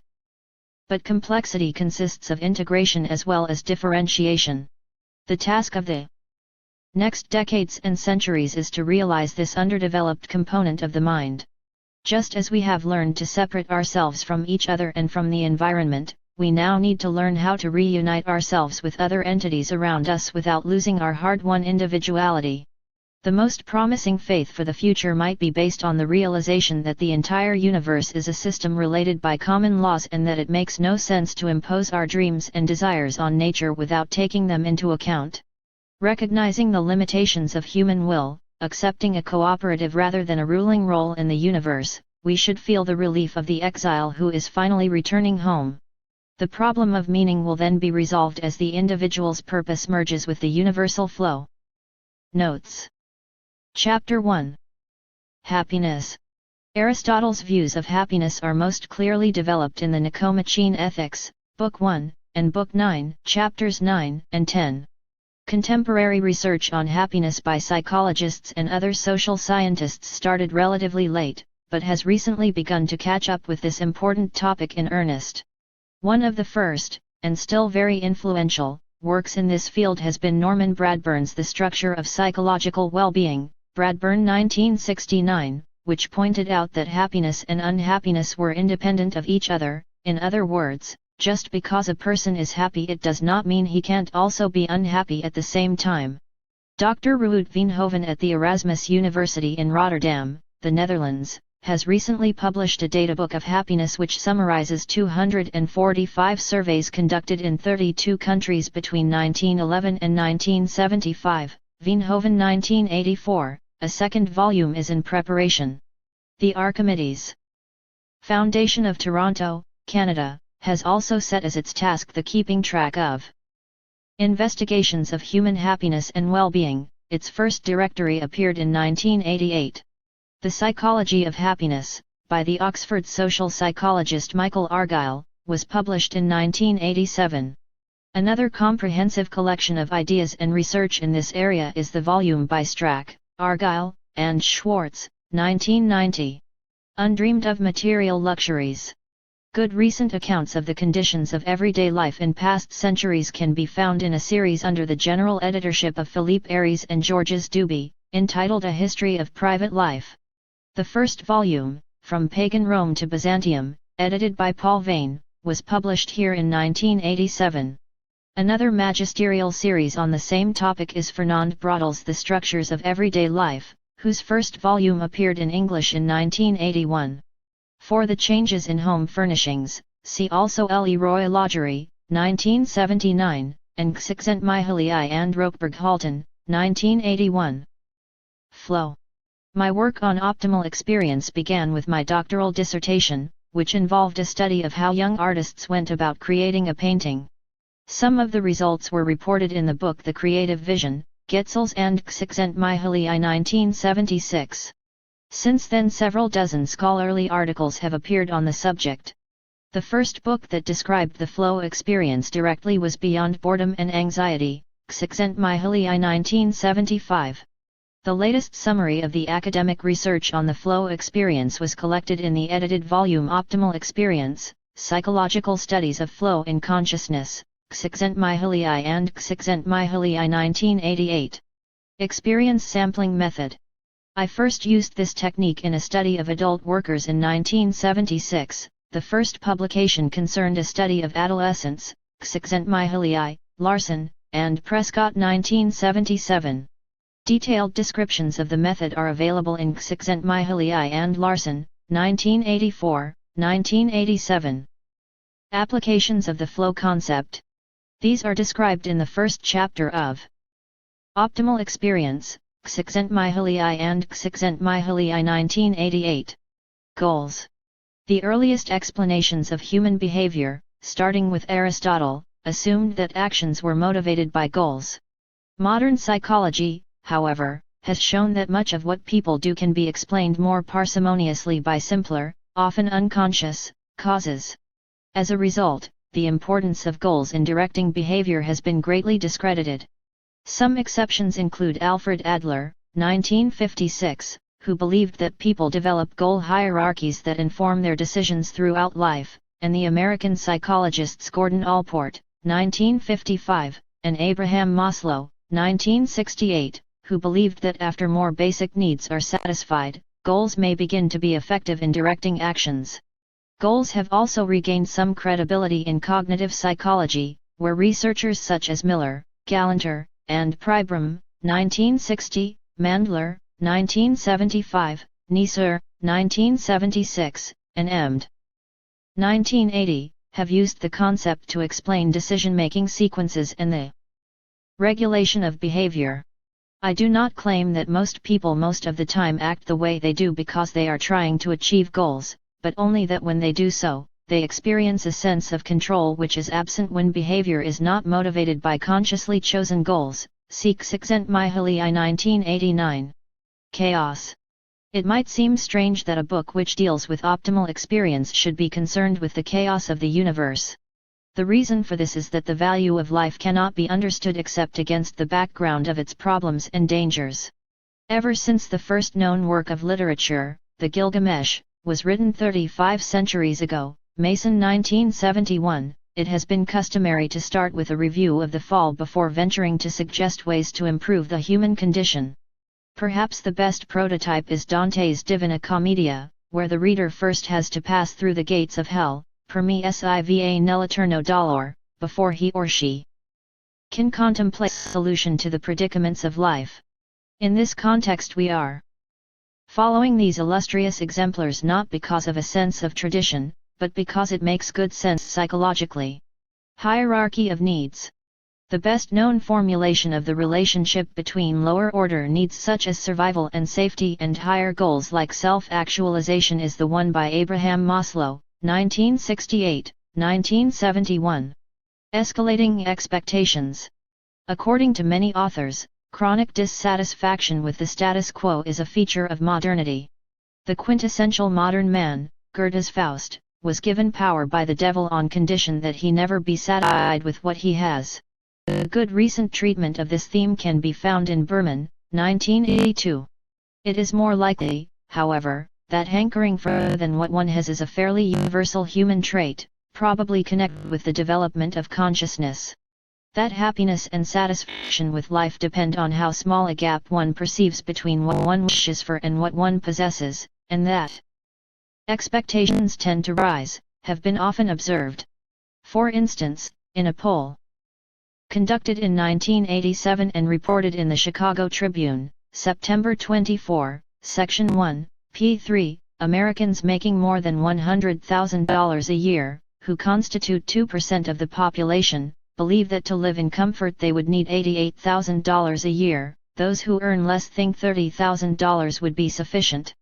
The more affluent also said that they would need $250,000 to fulfill their dreams, while the price tag on the average American's dream was only one-fifth that sum.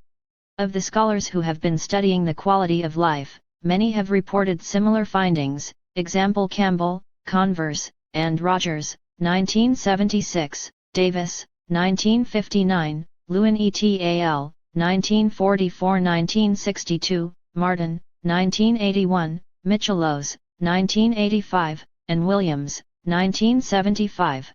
These approaches, however, tend to focus on the extrinsic conditions of happiness, such as health, financial affluence, and so on. The approach of this book is concerned instead with happiness that results from a person's actions.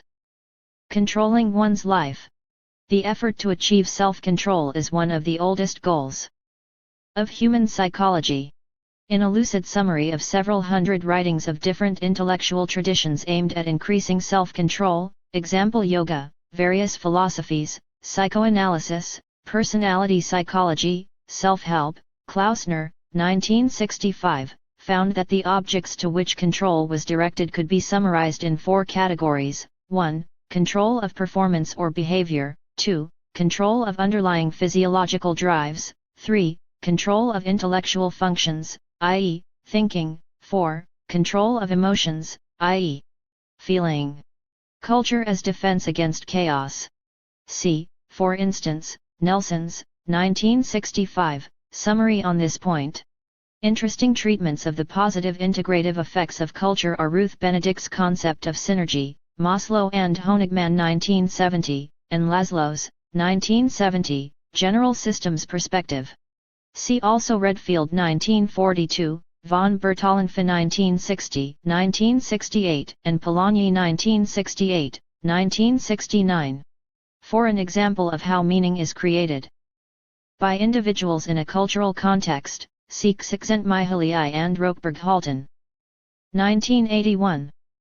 Cultures believe themselves to be at the center of the universe.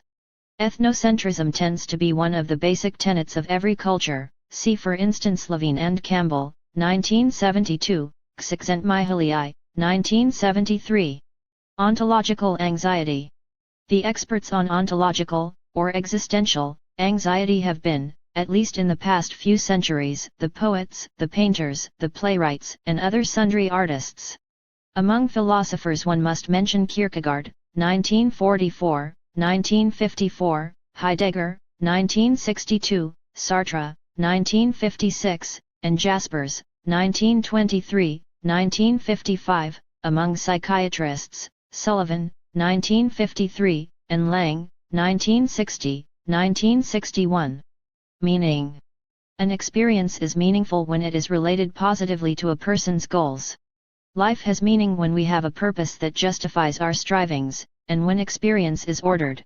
To achieve this order in experience, it is often necessary to posit some supernatural force, or providential plan, without which life might make no sense. See also Csikszentmihalyi and Rokeberg-Halton, 1981. The problem of meaning will be discussed in more depth in Chapter 10. Religion and the loss of meaning. That religion still helps as a shield against chaos is shown by several studies that report higher satisfaction with life among adults who report themselves as being religious, B. 1987, p. 373. But there have been several claims made recently to the effect that the cultural values which sustained our society are no longer as effective as they once were. For example, see Daniel Bell, 1976, on the decline of capitalistic values, and Robert Bellat, 1975, on the decline of religion.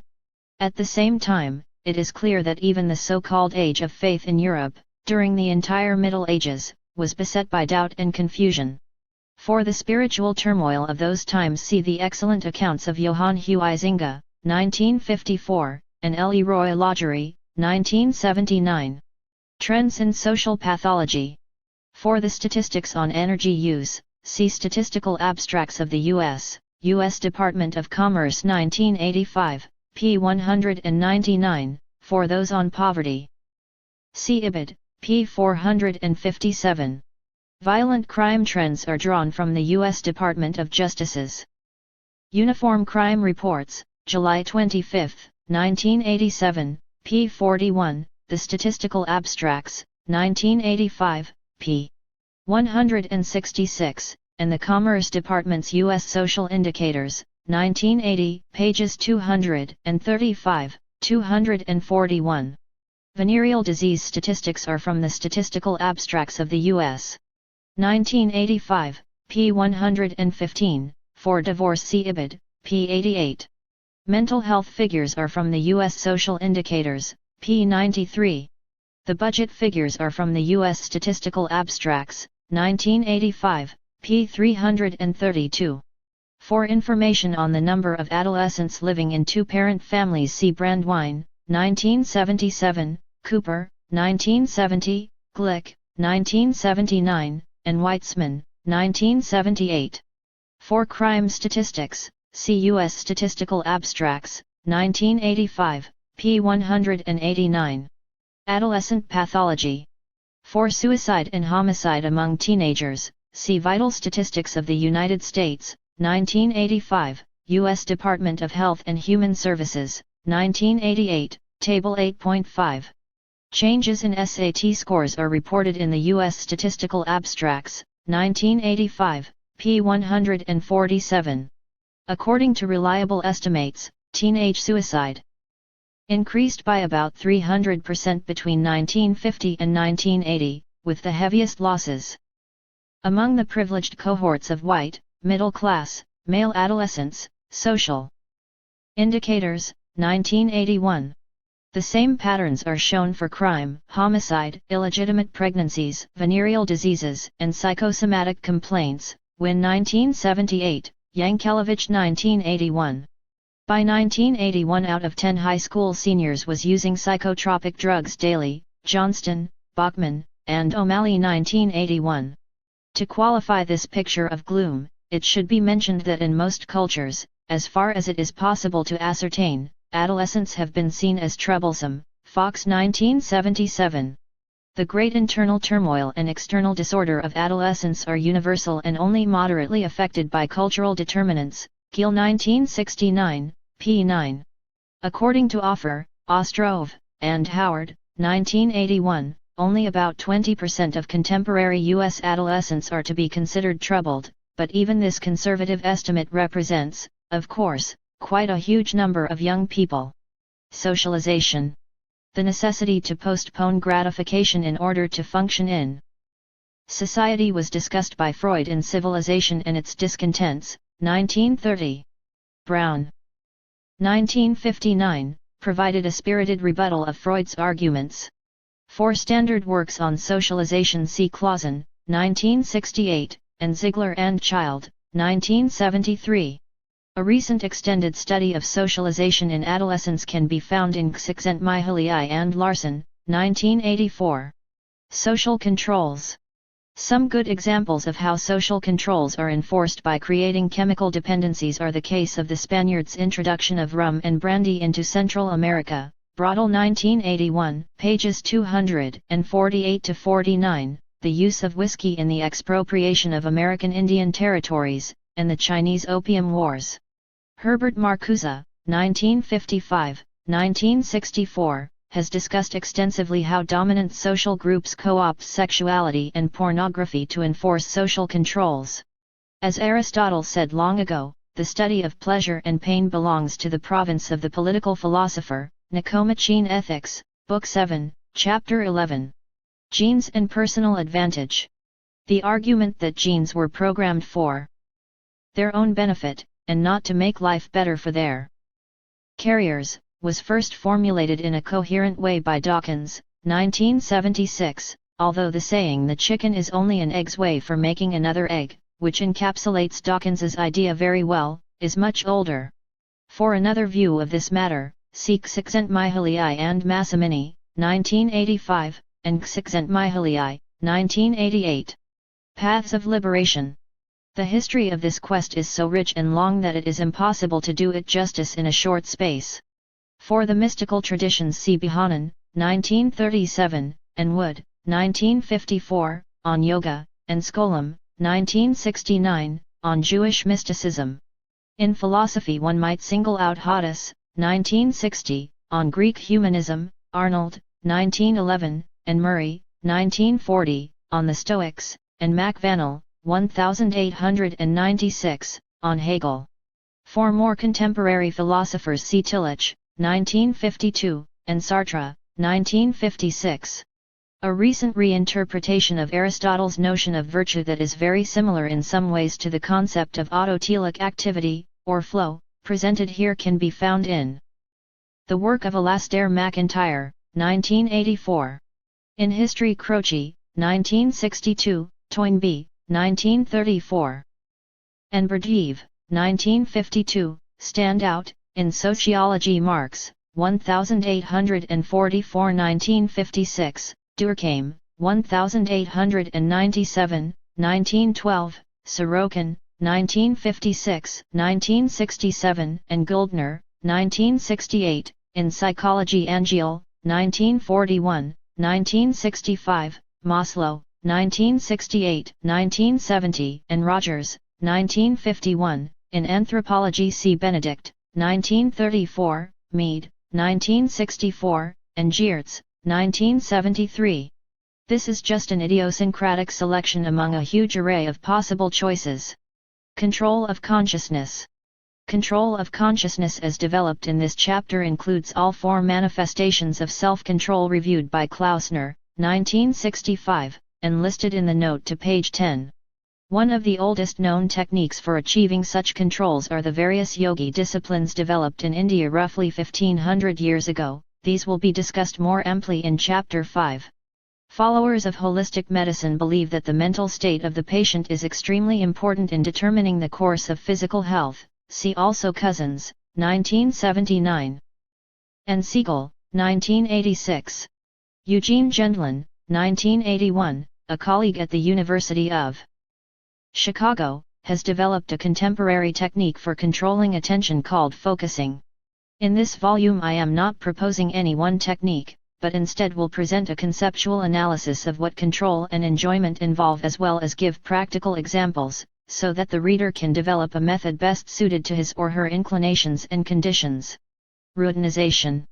The argument here is of course reminiscent of Weber's, 1922, notion of routinization of charisma, developed in his work The Social Psychology of World Religions, and of the even earlier Hegelian idea that the world of the spirit eventually turns into the world of nature, example Sorokin 1950. The same concept is developed from a sociological viewpoint by Berger and Luckmann, 1967. Chapter 2. Consciousness. This concept has been central to many religious and philosophical systems, example those of Kant and Hegel. Early psychologists like A.C.H., 1905, have tried to define it in modern scientific terms, with little success. For several decades, behavioral sciences had abandoned the notion of consciousness altogether, because self-reports of internal states were held to lack scientific validity.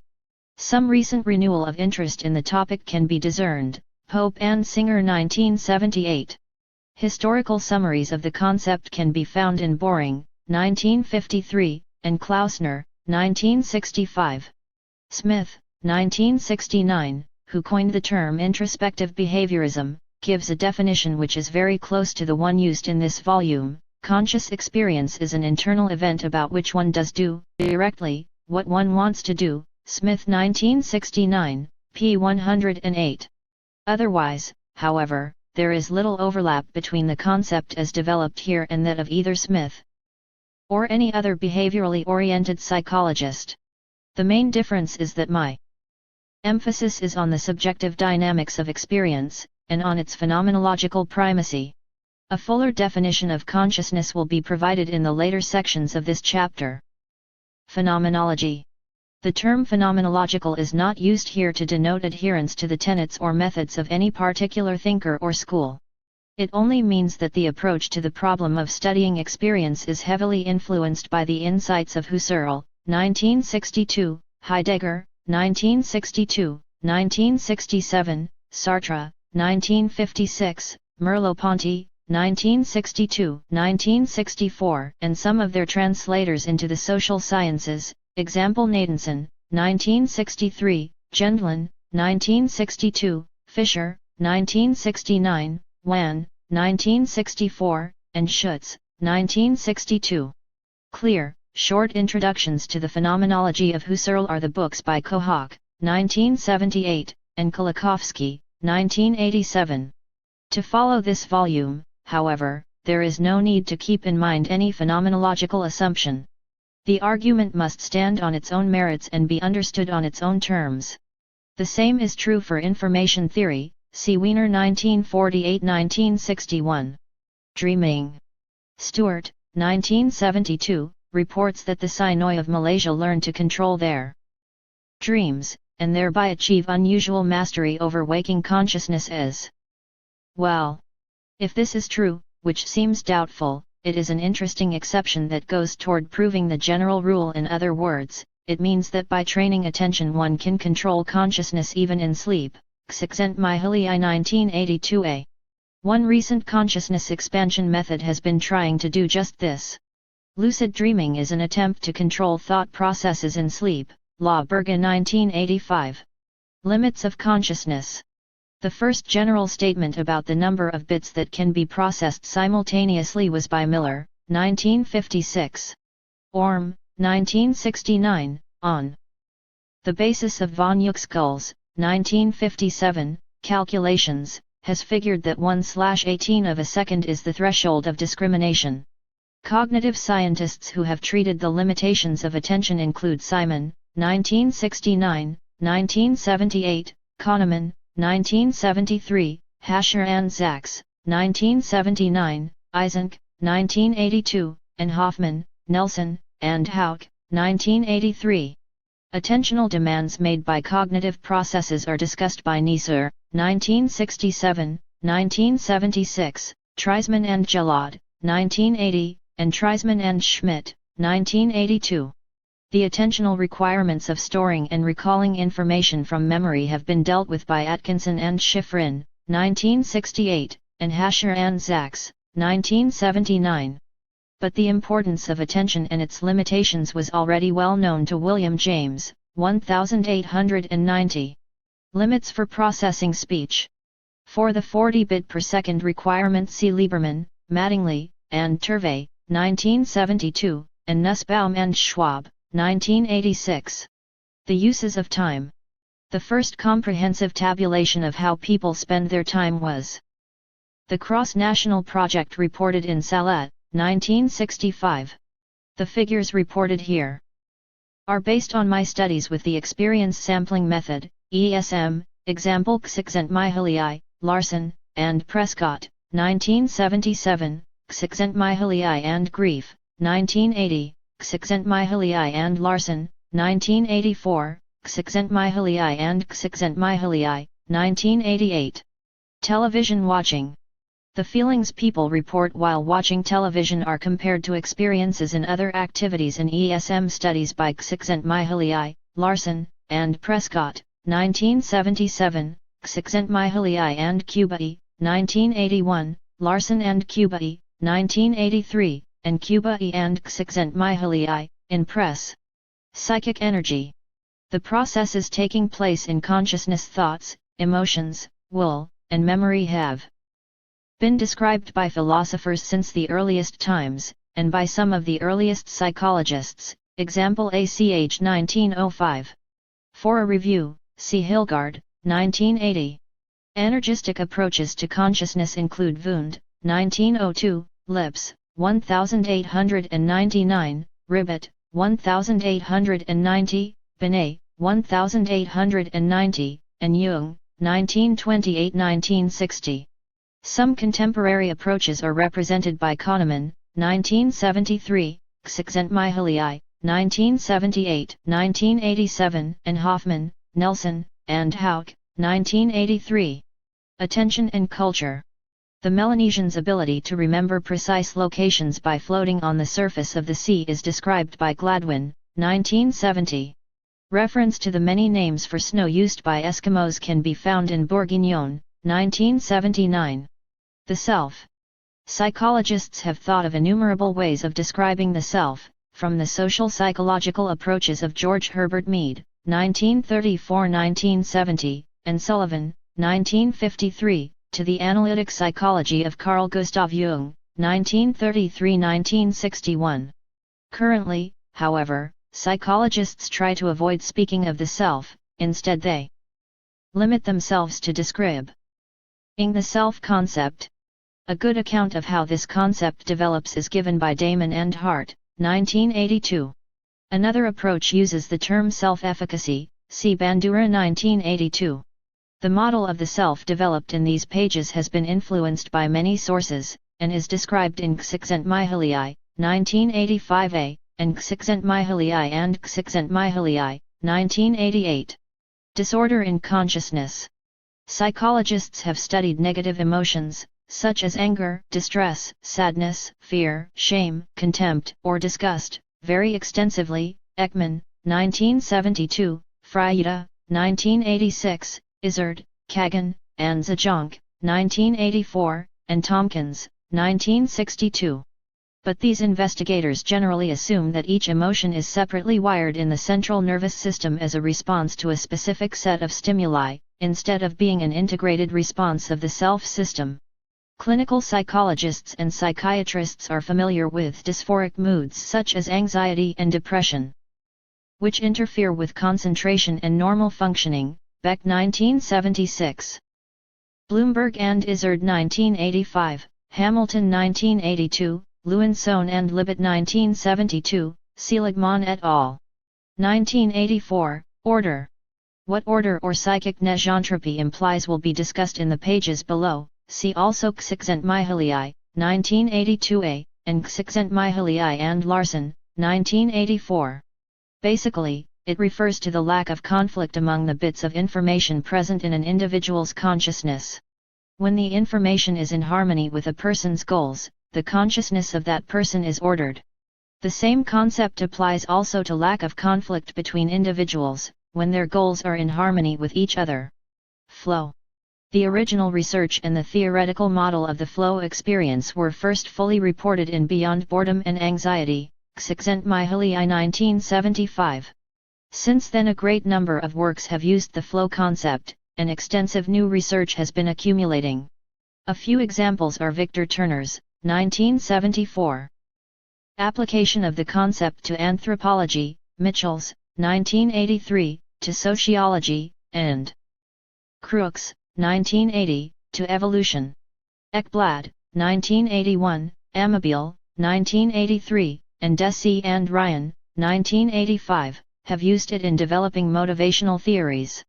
For summaries of the various research findings, see Massimini and Inghilary, 1986, and Csikszentmihalyi and Csikszentmihalyi, 1988.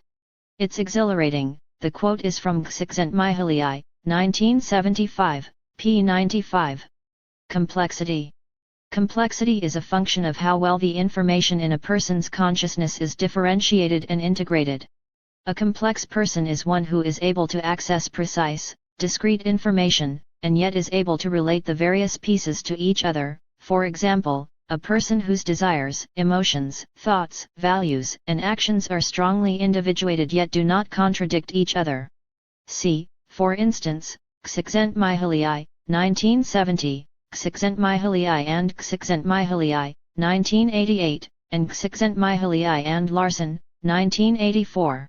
The notion of complexity used here is related to the same concept as used by some evolutionary biologists, example Dobbs-Henske 1962, 1967. And it has been influenced by the poetic insights of Teilhard de Chardin, 1965. A very promising definition of complexity in physical systems, defined as thermodynamic depth, was being worked on by Heinz Pagels, 1988, before his recent untimely death. By his definition, the complexity of a system is the difference between the amount of information needed to describe the system in its present state and the amount needed to describe all the states it might have been in at the point at which it changed from the last previous state. Applying this to the psychology of the self, one might say that a complex person was one whose behavior and ideas could not be easily explained, and whose development was not obviously predictable. There's no place. The quote is from Csikszentmihalyi 1975, p. 94. Chapter 3. For research on the relationship between happiness and wealth, see Diener, Horwitz, and Emmons, 1985, Bradburn, 1969, and Campbell, Converse, and Rogers, 1976. Pleasure and enjoyment. Aristotle's entire Nicomachean Ethics deals with this issue, especially Book 3, Chapter 11, and Book 7. See also Csikszentmihalyi and Csikszentmihalyi, 1988, pages 24 to 25. Children's pleasure in activity. Early German psychologists posited the existence of Funktionlust, or the pleasure derived from using one's body in such activities as running, hitting, swinging, and so on, Greuze 1901, Buehler 1930. Later Jean Piaget, 1952, declared that one of the sensory motor stages of an infant's physical development was characterized by the pleasure of being the cause. In the U.S., Murphy, 1947, posited the existence of sensory and activity drives to account for the feeling of pleasure that sight, sound, or muscle sense occasionally gives. These insights were incorporated into a theory of optimal stimulation or optimal arousal mainly through the work of Hebb, 1955, and Berlin, 1960, who assumed pleasure was the consequence of an optimal balance between the incoming stimulation and the nervous system's ability to assimilate it. The extension of these basically neurological explanations for why one finds pleasure in action was provided by White, 1959, Desarmes, 1968, and Deci and Ryan, 1985, who looked at the same phenomenon but from the point of view of the self, or conscious organism. Their explanations hinge on the fact that action provides pleasure because it gives the person a feeling of competence, efficacy, or autonomy. Learning in adulthood. The importance of learning in later life has received much needed attention lately. For some of the basic ideas in this field see Mortimer Adler's early statement, Adler 1956, Tuff, 1978, and Gross, 1982. Interviews. Most of the interviews mentioned here were collected in the course of studies reported in Csikszentmihalyi, 1975, and Csikszentmihalyi and csikszentmihalyi, 1988. Over 600 additional interviews were collected by Professor Fausto Massimini and his collaborators in Europe, Asia, and the southwestern United States. Ecstasy. Extensive case studies of ecstatic religious experiences were collected by Margonita Lasky, 1962. Abraham Maslow, 1971, who coined the term peak experience to describe such events, played a very important role in helping give legitimacy to the consideration of such phenomena by psychologists. It is fair to say, however, that Lasky and Maslow looked at ecstasy as a fortuitous epiphany that happened more or less by itself, rather than a natural process which could be controlled and cultivated. For a comparison between Maslow's concept of peak experience and flow, see Privet, 1983. Ecstatic experiences are apparently more common than one might think. As of March 1989, over 30% of a national representative sample of 1,000 U.S. respondents answered affirmatively to the item, "You felt as though you were very close to a powerful spiritual force that seemed to lift you out of yourself." A full 12% claimed that they had experienced this feeling often or on several occasions. General Social Survey 1989. Reading as a favorite flow activity. This finding is reported in Massimini, csikszentmihalyi, and Del Fave, 1988. A recent book that describes in detail how reading provides enjoyment is by Nell, 1988. Socializing as a flow activity. All the studies conducted with the experience sampling method confirm the fact that simply being with other people generally improves a person's mood significantly, regardless of what else is happening. This seems to be as true of teenagers, csikszentmihalyi and Larson 1984, as of adults, Larson, csikszentmihalyi, and Grief 1980, and of older people, Larson, Manel, and Zuzanek 1986. But to really enjoy the company of other people requires interpersonal skills. A lot of pieces. The quote is from a study of how fine art museum curators describe the aesthetic experience, csikszentmihalyi and Robinson, in Press, p. 51. Professor Meyer Leibniz described his ingenious way of keeping track of time by tapping his fingers in a personal communication, 1986. The importance of microflow activities was examined in Beyond Boredom and Anxiety, csikszentmihalyi 1975, pages 140-78. Those studies showed that if people were asked to do without their usual routines, such as tapping their fingers, doodling, whistling, or joking with friends, within a matter of hours they would become irritable. Frequently they would report loss of control and disruption of behavior after only a day of microflow deprivation. Few people were able or willing to do without these small routines for more than 24 hours. The balanced ratio between challenges and skills was recognized from the very beginning as one of the central conditions of the flow experience. Example csikszentmihalyi 1975, pages 49-54. The original model assumed that enjoyment would occur along the entire diagonal, that is, when challenges and skills were both very low, as well as when they were both very high. Empirical research findings later led to a modification of the model.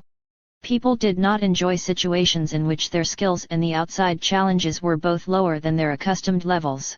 The new model predicts flow only when challenges and skills are relatively in balance, and above the individual's mean level, and this prediction is confirmed by the studies conducted with the experience sampling method, Carly 1986, csikszentmihalyi and Nakamura 1989, Massimini, csikszentmihalyi, and Carly 1987.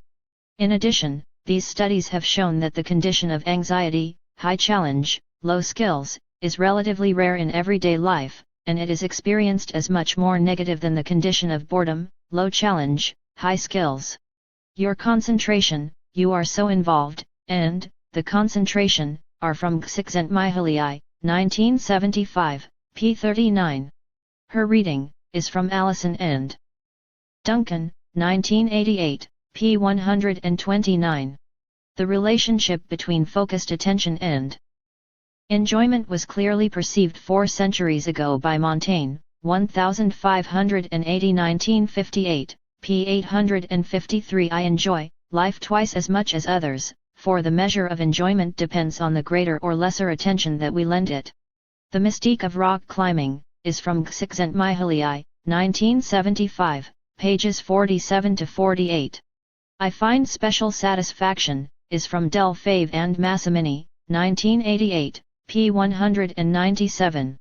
I Experienced a Sense of Satisfaction, is from Hiskuk, 1968, p. 45, and Each Time, is from Moitzier, 1971, p. 159, the last two are cited in Macbeth, 1988, p. 228.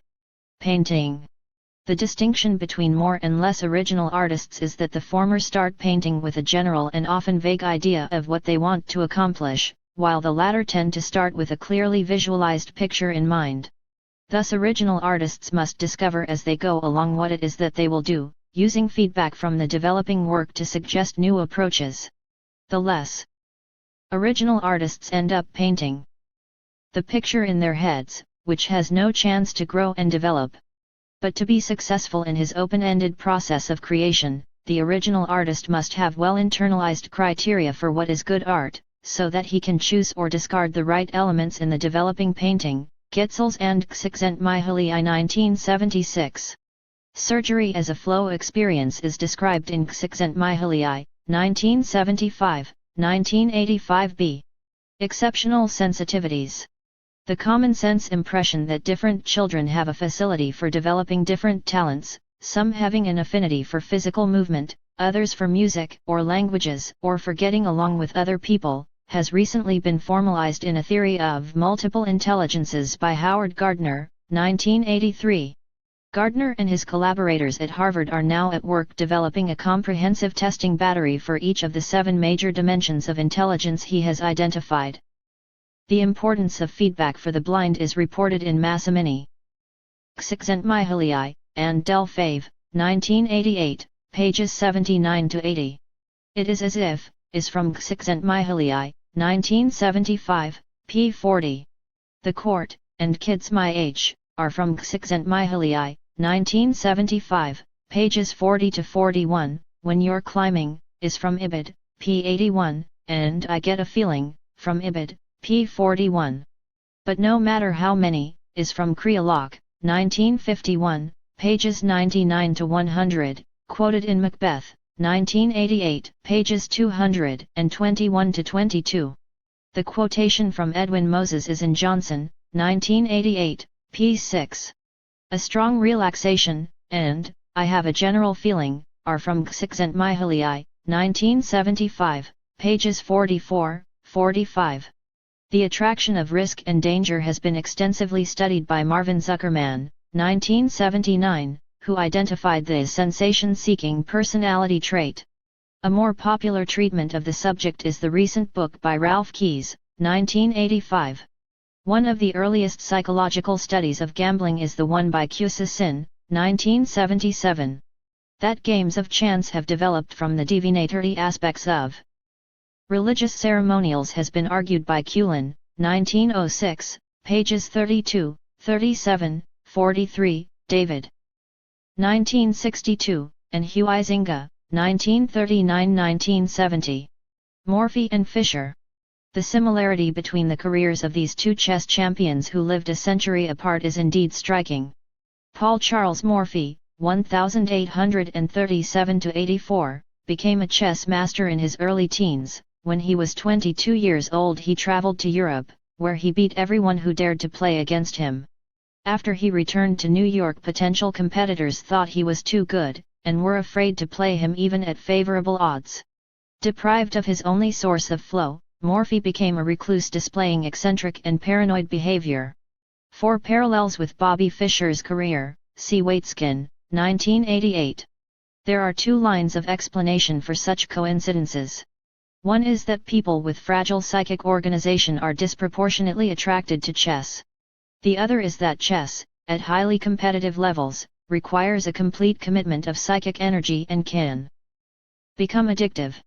When a player becomes a champion, and exhausts all the challenges of the activity into which so much of his attention has been invested, he runs a serious risk of becoming disoriented because the goal that has given order to his consciousness is no longer meaningful. Gambling among American Indians is described by Cullen, 1906, Cushing, 1896, and Cole, 1860. Carver, 1796, p. 238, describes Iroquois playing until they have lost everything they owned, including their moccasins, and then walking back to their home camp in snow 3 feet deep.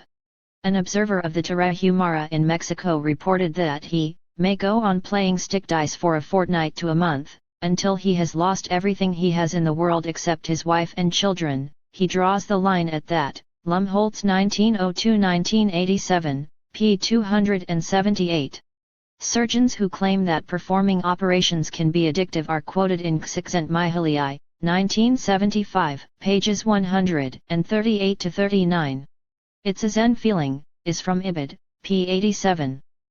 So one forgets oneself, is from Moitzier, 1971, p. 52, cited in Macbeth. 1988, p. 22. I Understand Something, is from Sato, 1988, p. 113. For the Sense of Self-Transcendence While Involved in Rock Climbing, C. Robinson, 1969, While Involved in Chess, C. Steiner, 1974. The danger of losing self as a result of transcendent experience has been extensively written about.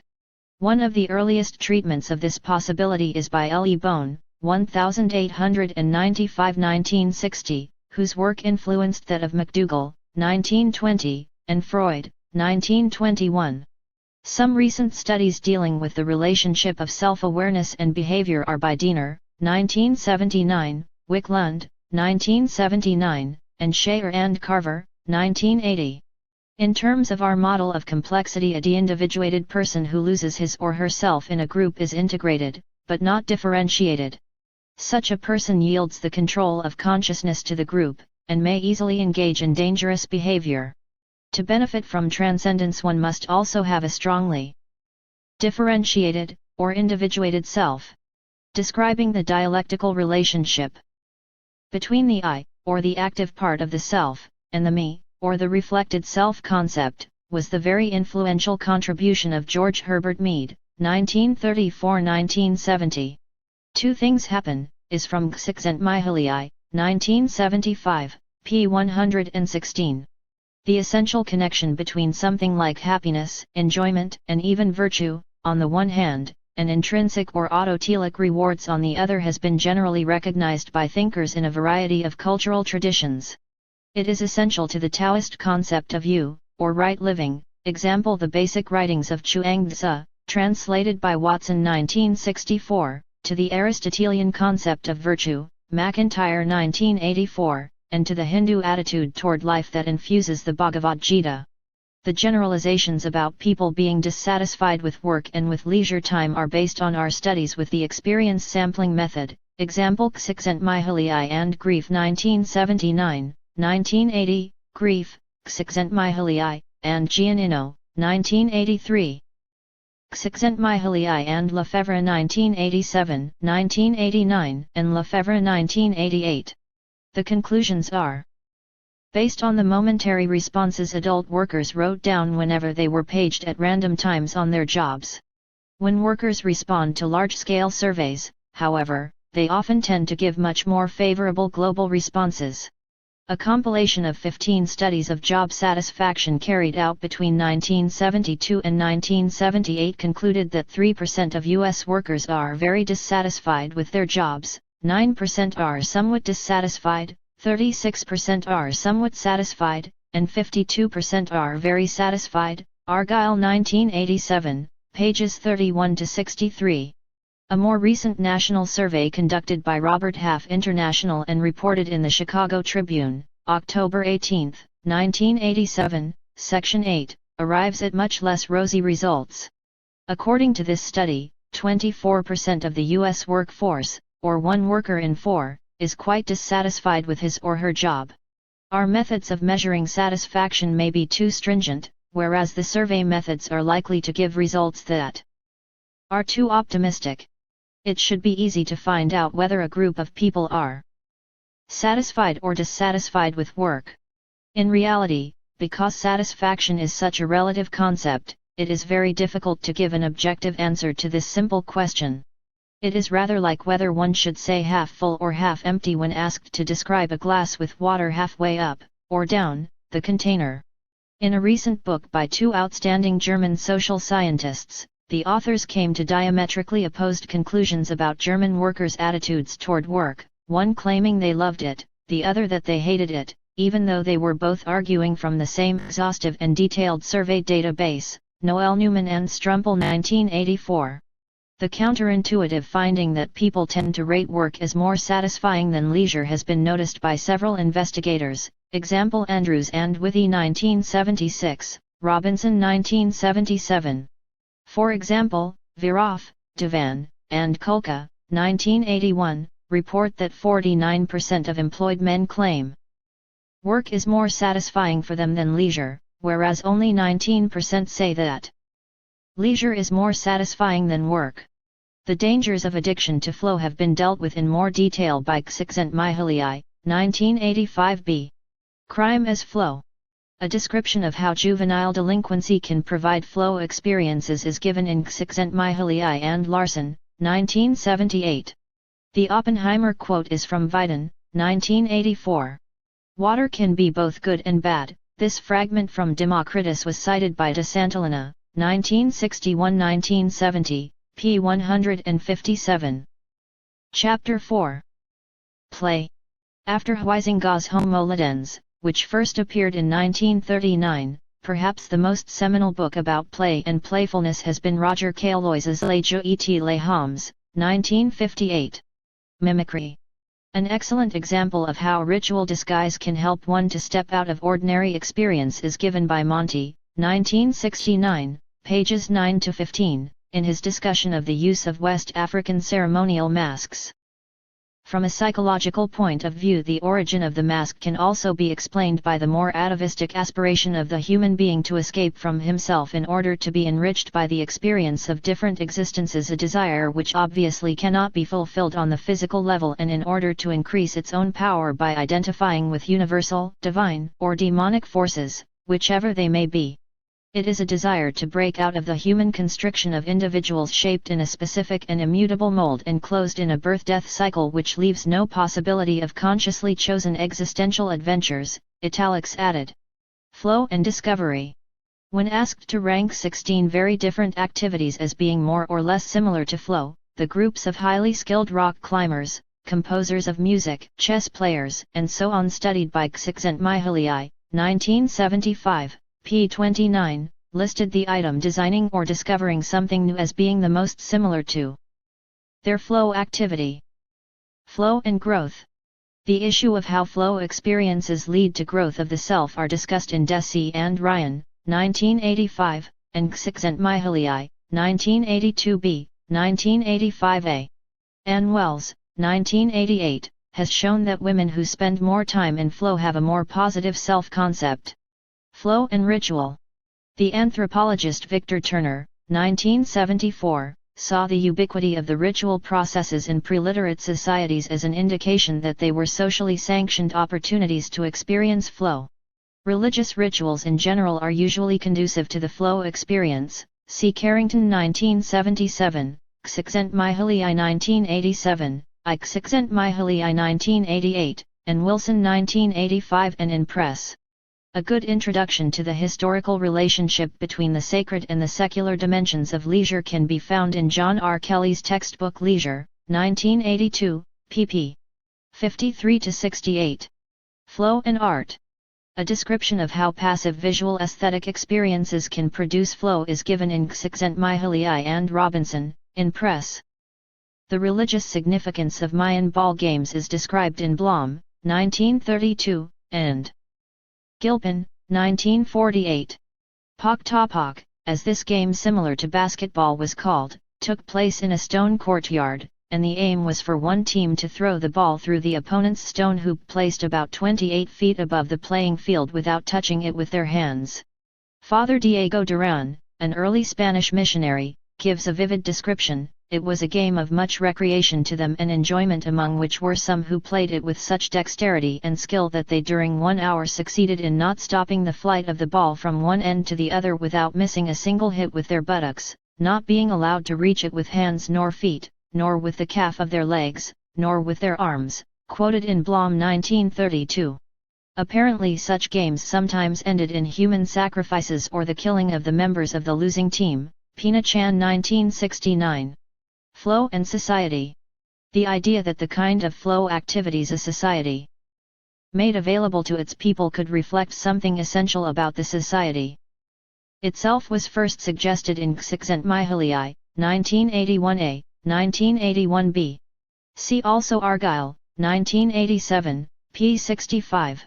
The issue of cultural relativism is too complex to be given an unbiased evaluation here. An excellent, but not impartial, review of the concept is given by the anthropologist Melford Spiro, 1987, who in a recent autobiographical account describes why he changed his mind from an uncritical acceptance of the equal value of cultural practices to a much more qualified recognition of the pathological forms that cultures can occasionally assume. Philosophers and other humanists have often accused social scientists, sometimes with justification, of debunking absolute values that are important for the survival of culture. Example Arendt 1958, Bloom 1987. The early Italian-Swiss sociologist Vilfredo Pareto, 1917-1919, has been one of the scholars most keenly aware of the dangers of relativity inherent in his discipline. English workers. The classic story of how the free English workers were transformed into highly regimented industrial laborers is told by the historian E. P. Thompson, 1963. The suspicious Doboans were studied by the anthropologist Rio Fortune, 1932-1963. For the tragic plight of the Ik of Uganda, see Turnbull, 1972. Yanomamo. This fierce tribe was immortalized by the writings of the anthropologist Napoleon Chagnon, 1979. The sad Nigerian tribe was described by Laura Bohannon, under the pseudonym E. S. Bowen, 1954. Colin Turnbull, 1961, gave a loving description of the pygmies of the Ituri forest. The quote concerning the Shuswap was contained in a 1986 letter from Richard Cool to the author. The information about the Great Ise Shrine was provided in a personal communication by Mark Csikszentmihalyi. For the percentages of happy people in different nations, see George Gallup, 1976. The study that showed U.S. respondents to be about as happy as Cubans and Egyptians was conducted by S. Turlin, 1974. For a general discussion of happiness and cross-cultural differences, see Argyll, 1987, pages 102-11. Affluence and happiness. Both Argyll, 1987, and Veenhoven, 1984, agree, on the basis of their evaluation of practically every study in the field conducted so far, that there is conclusive evidence for a positive but very modest correlation between material well-being and happiness or satisfaction with life. The time budgets for U.S. workers are based on RESM studies, example Csikszentmihalyi and Grief 1980, Grief, Csikszentmihalyi, and Giannino 1983, Csikszentmihalyi and Lefebvre 1987, 1989. These estimates are very similar to those obtained with much more extensive surveys, example Robinson 1977. Stimulus over-inclusion in schizophrenia. The concept of ondonia was originally developed by the psychiatrist Roy Grinker. Over-inclusion and the symptomatology of attentional disorders have been studied by, among others, Harrow, Grinker, Halsman, and Caton, 1977, and Harrow, Tucker, Hanover, and Shield, 1972. The quotations are from McGee and Chapman, 1961, pages 109, 114. I have argued the continuity between lack of flow experiences due to severe psychopathologies and milder attentional disorders often caused by social deprivation in Csikszentmihalyi, 1978, 1982a. Among the studies of the Eskimo that are worth reading are those of Carpenter, 1970, 1973. The destruction of Caribbean cultures is described by Mintz, 1985. The concept of anomie was originally developed by Émile Durkheim in his work Suicide, 1897–1951. The best introduction to the concept of alienation is in the early manuscripts of Karl Marx, especially his economic and philosophic manuscripts of 1844, see Tucker 1972. The sociologist Richard Mitchell, 1983–1988, has argued that anomie and alienation are the societal counterparts of anxiety and boredom, respectively, and that they occur when people cannot find flow because the conditions of everyday life are either too chaotic or too predictable. The neurophysiological hypothesis concerning attention and flow is based on the following research: Hamilton, 1976, 1981, Hamilton, Holcomb, and de la Pena, 1977, and Hamilton, Heyer, and Buchsbaum, 1984. This line of research is now continuing with the use of more sophisticated brain scanning equipment. Cortical activation is the amount of electrical activity in the cerebral cortex at a given moment in time. Its amplitude, in microvolts, has been used to indicate the general effort taking place in the brain at that time. When people concentrate their attention, their cortical activation is generally found to increase, indicating an increase in mental effort. The study of autotelic families is reported in Rathunde, 1988. His findings are in line with many previous investigations, for instance that securely attached infants engage more in exploratory behavior, Ainsworth, Bell, and Staten 1971, Mattis, Arend, and Sroof 1978, or that an optimal balance between love and discipline is the best child-rearing context, Brenfenbrenner 1970, Devereux 1970, Baumrind 1977. The system's approach to family studies, which is very congenial with the one developed here, was pioneered in clinical settings by Bowen, 1978. The people of flow. This is the term Richard Logan, 1985, 1988, used to describe individuals who are able to transform trying ordeals into flow experiences. The quote "if the reach of experience" is from Burney, 1952, pages 16 to 18. Eva Zeisel's imprisonment is described in a New Yorker profile, Lessard 1987. How a Chinese lady survived the brutalities of the Cultural Revolution is the subject of Life and Death in Shanghai, Cheng 1987. Solzhenitsyn's accounts of prison are from the Gulag Archipelago, 1976. The account by Tolas Tibor is reconstructed from personal conversations we had in the summer of 1957, when he was released from jail after the Hungarian Revolution. The quote from Solzhenitsyn is cited in Logan, 1985. Bettelheim presents his generalizations about imprisonment based on his concentration camp experiences in the article Individual and Mass Behavior in Extreme Situations, 1943, for Frankel C. Mann's Search for Meaning and the Unheard Cry for Meaning, 1963, 1978. The quotation from Russell was cited in an article in Self magazine, Mercer 1987, p. 147. Chapter 5. The Tarahumara festivals that include ritual footraces up and down the mountains of northern Mexico for hundreds of miles are described in Lumholtz, 1902–1987, and Nabokov, 1981. An account of the ritual elements involved in modern sports is given by McAloons, 1981, Study of the Modern Olympics. The Icarus complex was explored by Henry A. Murray, 1955. At this point it might be appropriate to confront squarely the Freudian concept of sublimation, a topic that, if bypassed, might leave us with the nagging feeling of an unresolved problem. Superficial applications of Freud's thought have led many people to interpret any action that is not directed to the satisfaction of basic sexual desires either as a defense, when it aims to hold back an unacceptable wish that otherwise might be expressed, or as a sublimation, when an acceptable goal is substituted for a desire that could not be safely expressed in its original form. At best, sublimation is a poor substitute for the unsatisfied pleasure it helps to disguise. For example, Bergler, 1970, has argued that games involving risk provide a release from guilt about sexuality and aggression. According to the Icarus complex, a high jumper is trying to escape from the ties of an Oedipal tangle in a socially acceptable way, but without really resolving the basic conflict that motivates his actions.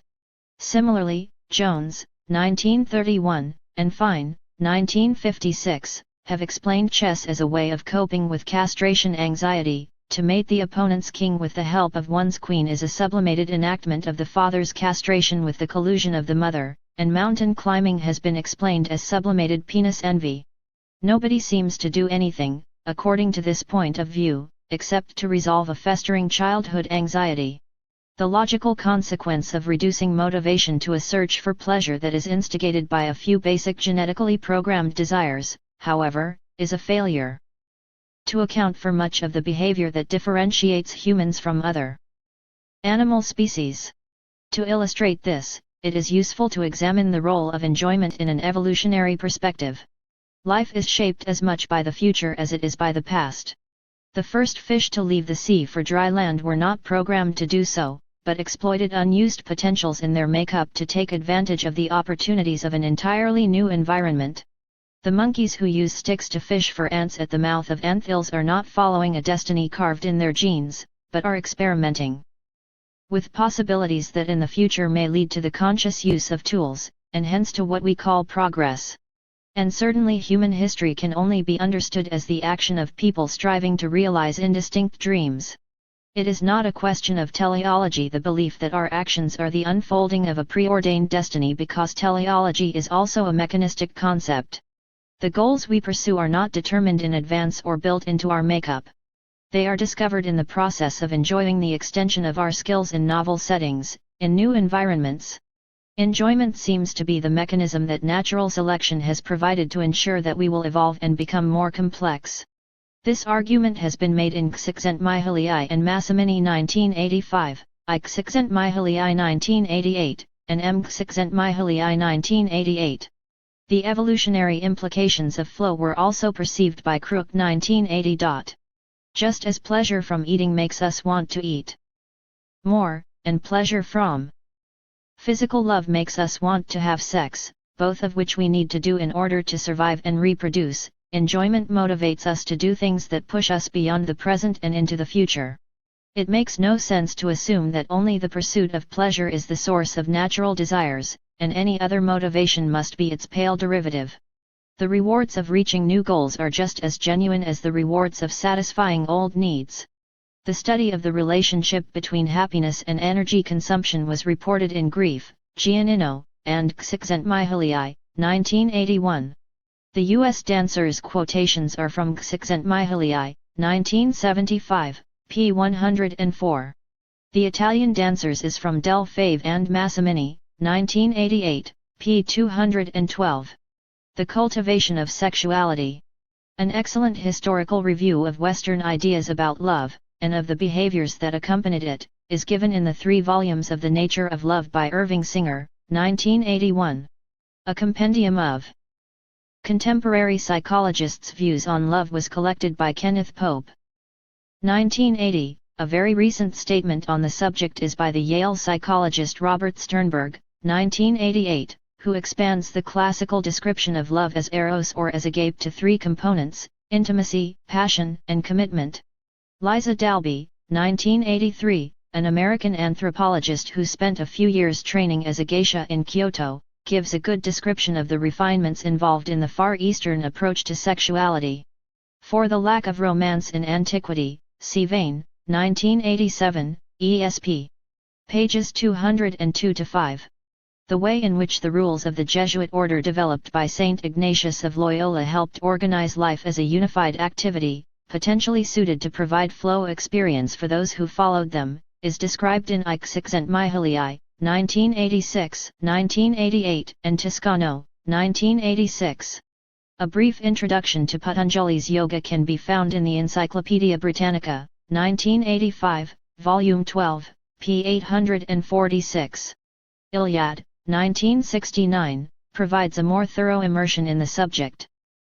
Some of the most powerful contemporary insights on the psychology of aesthetics are in the works of Arnheim, 1954, 1971, 1982, and Gombrich, 1954, 1979, who stress the role of order, or negative entropy, in art. For more psychoanalytically oriented approaches, see the 3 volumes edited by Mary Gadou, Psychoanalytic Perspectives on Art, 1986, 1987, 1988. There Is That Wonderful, is from Csikszentmihalyi and Robinson, in press. When I See Works, and On a Day Like This, are from Csikszentmihalyi and Robinson, in press. The use of music by the Pygmies is described in Turnbull, 1961. The importance of music in the lives of Americans is mentioned in The Meaning of Things, Csikszentmihalyi and Rokeberg-Halton 1981, where it was found that for teenagers the most important object in the home tended to be the stereo set. The Policeman's Interview is also from the same source. How music helps teenagers recover their good moods and its role in providing a matrix of peer solidarity are discussed in Csikszentmihalyi and Larson, 1984, and Larson and Kubai, 1983. Recorded music makes life richer.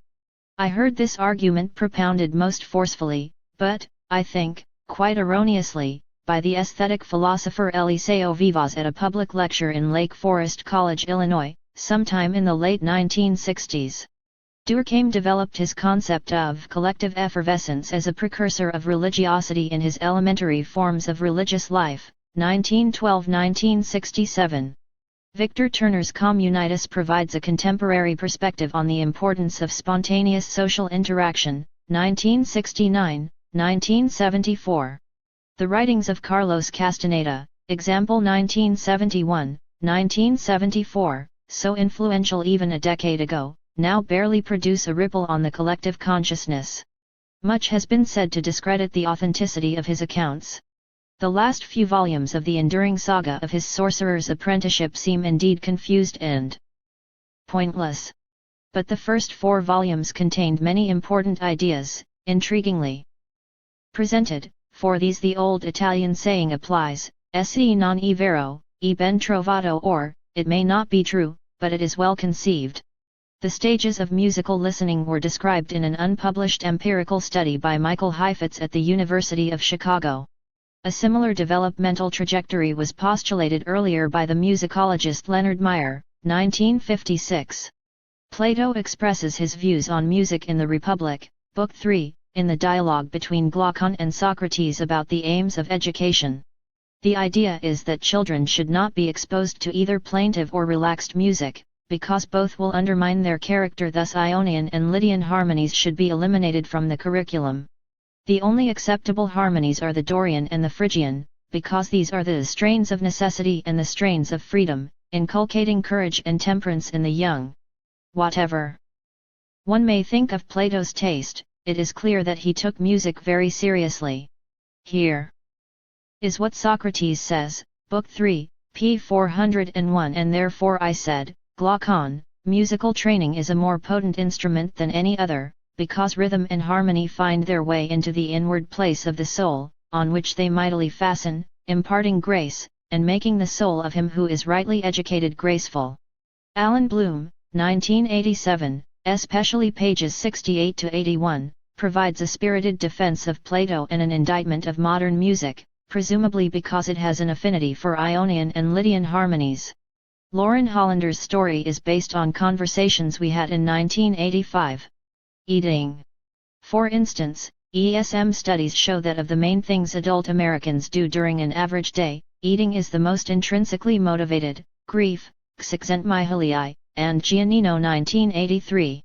Teenagers report the second highest levels of positive affect when eating, after socializing with peers, which is the most positive, and very high levels of intrinsic motivation lower only than listening to music, being involved in sports and games, and resting. Csikszentmihalyi and Larson 1984, p. 300. Cyrus the Great. The information comes from Xenophon's, 431 b.c., 350 BC. Cyropedia, a fictional account of Cyrus's life. But Xenophon is the only contemporary who had actually served in Cyrus's army, and who has left a written record of the man and his exploits. See also his Anabasis, translated as The Persian Expedition, Warner 1965. Puritans and enjoyment. On this topic see the extensive history by Foster Rhea Dulles, 1965, Jane Carson's account of recreation in colonial Virginia, 1965, and Chapter 5 in Kelly, 1982. Chapter 6. Reading. In the interviews conducted by Professor Massimini around the world, reading books was the most often mentioned flow activity, especially in traditional groups undergoing modernization. Massimini, csikszentmihalyi, and Del Fave 1988, pages 74 to 75. See also the study by Nell of how reading provides enjoyment, 1988. Mental puzzles. The Dutch historian Johan Huizinga, 1939–1970, argued that science and scholarship in general originated in riddling games. Works of art, is from Csikszentmihalyi and Robinson, in press. The normal state of the mind is chaos. This conclusion is based on various lines of evidence collected with the ESM. For example, of all the things teenagers do, thinking is the least intrinsically motivating activity, and one of the highest on negative affect and on passivity. Csikszentmihalyi and Larson 1984, p. 300. This is because people say they are thinking only when they are not doing anything else, when there are no external demands on their mind. The same pattern holds for adults, who are least happy and motivated when their mind is not engaged by an externally structured activity. Cuba E. and Csikszentmihalyi in press. The various sensory deprivation experiments also show that without patterned input of information, the organization of consciousness tends to break down. For instance, George Miller writes, "The mind survives by ingesting information." Miller 1983, p. 111. A more general claim is that organisms survive by ingesting negentropy, Schrödinger 1947.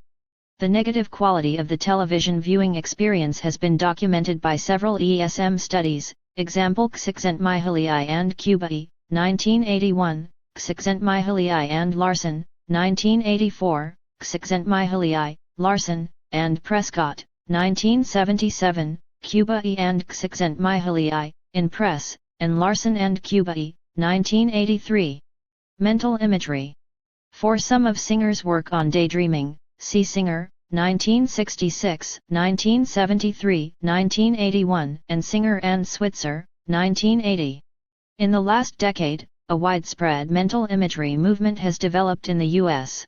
The Buñuel reference is from Sachs, 1970–1987, p. 23. Reciting names of ancestors. Generally, the task of remembering belongs to the elder members of the tribe, and sometimes it is assigned to the chief. For example, the Melanesian chief has no administrative work, he has no function, properly speaking. But in him are enclosed the clan's myth, tradition, alliances, and strengths. When he delivers from his own lips the clan names and the marvelous phrases which have moved generations, he enlarges time for each one. The chief's authority rests on a simple quality which is his alone, he himself is the word of the clan. Lienhart 1947–1979, pages 117–18. One example of how complex kinship reckoning can be is illustrated by Evans Pritchard's work on the Nuer of the Sudan, who divide their ancestors in maximal, major, minor, and minimal lineages, all connecting to each other for 5 or 6 ascending generations. Evans Pritchard 1940–1978. Riddles. The rhyme translated by Charlotte Guest, as well as the material on the following page, come from the famous account Robert Graves, 1960, gives of the origins of poetry and literacy in The White Goddess. Graves belonged to that wonderful period of British academic life when serious scholarship coexisted with unfettered flights of the imagination, the period when C.S. Lewis and R.R. Tolkien taught classics and wrote science fiction at Oxford. Graves' mythopoetic reconstructions are controversial, but they provide the layperson with a feeling for what the quality of thought and experience might have been in the distant past, to an extent that one cannot get from works of more cautious scholarship. Rote learning. H. E. Garrett, 1941, has reviewed the experimental evidence that contributed to the demise of rote learning in schools, see also Suppes, 1978. This evidence showed that learning nonsense syllables did not improve a generalized aptitude for remembering. It is difficult to understand why educators would have thought such results relevant to making students stop memorizing meaningful texts. The control of memory. Remembering, like dreaming, seems not to be a process. Under volitional control of the self, we cannot bring into consciousness information that refuses to be called up. But just as with dreaming, except even more so if one is willing to invest energy in it, memory can be greatly improved. With a little method and discipline, it is possible to build a whole set of mnemonic devices to help remember material that otherwise would be forgotten. For a recent review of how some of these methods were used in antiquity and the Renaissance, see Spence, 1984. The reference to Archytas and his thought experiments is from De Santillana, 1961-1970, p. 63. The Evolution of Arithmetic and Geometry. Wittfogel, 1957, gives a brilliant materialist account of the development of the sciences, as well as political forms, on the basis of the prior development of irrigational techniques. That new cultural products are developed more for the sake of enjoyment than out of necessity is argued in csikszentmihalyi, 1988. This seems to be true even in the introduction of such basic techniques as the use of metals, in several areas of the world. It has been noted, in the case of metallurgical innovation in particular, that the development of bronze and other metals as useful commodities was a much later phenomenon than their first utilization as new and attractive materials, employed in contexts of display. In most cases, early metallurgy appears to have been practiced primarily because products have novel properties that made them attractive to use as symbols and as personal adornments and ornaments, in a manner that, by focusing attention, could attract or enhance prestige. Renfrew, 1986, pages 144, 146. Huizinga, 1939-1970, argued that institutions such as religion, law, government, and the armed forces originally started as playforms, or games, and only gradually did they become rigid and serious. Similarly, Max Weber, 1930-1958, pointed out that capitalism started as an adventurous game of entrepreneurs, and only later, when its practices became rigidified in laws and conventions, did it become an iron cage. For the anecdotes concerning Democritus, see De Santillana, 1961-1970, pages 142 ff. For an introduction to the sagas of Iceland, see Scully Johnson's, 1930, collection. The argument about how conversation helps maintain the symbolic universe is in Berger and Luckman, 1967. How poetry can be taught to ghetto children and to old people in retirement homes without formal education is beautifully told by Cook, 1970, 1977. Writing and depression. At least since the Romantic era, artists of all types have been held to be tortured or demonically impelled. There is reasonably good evidence that many modern artists and writers in fact show a variety of depressive and obsessive symptoms, see, example Alvarez 1973, Berman 1988, Csikszentmihalyi 1988, and Matson 1980. Recently much has been written also about the relationship of manic depression and literary creativity, Andreasen 1987, Richards et al. 1988. It is very likely, however, that this relationship between psychic entropy and artistic creativity is the result of specific cultural expectations, and of the awkward structure of the artistic role, rather than anything necessarily inherent in art or in creativity. In other words, if to survive as an artist in a given social environment a person has to put up with insecurity, neglect, ridicule, and a lack of commonly shared expressive symbols, he or she is likely to show the psychic effects of these adverse conditions. Vasari in 1550 was one of the first to express concern that the personality of the young Italian artists of the time, already influenced by Mannerism, a precursor of Baroque and Romantic styles, displayed a certain element of savagery and madness which made them appear strange and eccentric in a way that previous artists were not. Vasari 1550 1959, p. 232. In earlier periods, such as the thousands of years of Egyptian civilization, or the Middle Ages, artists were apparently quite pleasant and well-adjusted, Hauser 1951. And of course there are several more. Recent examples of great artists, like J.S. Bach, Goethe, Dickens, or Verdi, that disprove the existence of a necessary link between creativity and neurosis. Remembering the personal past. In part under the influence of Erikson's psychobiographical accounts of the lives of Hitler, Gorky, Luther, and Gandhi, 1950, 1958, 1969, a concern for personal narrative has become prominent in lifespan developmental psychology, see Collar 1982, Freeman 1989, Gergen and Gergen 1983, 1984, McAdams 1985, Robinson 1988, Sarbin 1986, and Schaefer 1980. This perspective claims that knowing how a person sees his or her own past is one of the best ways to predict what he or she will do in the future. Every home a museum. Csikszentmihalyi and Rokeberg Halton, 1981, studied over 300 members of three generational families around Chicago, who were asked in their homes to show interviewers their favorite objects, and to explain the reasons for cherishing them. The four quotations from Thomas Kuhn's The Structure of Scientific Revolutions, 1962, are from pages 24, 38, 38, and 36, respectively. One of the most exciting promises of flow theory is that it may help explain why certain ideas, practices, and products are adopted, while others are ignored or forgotten, since at this point the histories of ideas, institutions, and cultures work almost exclusively within a paradigm informed by economic determinism. In addition, it might be revealing to consider how history is directed by the enjoyment people derive or anticipate from different courses of action.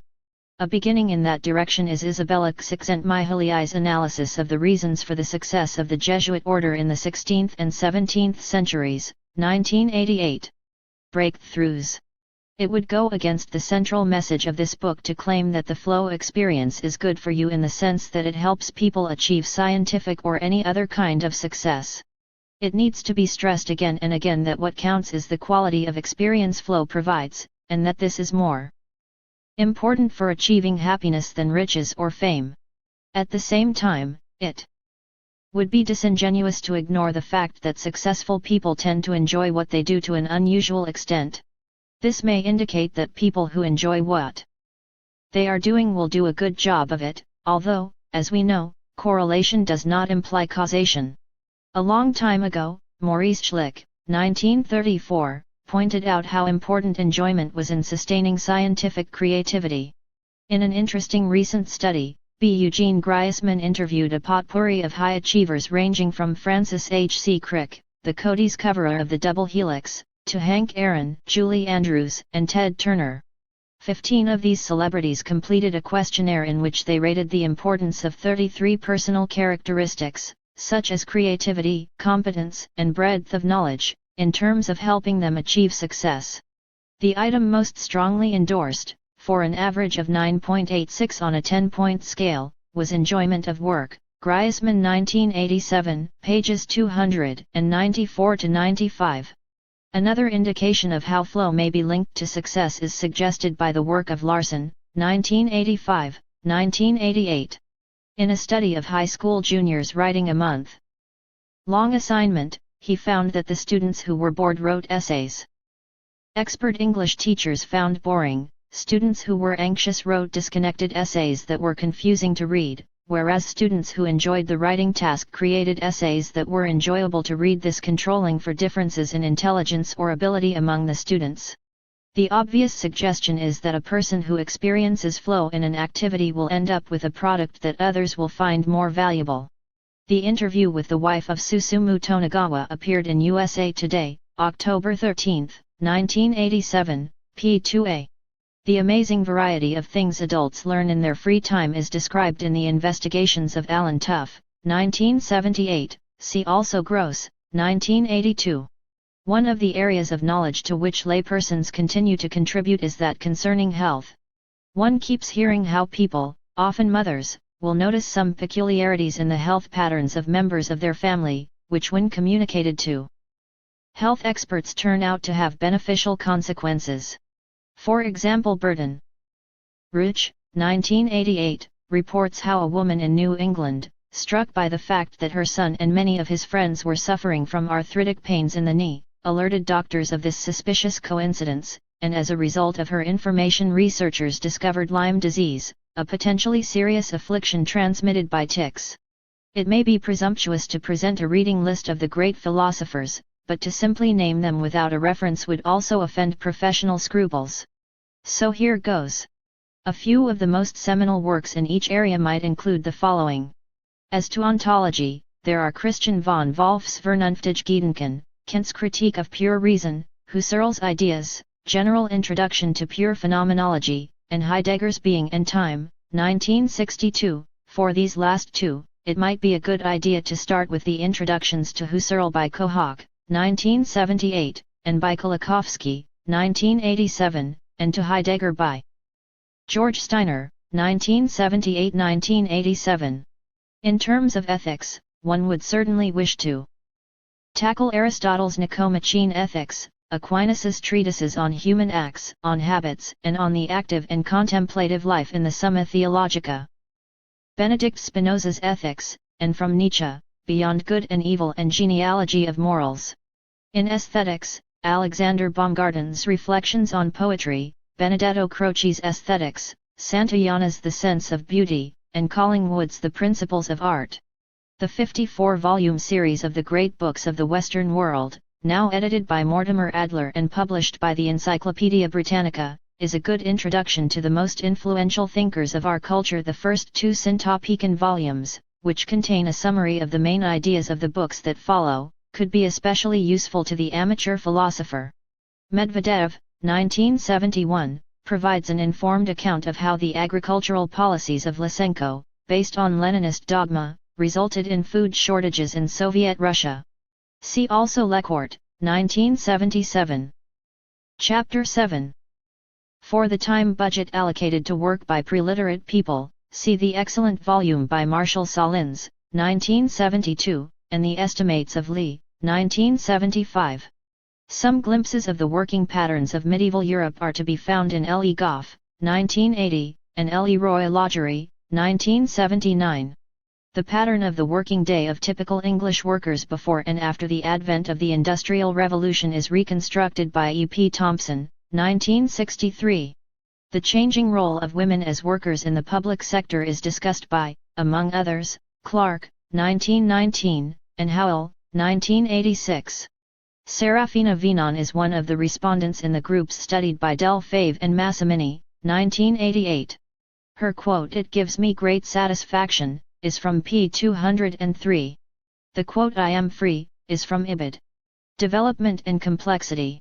While most developmental psychology has remained determinately value-free, at least in its rhetoric, if not in its substance, the psychology department at Clark University has maintained a relatively strong value orientation in its approach to human development, based on the notion that complexity is the goal of human growth. Example Kaplan 1983, Werner 1957, Werner and Kaplan 1956.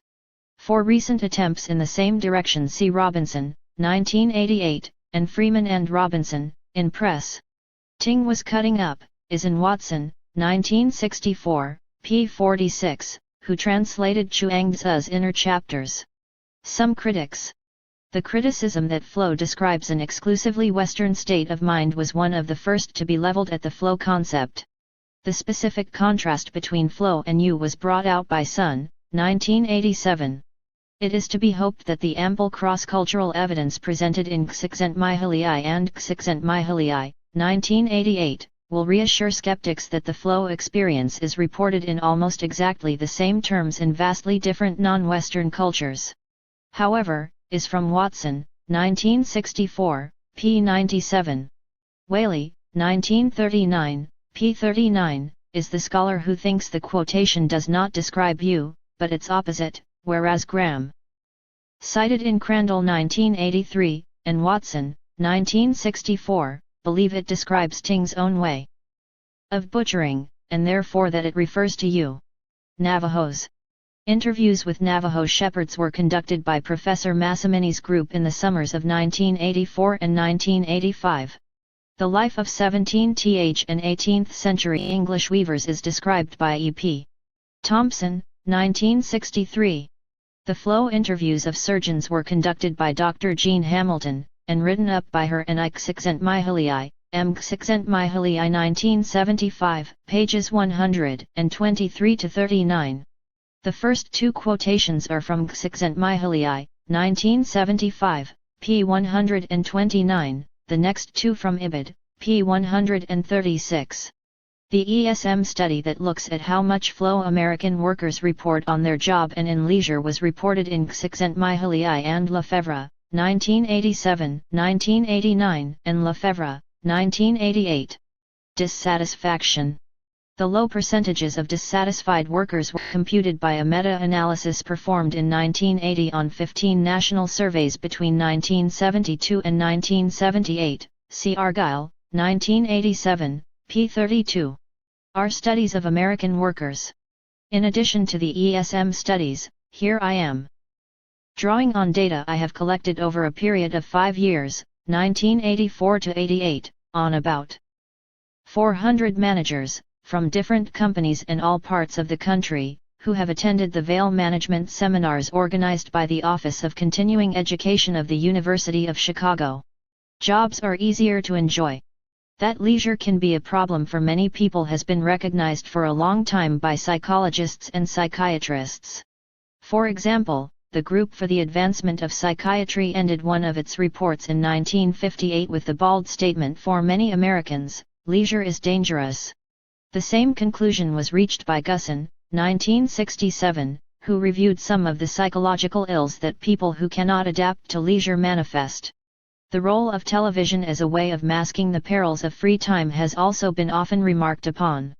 For instance, Conrad, 1982, p. 108, writes, "The original technological revolution was about saving time, shortcutting labor. The consumerism which is the latest installment of that revolution is about wasting the time we've saved, and the institution it deputes to serve that purpose is television, the leisure industry."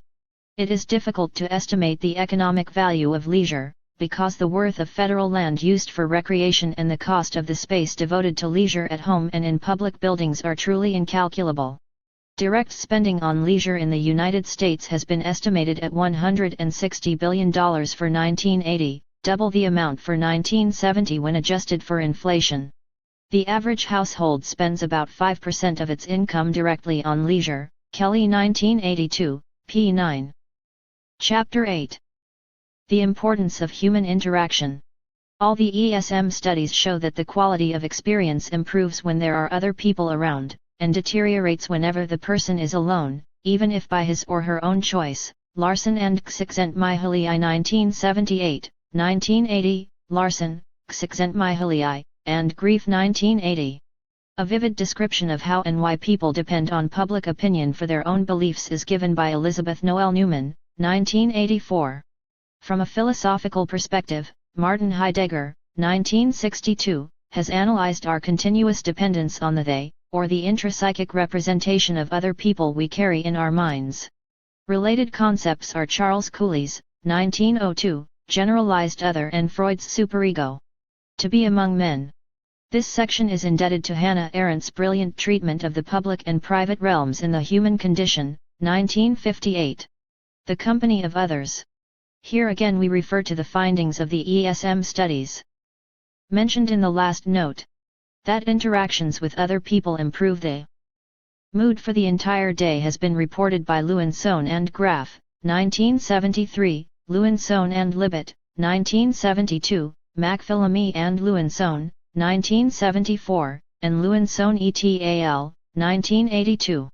Lewinsohn and his group have developed the clinical applications of a psychotherapy based on maximizing pleasant activities and interactions. If one were to develop a therapy based on flow and steps in that direction have already been taken at the medical school of the University of Milan, Italy, this would also be the route to follow. That is, one would endeavor to increase the frequency and intensity of optimal experiences, rather than, or in addition to, decreasing the incidence of negative ones. Baboons. Stuart Altman, 1970, and Gene Altman, 1970, 1980, know more about social relations among these primates than possibly anyone else. Their work indicates that the role of sociability for ensuring survival in such primates gives a good clue as to how and why human social instincts evolved. People are flexible. It was Patrick Mayers's doctoral dissertation, 1978, which utilized the experience sampling method for gathering data, that first alerted us to the fact that teenagers listed interactions with their friends as both the most enjoyable and also the most anxiety-producing and boring experiences in their day. This usually did not happen with other categories of activities, which were, in general, either always boring or always enjoyable. Since then the finding has been replicated with adults also. The realization of how important communication skills are for effective management was suggested by the data collected in the VALE program, see note to p. 160. For middle managers especially, better communication is the #1 strength they wish to develop. Books on etiquette. For a particularly mind-boggling example of such, see Letitia Baldridge's Complete Guide to a Great Social Life, whose advice includes such perfectly true but rather fulsome pearls of wisdom as flattery is an immensely useful device, and any host is proud to have well-dressed guests at his or her party. They convey a sweet smell of success. Compare this last quote with Samuel Johnson's remark recorded in Boswell's Life, March 27, 1776, "Fine clothes are good only as they supply the want of other means of procuring respect." See review in Newsweek, October 5, 1987, p. 90. Human relations are malleable. This has been one of the basic tenets of symbolic interactionism in sociology and anthropology, see Goffman 1969, 1974, Suttles 1972. It also underlies the system's approach to family therapy, example Jackson, 1957, Battison, 1978, Bowen, 1978, and Hoffman, 1981. Intolerable solitude. See notes to p. 165. Sunday mornings. That people tended to have an unusual number of nervous breakdowns on Sunday mornings was already noted by psychoanalysts in turn of the century Vienna, see Ferenczi 1950. They, however, attributed the fact to more complicated causes than the ones we are postulating here. The literature on television viewing is so enormous that even a short summary would probably be too long. A reasonably complete review is given in Cuba and csikszentmihalyi in Press. Given the scale of the phenomenon, and its social and economic implications, it is very difficult to maintain scientific objectivity when dealing with television. Some researchers stoutly defend it, claiming that viewers are perfectly able to use television for their own purposes and turn viewing to their advantage, while others interpret the data to show that it makes the viewers passive and discontented. Needless to say, this writer belongs to the second faction. The conclusion that drugs are not consciousness expanding is based on interviews with about 200 artists whom our team has been studying for the past 25 years, see Getzels and csikszentmihalyi 1965, 1976, csikszentmihalyi, Getzels, and Kohn 1984. Although artists have a tendency to glorify drug-induced experiences, I have yet to hear of a creative work, or at least one that the artists themselves thought was a good one, produced entirely under the influence of drugs. Coleridge and Kubla Khan. One of the most often quoted examples of how drugs help creativity is Coleridge's claim that he wrote Kubla Khan in a flash of inspiration caused by the ingestion of laudanum or opium. But Schneider, 1953, has cast serious doubts on this story, presenting documentary evidence that Coleridge wrote several drafts of the poem, and made up the opium story to appeal to the romantic tastes of early 19th century readers. Presumably if he had lived now, he would have done the same. Our current research with talented teenagers shows that many fail to develop their skills not because they have cognitive deficits, but because they cannot stand being alone, and are left behind by their peers who can tolerate the difficult learning and practicing required to perfect a talent. For a first report on this topic, see Nakamura 1988 and Robinson 1986. In the latter study, equally talented high school mathematics students were divided into those who by objective and subjective criteria were still involved in math by senior year, and those who were not. It was found that the involved students spent 15% of their waking time outside of school studying, 6% in structured leisure activities, example playing a musical instrument, doing sports, and 14% in unstructured activities, like hanging out with buddies and socializing. For those no longer involved, the respective percentages were 5%, 2%, and 26%.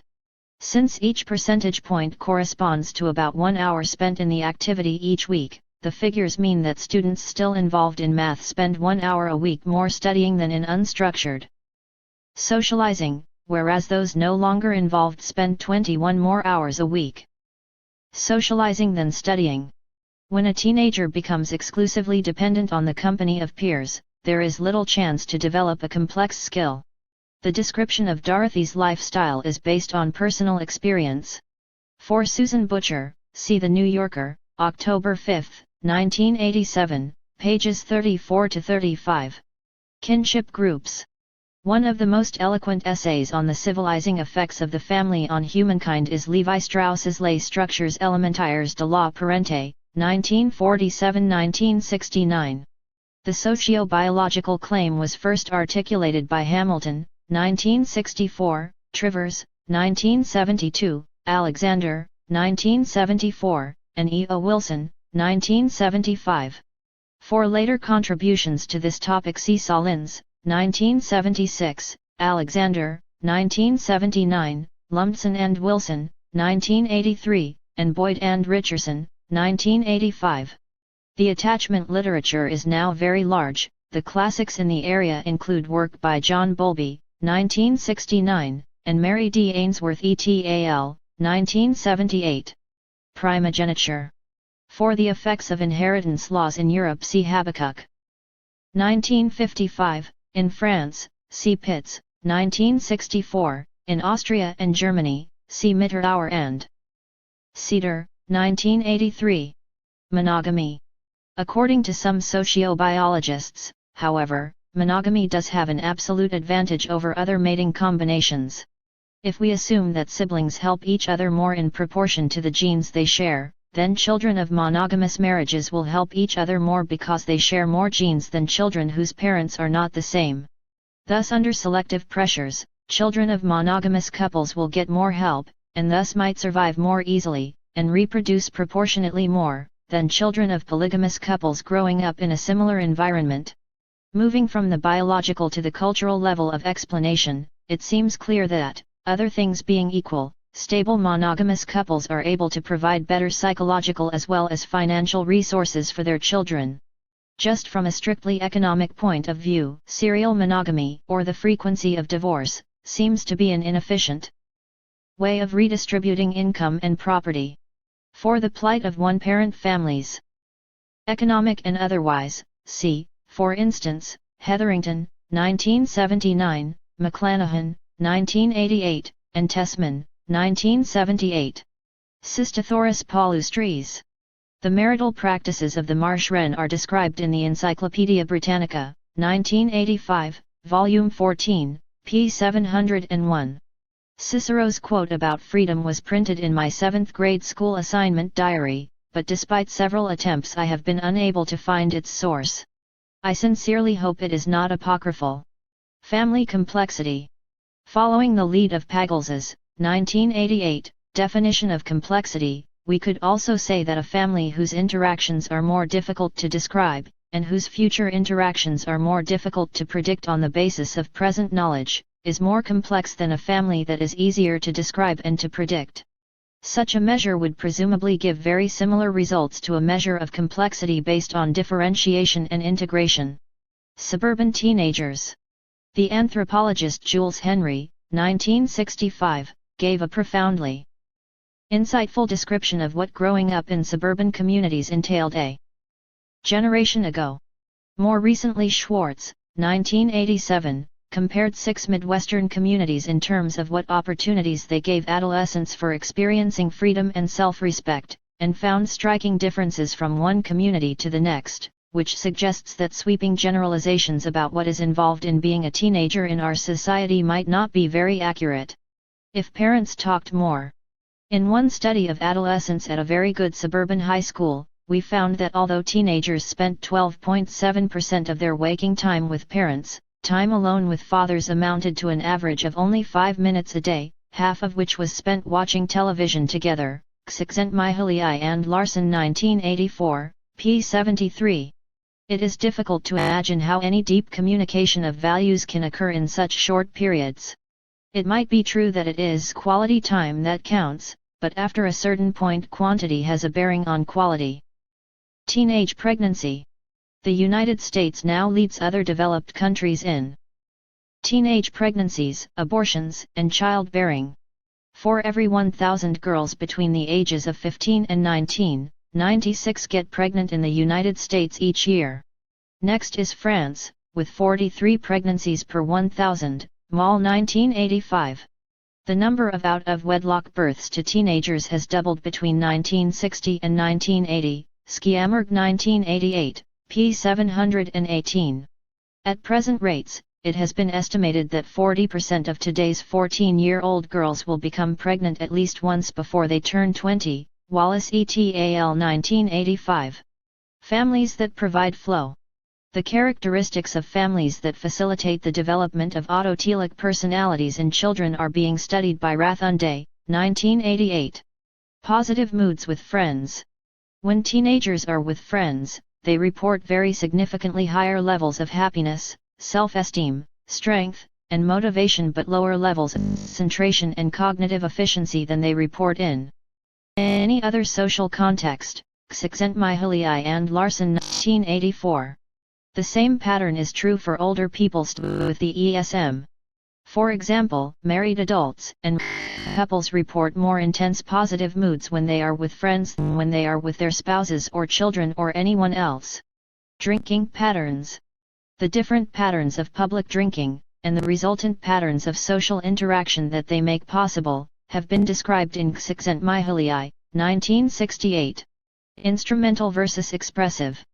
The distinction between these two functions was introduced into the sociological literature by Talcott Parsons, 1942. For a contemporary application, C. Schwartz, 1987, who argues that one of the main problems with teenagers is that there are too few opportunities for expressive behavior within the boundaries of society, and thus they have to resort to deviance. Politics. Hannah Arendt, 1958, defines politics as the mode of interaction that allows individuals to get objective feedback about their strengths and weaknesses. In a political situation, where a person is given a chance to argue a point of view and to convince peers of its worth, the hidden capabilities of an individual are allowed to surface. But this kind of impartial feedback can only occur in a public realm where each person is willing to listen and evaluate others on their merit. According to Arendt, the public realm is the best medium for personal growth, creativity, and self-revelation. Irrationality of economic approaches. Max Weber, 1930–1958, in his famous essay on the Protestant ethic, argued that the apparent rationality of economic calculation was deceptive. Hard work, savings, investment, the entire science of production and consumption are justified because of the belief that they make life happier. But, Weber claimed, after this science was perfected, it developed its own goals, based on the logic of production and consumption and not that of human happiness. At that point economic behavior ceases to be rational, because it is no longer guided by the goal that originally justified it. Weber's argument applies to many other activities that after developing clear goals and rules become autonomous from their original purposes, and begin to be pursued for intrinsic reasons because they are fun to do. This was recognized by Weber himself, who complained that capitalism, which originated as a religious vocation, had in time become a mere sport for entrepreneurs and an iron cage for everyone else. See also Csikszentmihalyi and Rockberg Halton, 1981, Chapter 9. Chapter 9. This entire section to p. 198 draws heavily on interview transcripts made available to me by Professor Massimini. I translated the Italian answers into English. The quote by Franz Alexander was cited in Siegel, 1986, p. 1. Norman Cousins' strategy for controlling his illness is described in his Anatomy of an Illness, 1979. When a Man Knows, is from Johnson's Letters to Boswell, September 19, 1777. Stress. Hans Selye, who began studying the physiology of stress in 1934, defined it as the generalized result, whether mental or physical, of any demand on the body, 1956–1978. An important breakthrough in the investigation of psychological effects of such demands was the development of a scale that attempts to measure their severity, Holmes and Raw 1967. On this scale the highest stress is caused by death of spouse with a value of 100, marriage has a value of 50, and Christmas a value of 12. In other words, the impact of 4 Christmases is almost equal to the stress of getting married. It is to be noted that both negative and positive events can cause stress, since they both present demands one must adapt to. Supports. Of the various resources that mitigate the effects of stressful events, social supports, or social networks, have been studied the most extensively, Lieberman et al. 1979. Family and friends often provide material help, emotional support, and needed information, Schaefer, Coyne, and Lazarus 1981.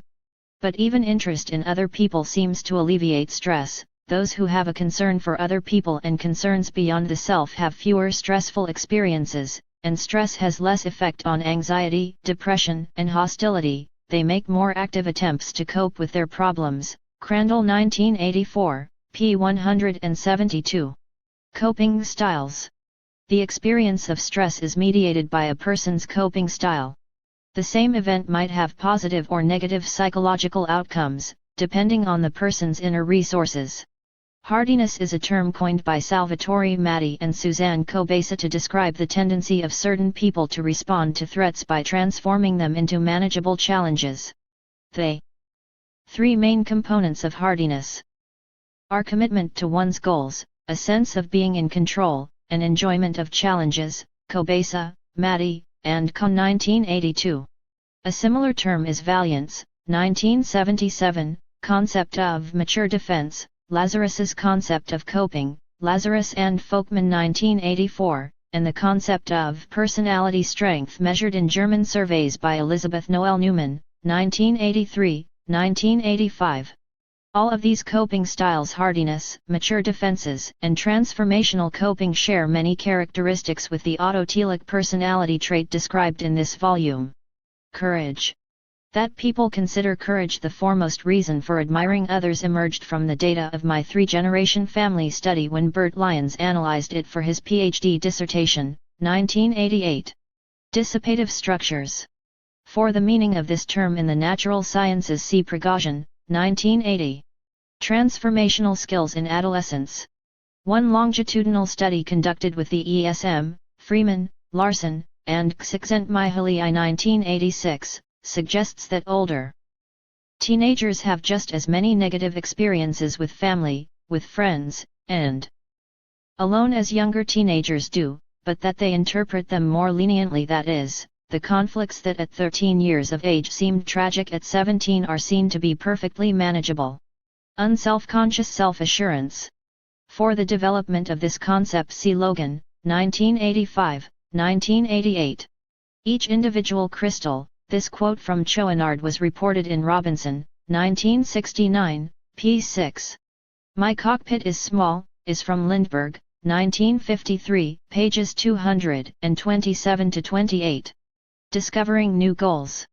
That a complex self emerges out of various experiences in the world, just as a creative painting emerges out of the interaction between the artist and his materials, has been argued in Csikszentmihalyi, 1985a, and Csikszentmihalyi and BD, 1979. Artist's discovery. The process of problem finding, or discovery, in art is described in a variety of papers starting with Csikszentmihalyi, 1965, and ending with Csikszentmihalyi and Getzels, 1989. See also Getzels and Csikszentmihalyi. 1976, very briefly, our findings show that art students who in 1964 painted in the manner described here, i.e., who approached the canvas without a clearly worked out image of the finished painting, were 18 years later significantly more successful by the standards of the artistic community than their peers who worked out the finished product in their minds beforehand. Other characteristics, such as technical competence, did not differentiate the two groups. Setting realistic goals.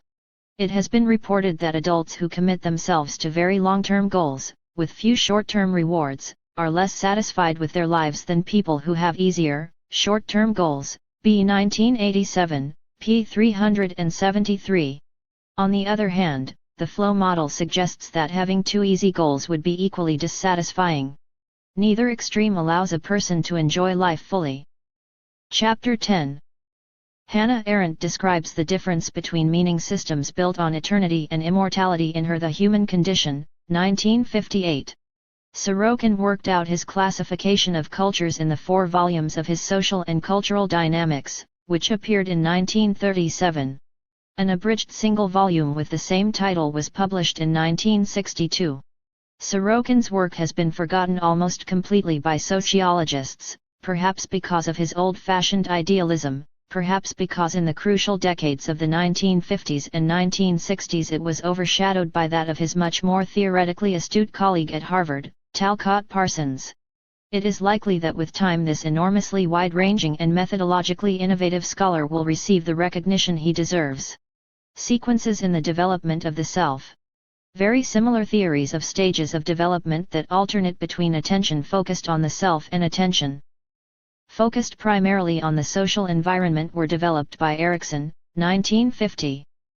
Who believed that adults had to develop a sense of identity, then intimacy, then generativity, and finally reach a stage of integrity, by Maslow, 1954, whose hierarchy of needs led from physiological safety needs to self-actualization through love and belongingness, by Kohlberg, 1984, who claimed that moral development started from a sense of right and wrong based on self-interest and ended with ethics based on universal principles, and by Loie Winger, 1976, who saw ego development proceed from impulsive self-protective action to a sense of integration with the environment. Helen B., 1987, especially chapters 10 and 13, gives a good summary of these and other spiraling models of development. Vita activa and vita contemplative.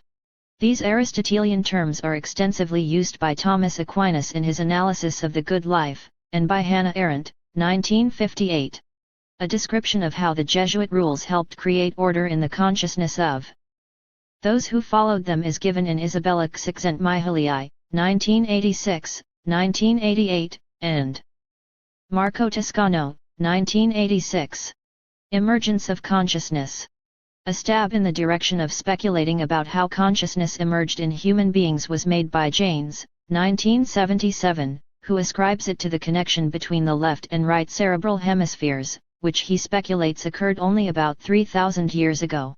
See also Alexander, 1987, and Calvin, 1986. Of course, this fascinating question is likely to remain forever beyond the reach of certainty. The inner life of animals. To what extent animals other than humans have feelings that approach ours has been extensively debated, see von Uexküll, 1921. Recent studies of primates who communicate with people seem to suggest that some of them do have emotions even in the absence of concrete stimuli, example that they can feel sad at the memory of a departed companion, but the evidence on this issue does not yet appear conclusive.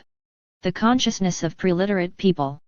Among many others, the anthropologist Robert Redfield, 1955, argued that tribal societies were too simple and homogeneous for their members to be able to take a self-reflective stance toward their beliefs and actions. Before the first urban revolution made cities possible about 5,000 years ago, people tended to accept the reality their culture presented to them without much question, and had no alternatives to conformity. Others, such as the anthropologist Paul Radin, 1927, have claimed to find great philosophical sophistication and freedom of conscience among primitive people. It is doubtful that this ancient debate will be resolved soon. Leo Tolstoy's novella has been often reprinted, see Tolstoy, 1886 1985.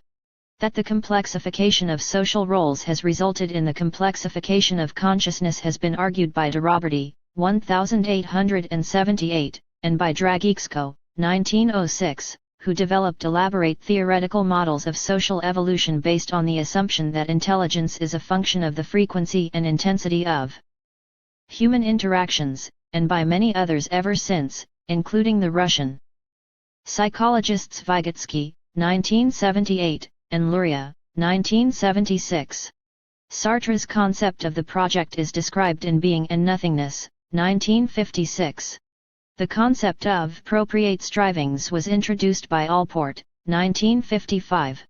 For the concept of life theme, defined as a set of problems which a person wishes to solve above everything else and the means the person finds to achieve solution, see csikszentmihalyi and BD, 1979. Hannah Arendt, 1963, wrote an authoritative analysis of the life of Adolf Eichmann. The Autobiography of Malcolm X, 1977, is a classic description of the development of a life theme. Blueprint of negentropic life themes. The counterintuitive notion that transference of attention from personal problems to the problems of others helps personal growth underlies the work of the developmental psychologists mentioned in the note to page 221, see also Crandall, 1984, and note to p. 198. The best English-language biography of Antonio Gramsci is by Giuseppe Fiori, 1973. Edison, Roosevelt, and Einstein. Goertzel and Goertzel, 1962, detail the early lives of 300 eminent men and women, and show how little predictability there is between the conditions in which children grow up and their later achievements. Cultural evolution is another concept prematurely discarded by social scientists in the last few decades. Among the attempts to show that the concept is still viable see, for instance, Berha, 1982, Csikszentmihalyi and Massimini, 1985, Lumpson and Wilson, 1981, 1983, Massimini, 1982, and White, 1975. Books as socializing agents. 4 studies on the effect of books and stories told in childhood on the subsequent life themes of individuals see Csikszentmihalyi and BD, 1979, and BD and Csikszentmihalyi, 1981. Religion and entropy. See, for instance, George Wilhelm Friedrich Hegel's early essay, written in 1798 but not published until 110 years later, Der Geist der Christentums und die Schicksal, The Spirit of Christianity and Its Fate, in which he reflects on the materialization that Christ's teachings underwent after they were embedded into a church. Evolution. A great many scholars and scientists, from a diverse variety of backgrounds, have expressed the belief that a scientific understanding of evolution, taking into account the goals of human beings and the laws of the universe, will provide the basis for a new system of meanings. See, for instance, Berha, 1976, Campbell, 1965, 1975, 1976, Csikszentmihalyi and Massimini, 1985, Csikszentmihalyi and Rathunde, 1989, Teilhard de Chardin, 1965, Huxley, 1942, Mead, 1964, Medawar, 1960, and Waddington, 1970. It is on this faith that a new civilization may be built. But evolution does not guarantee progress, Nitecki 1988. Humankind may be left out of the evolutionary process altogether. Whether it will or not depends to a large extent on the choices we are about to make. And these choices are likely to be more intelligent if we understand how evolution works.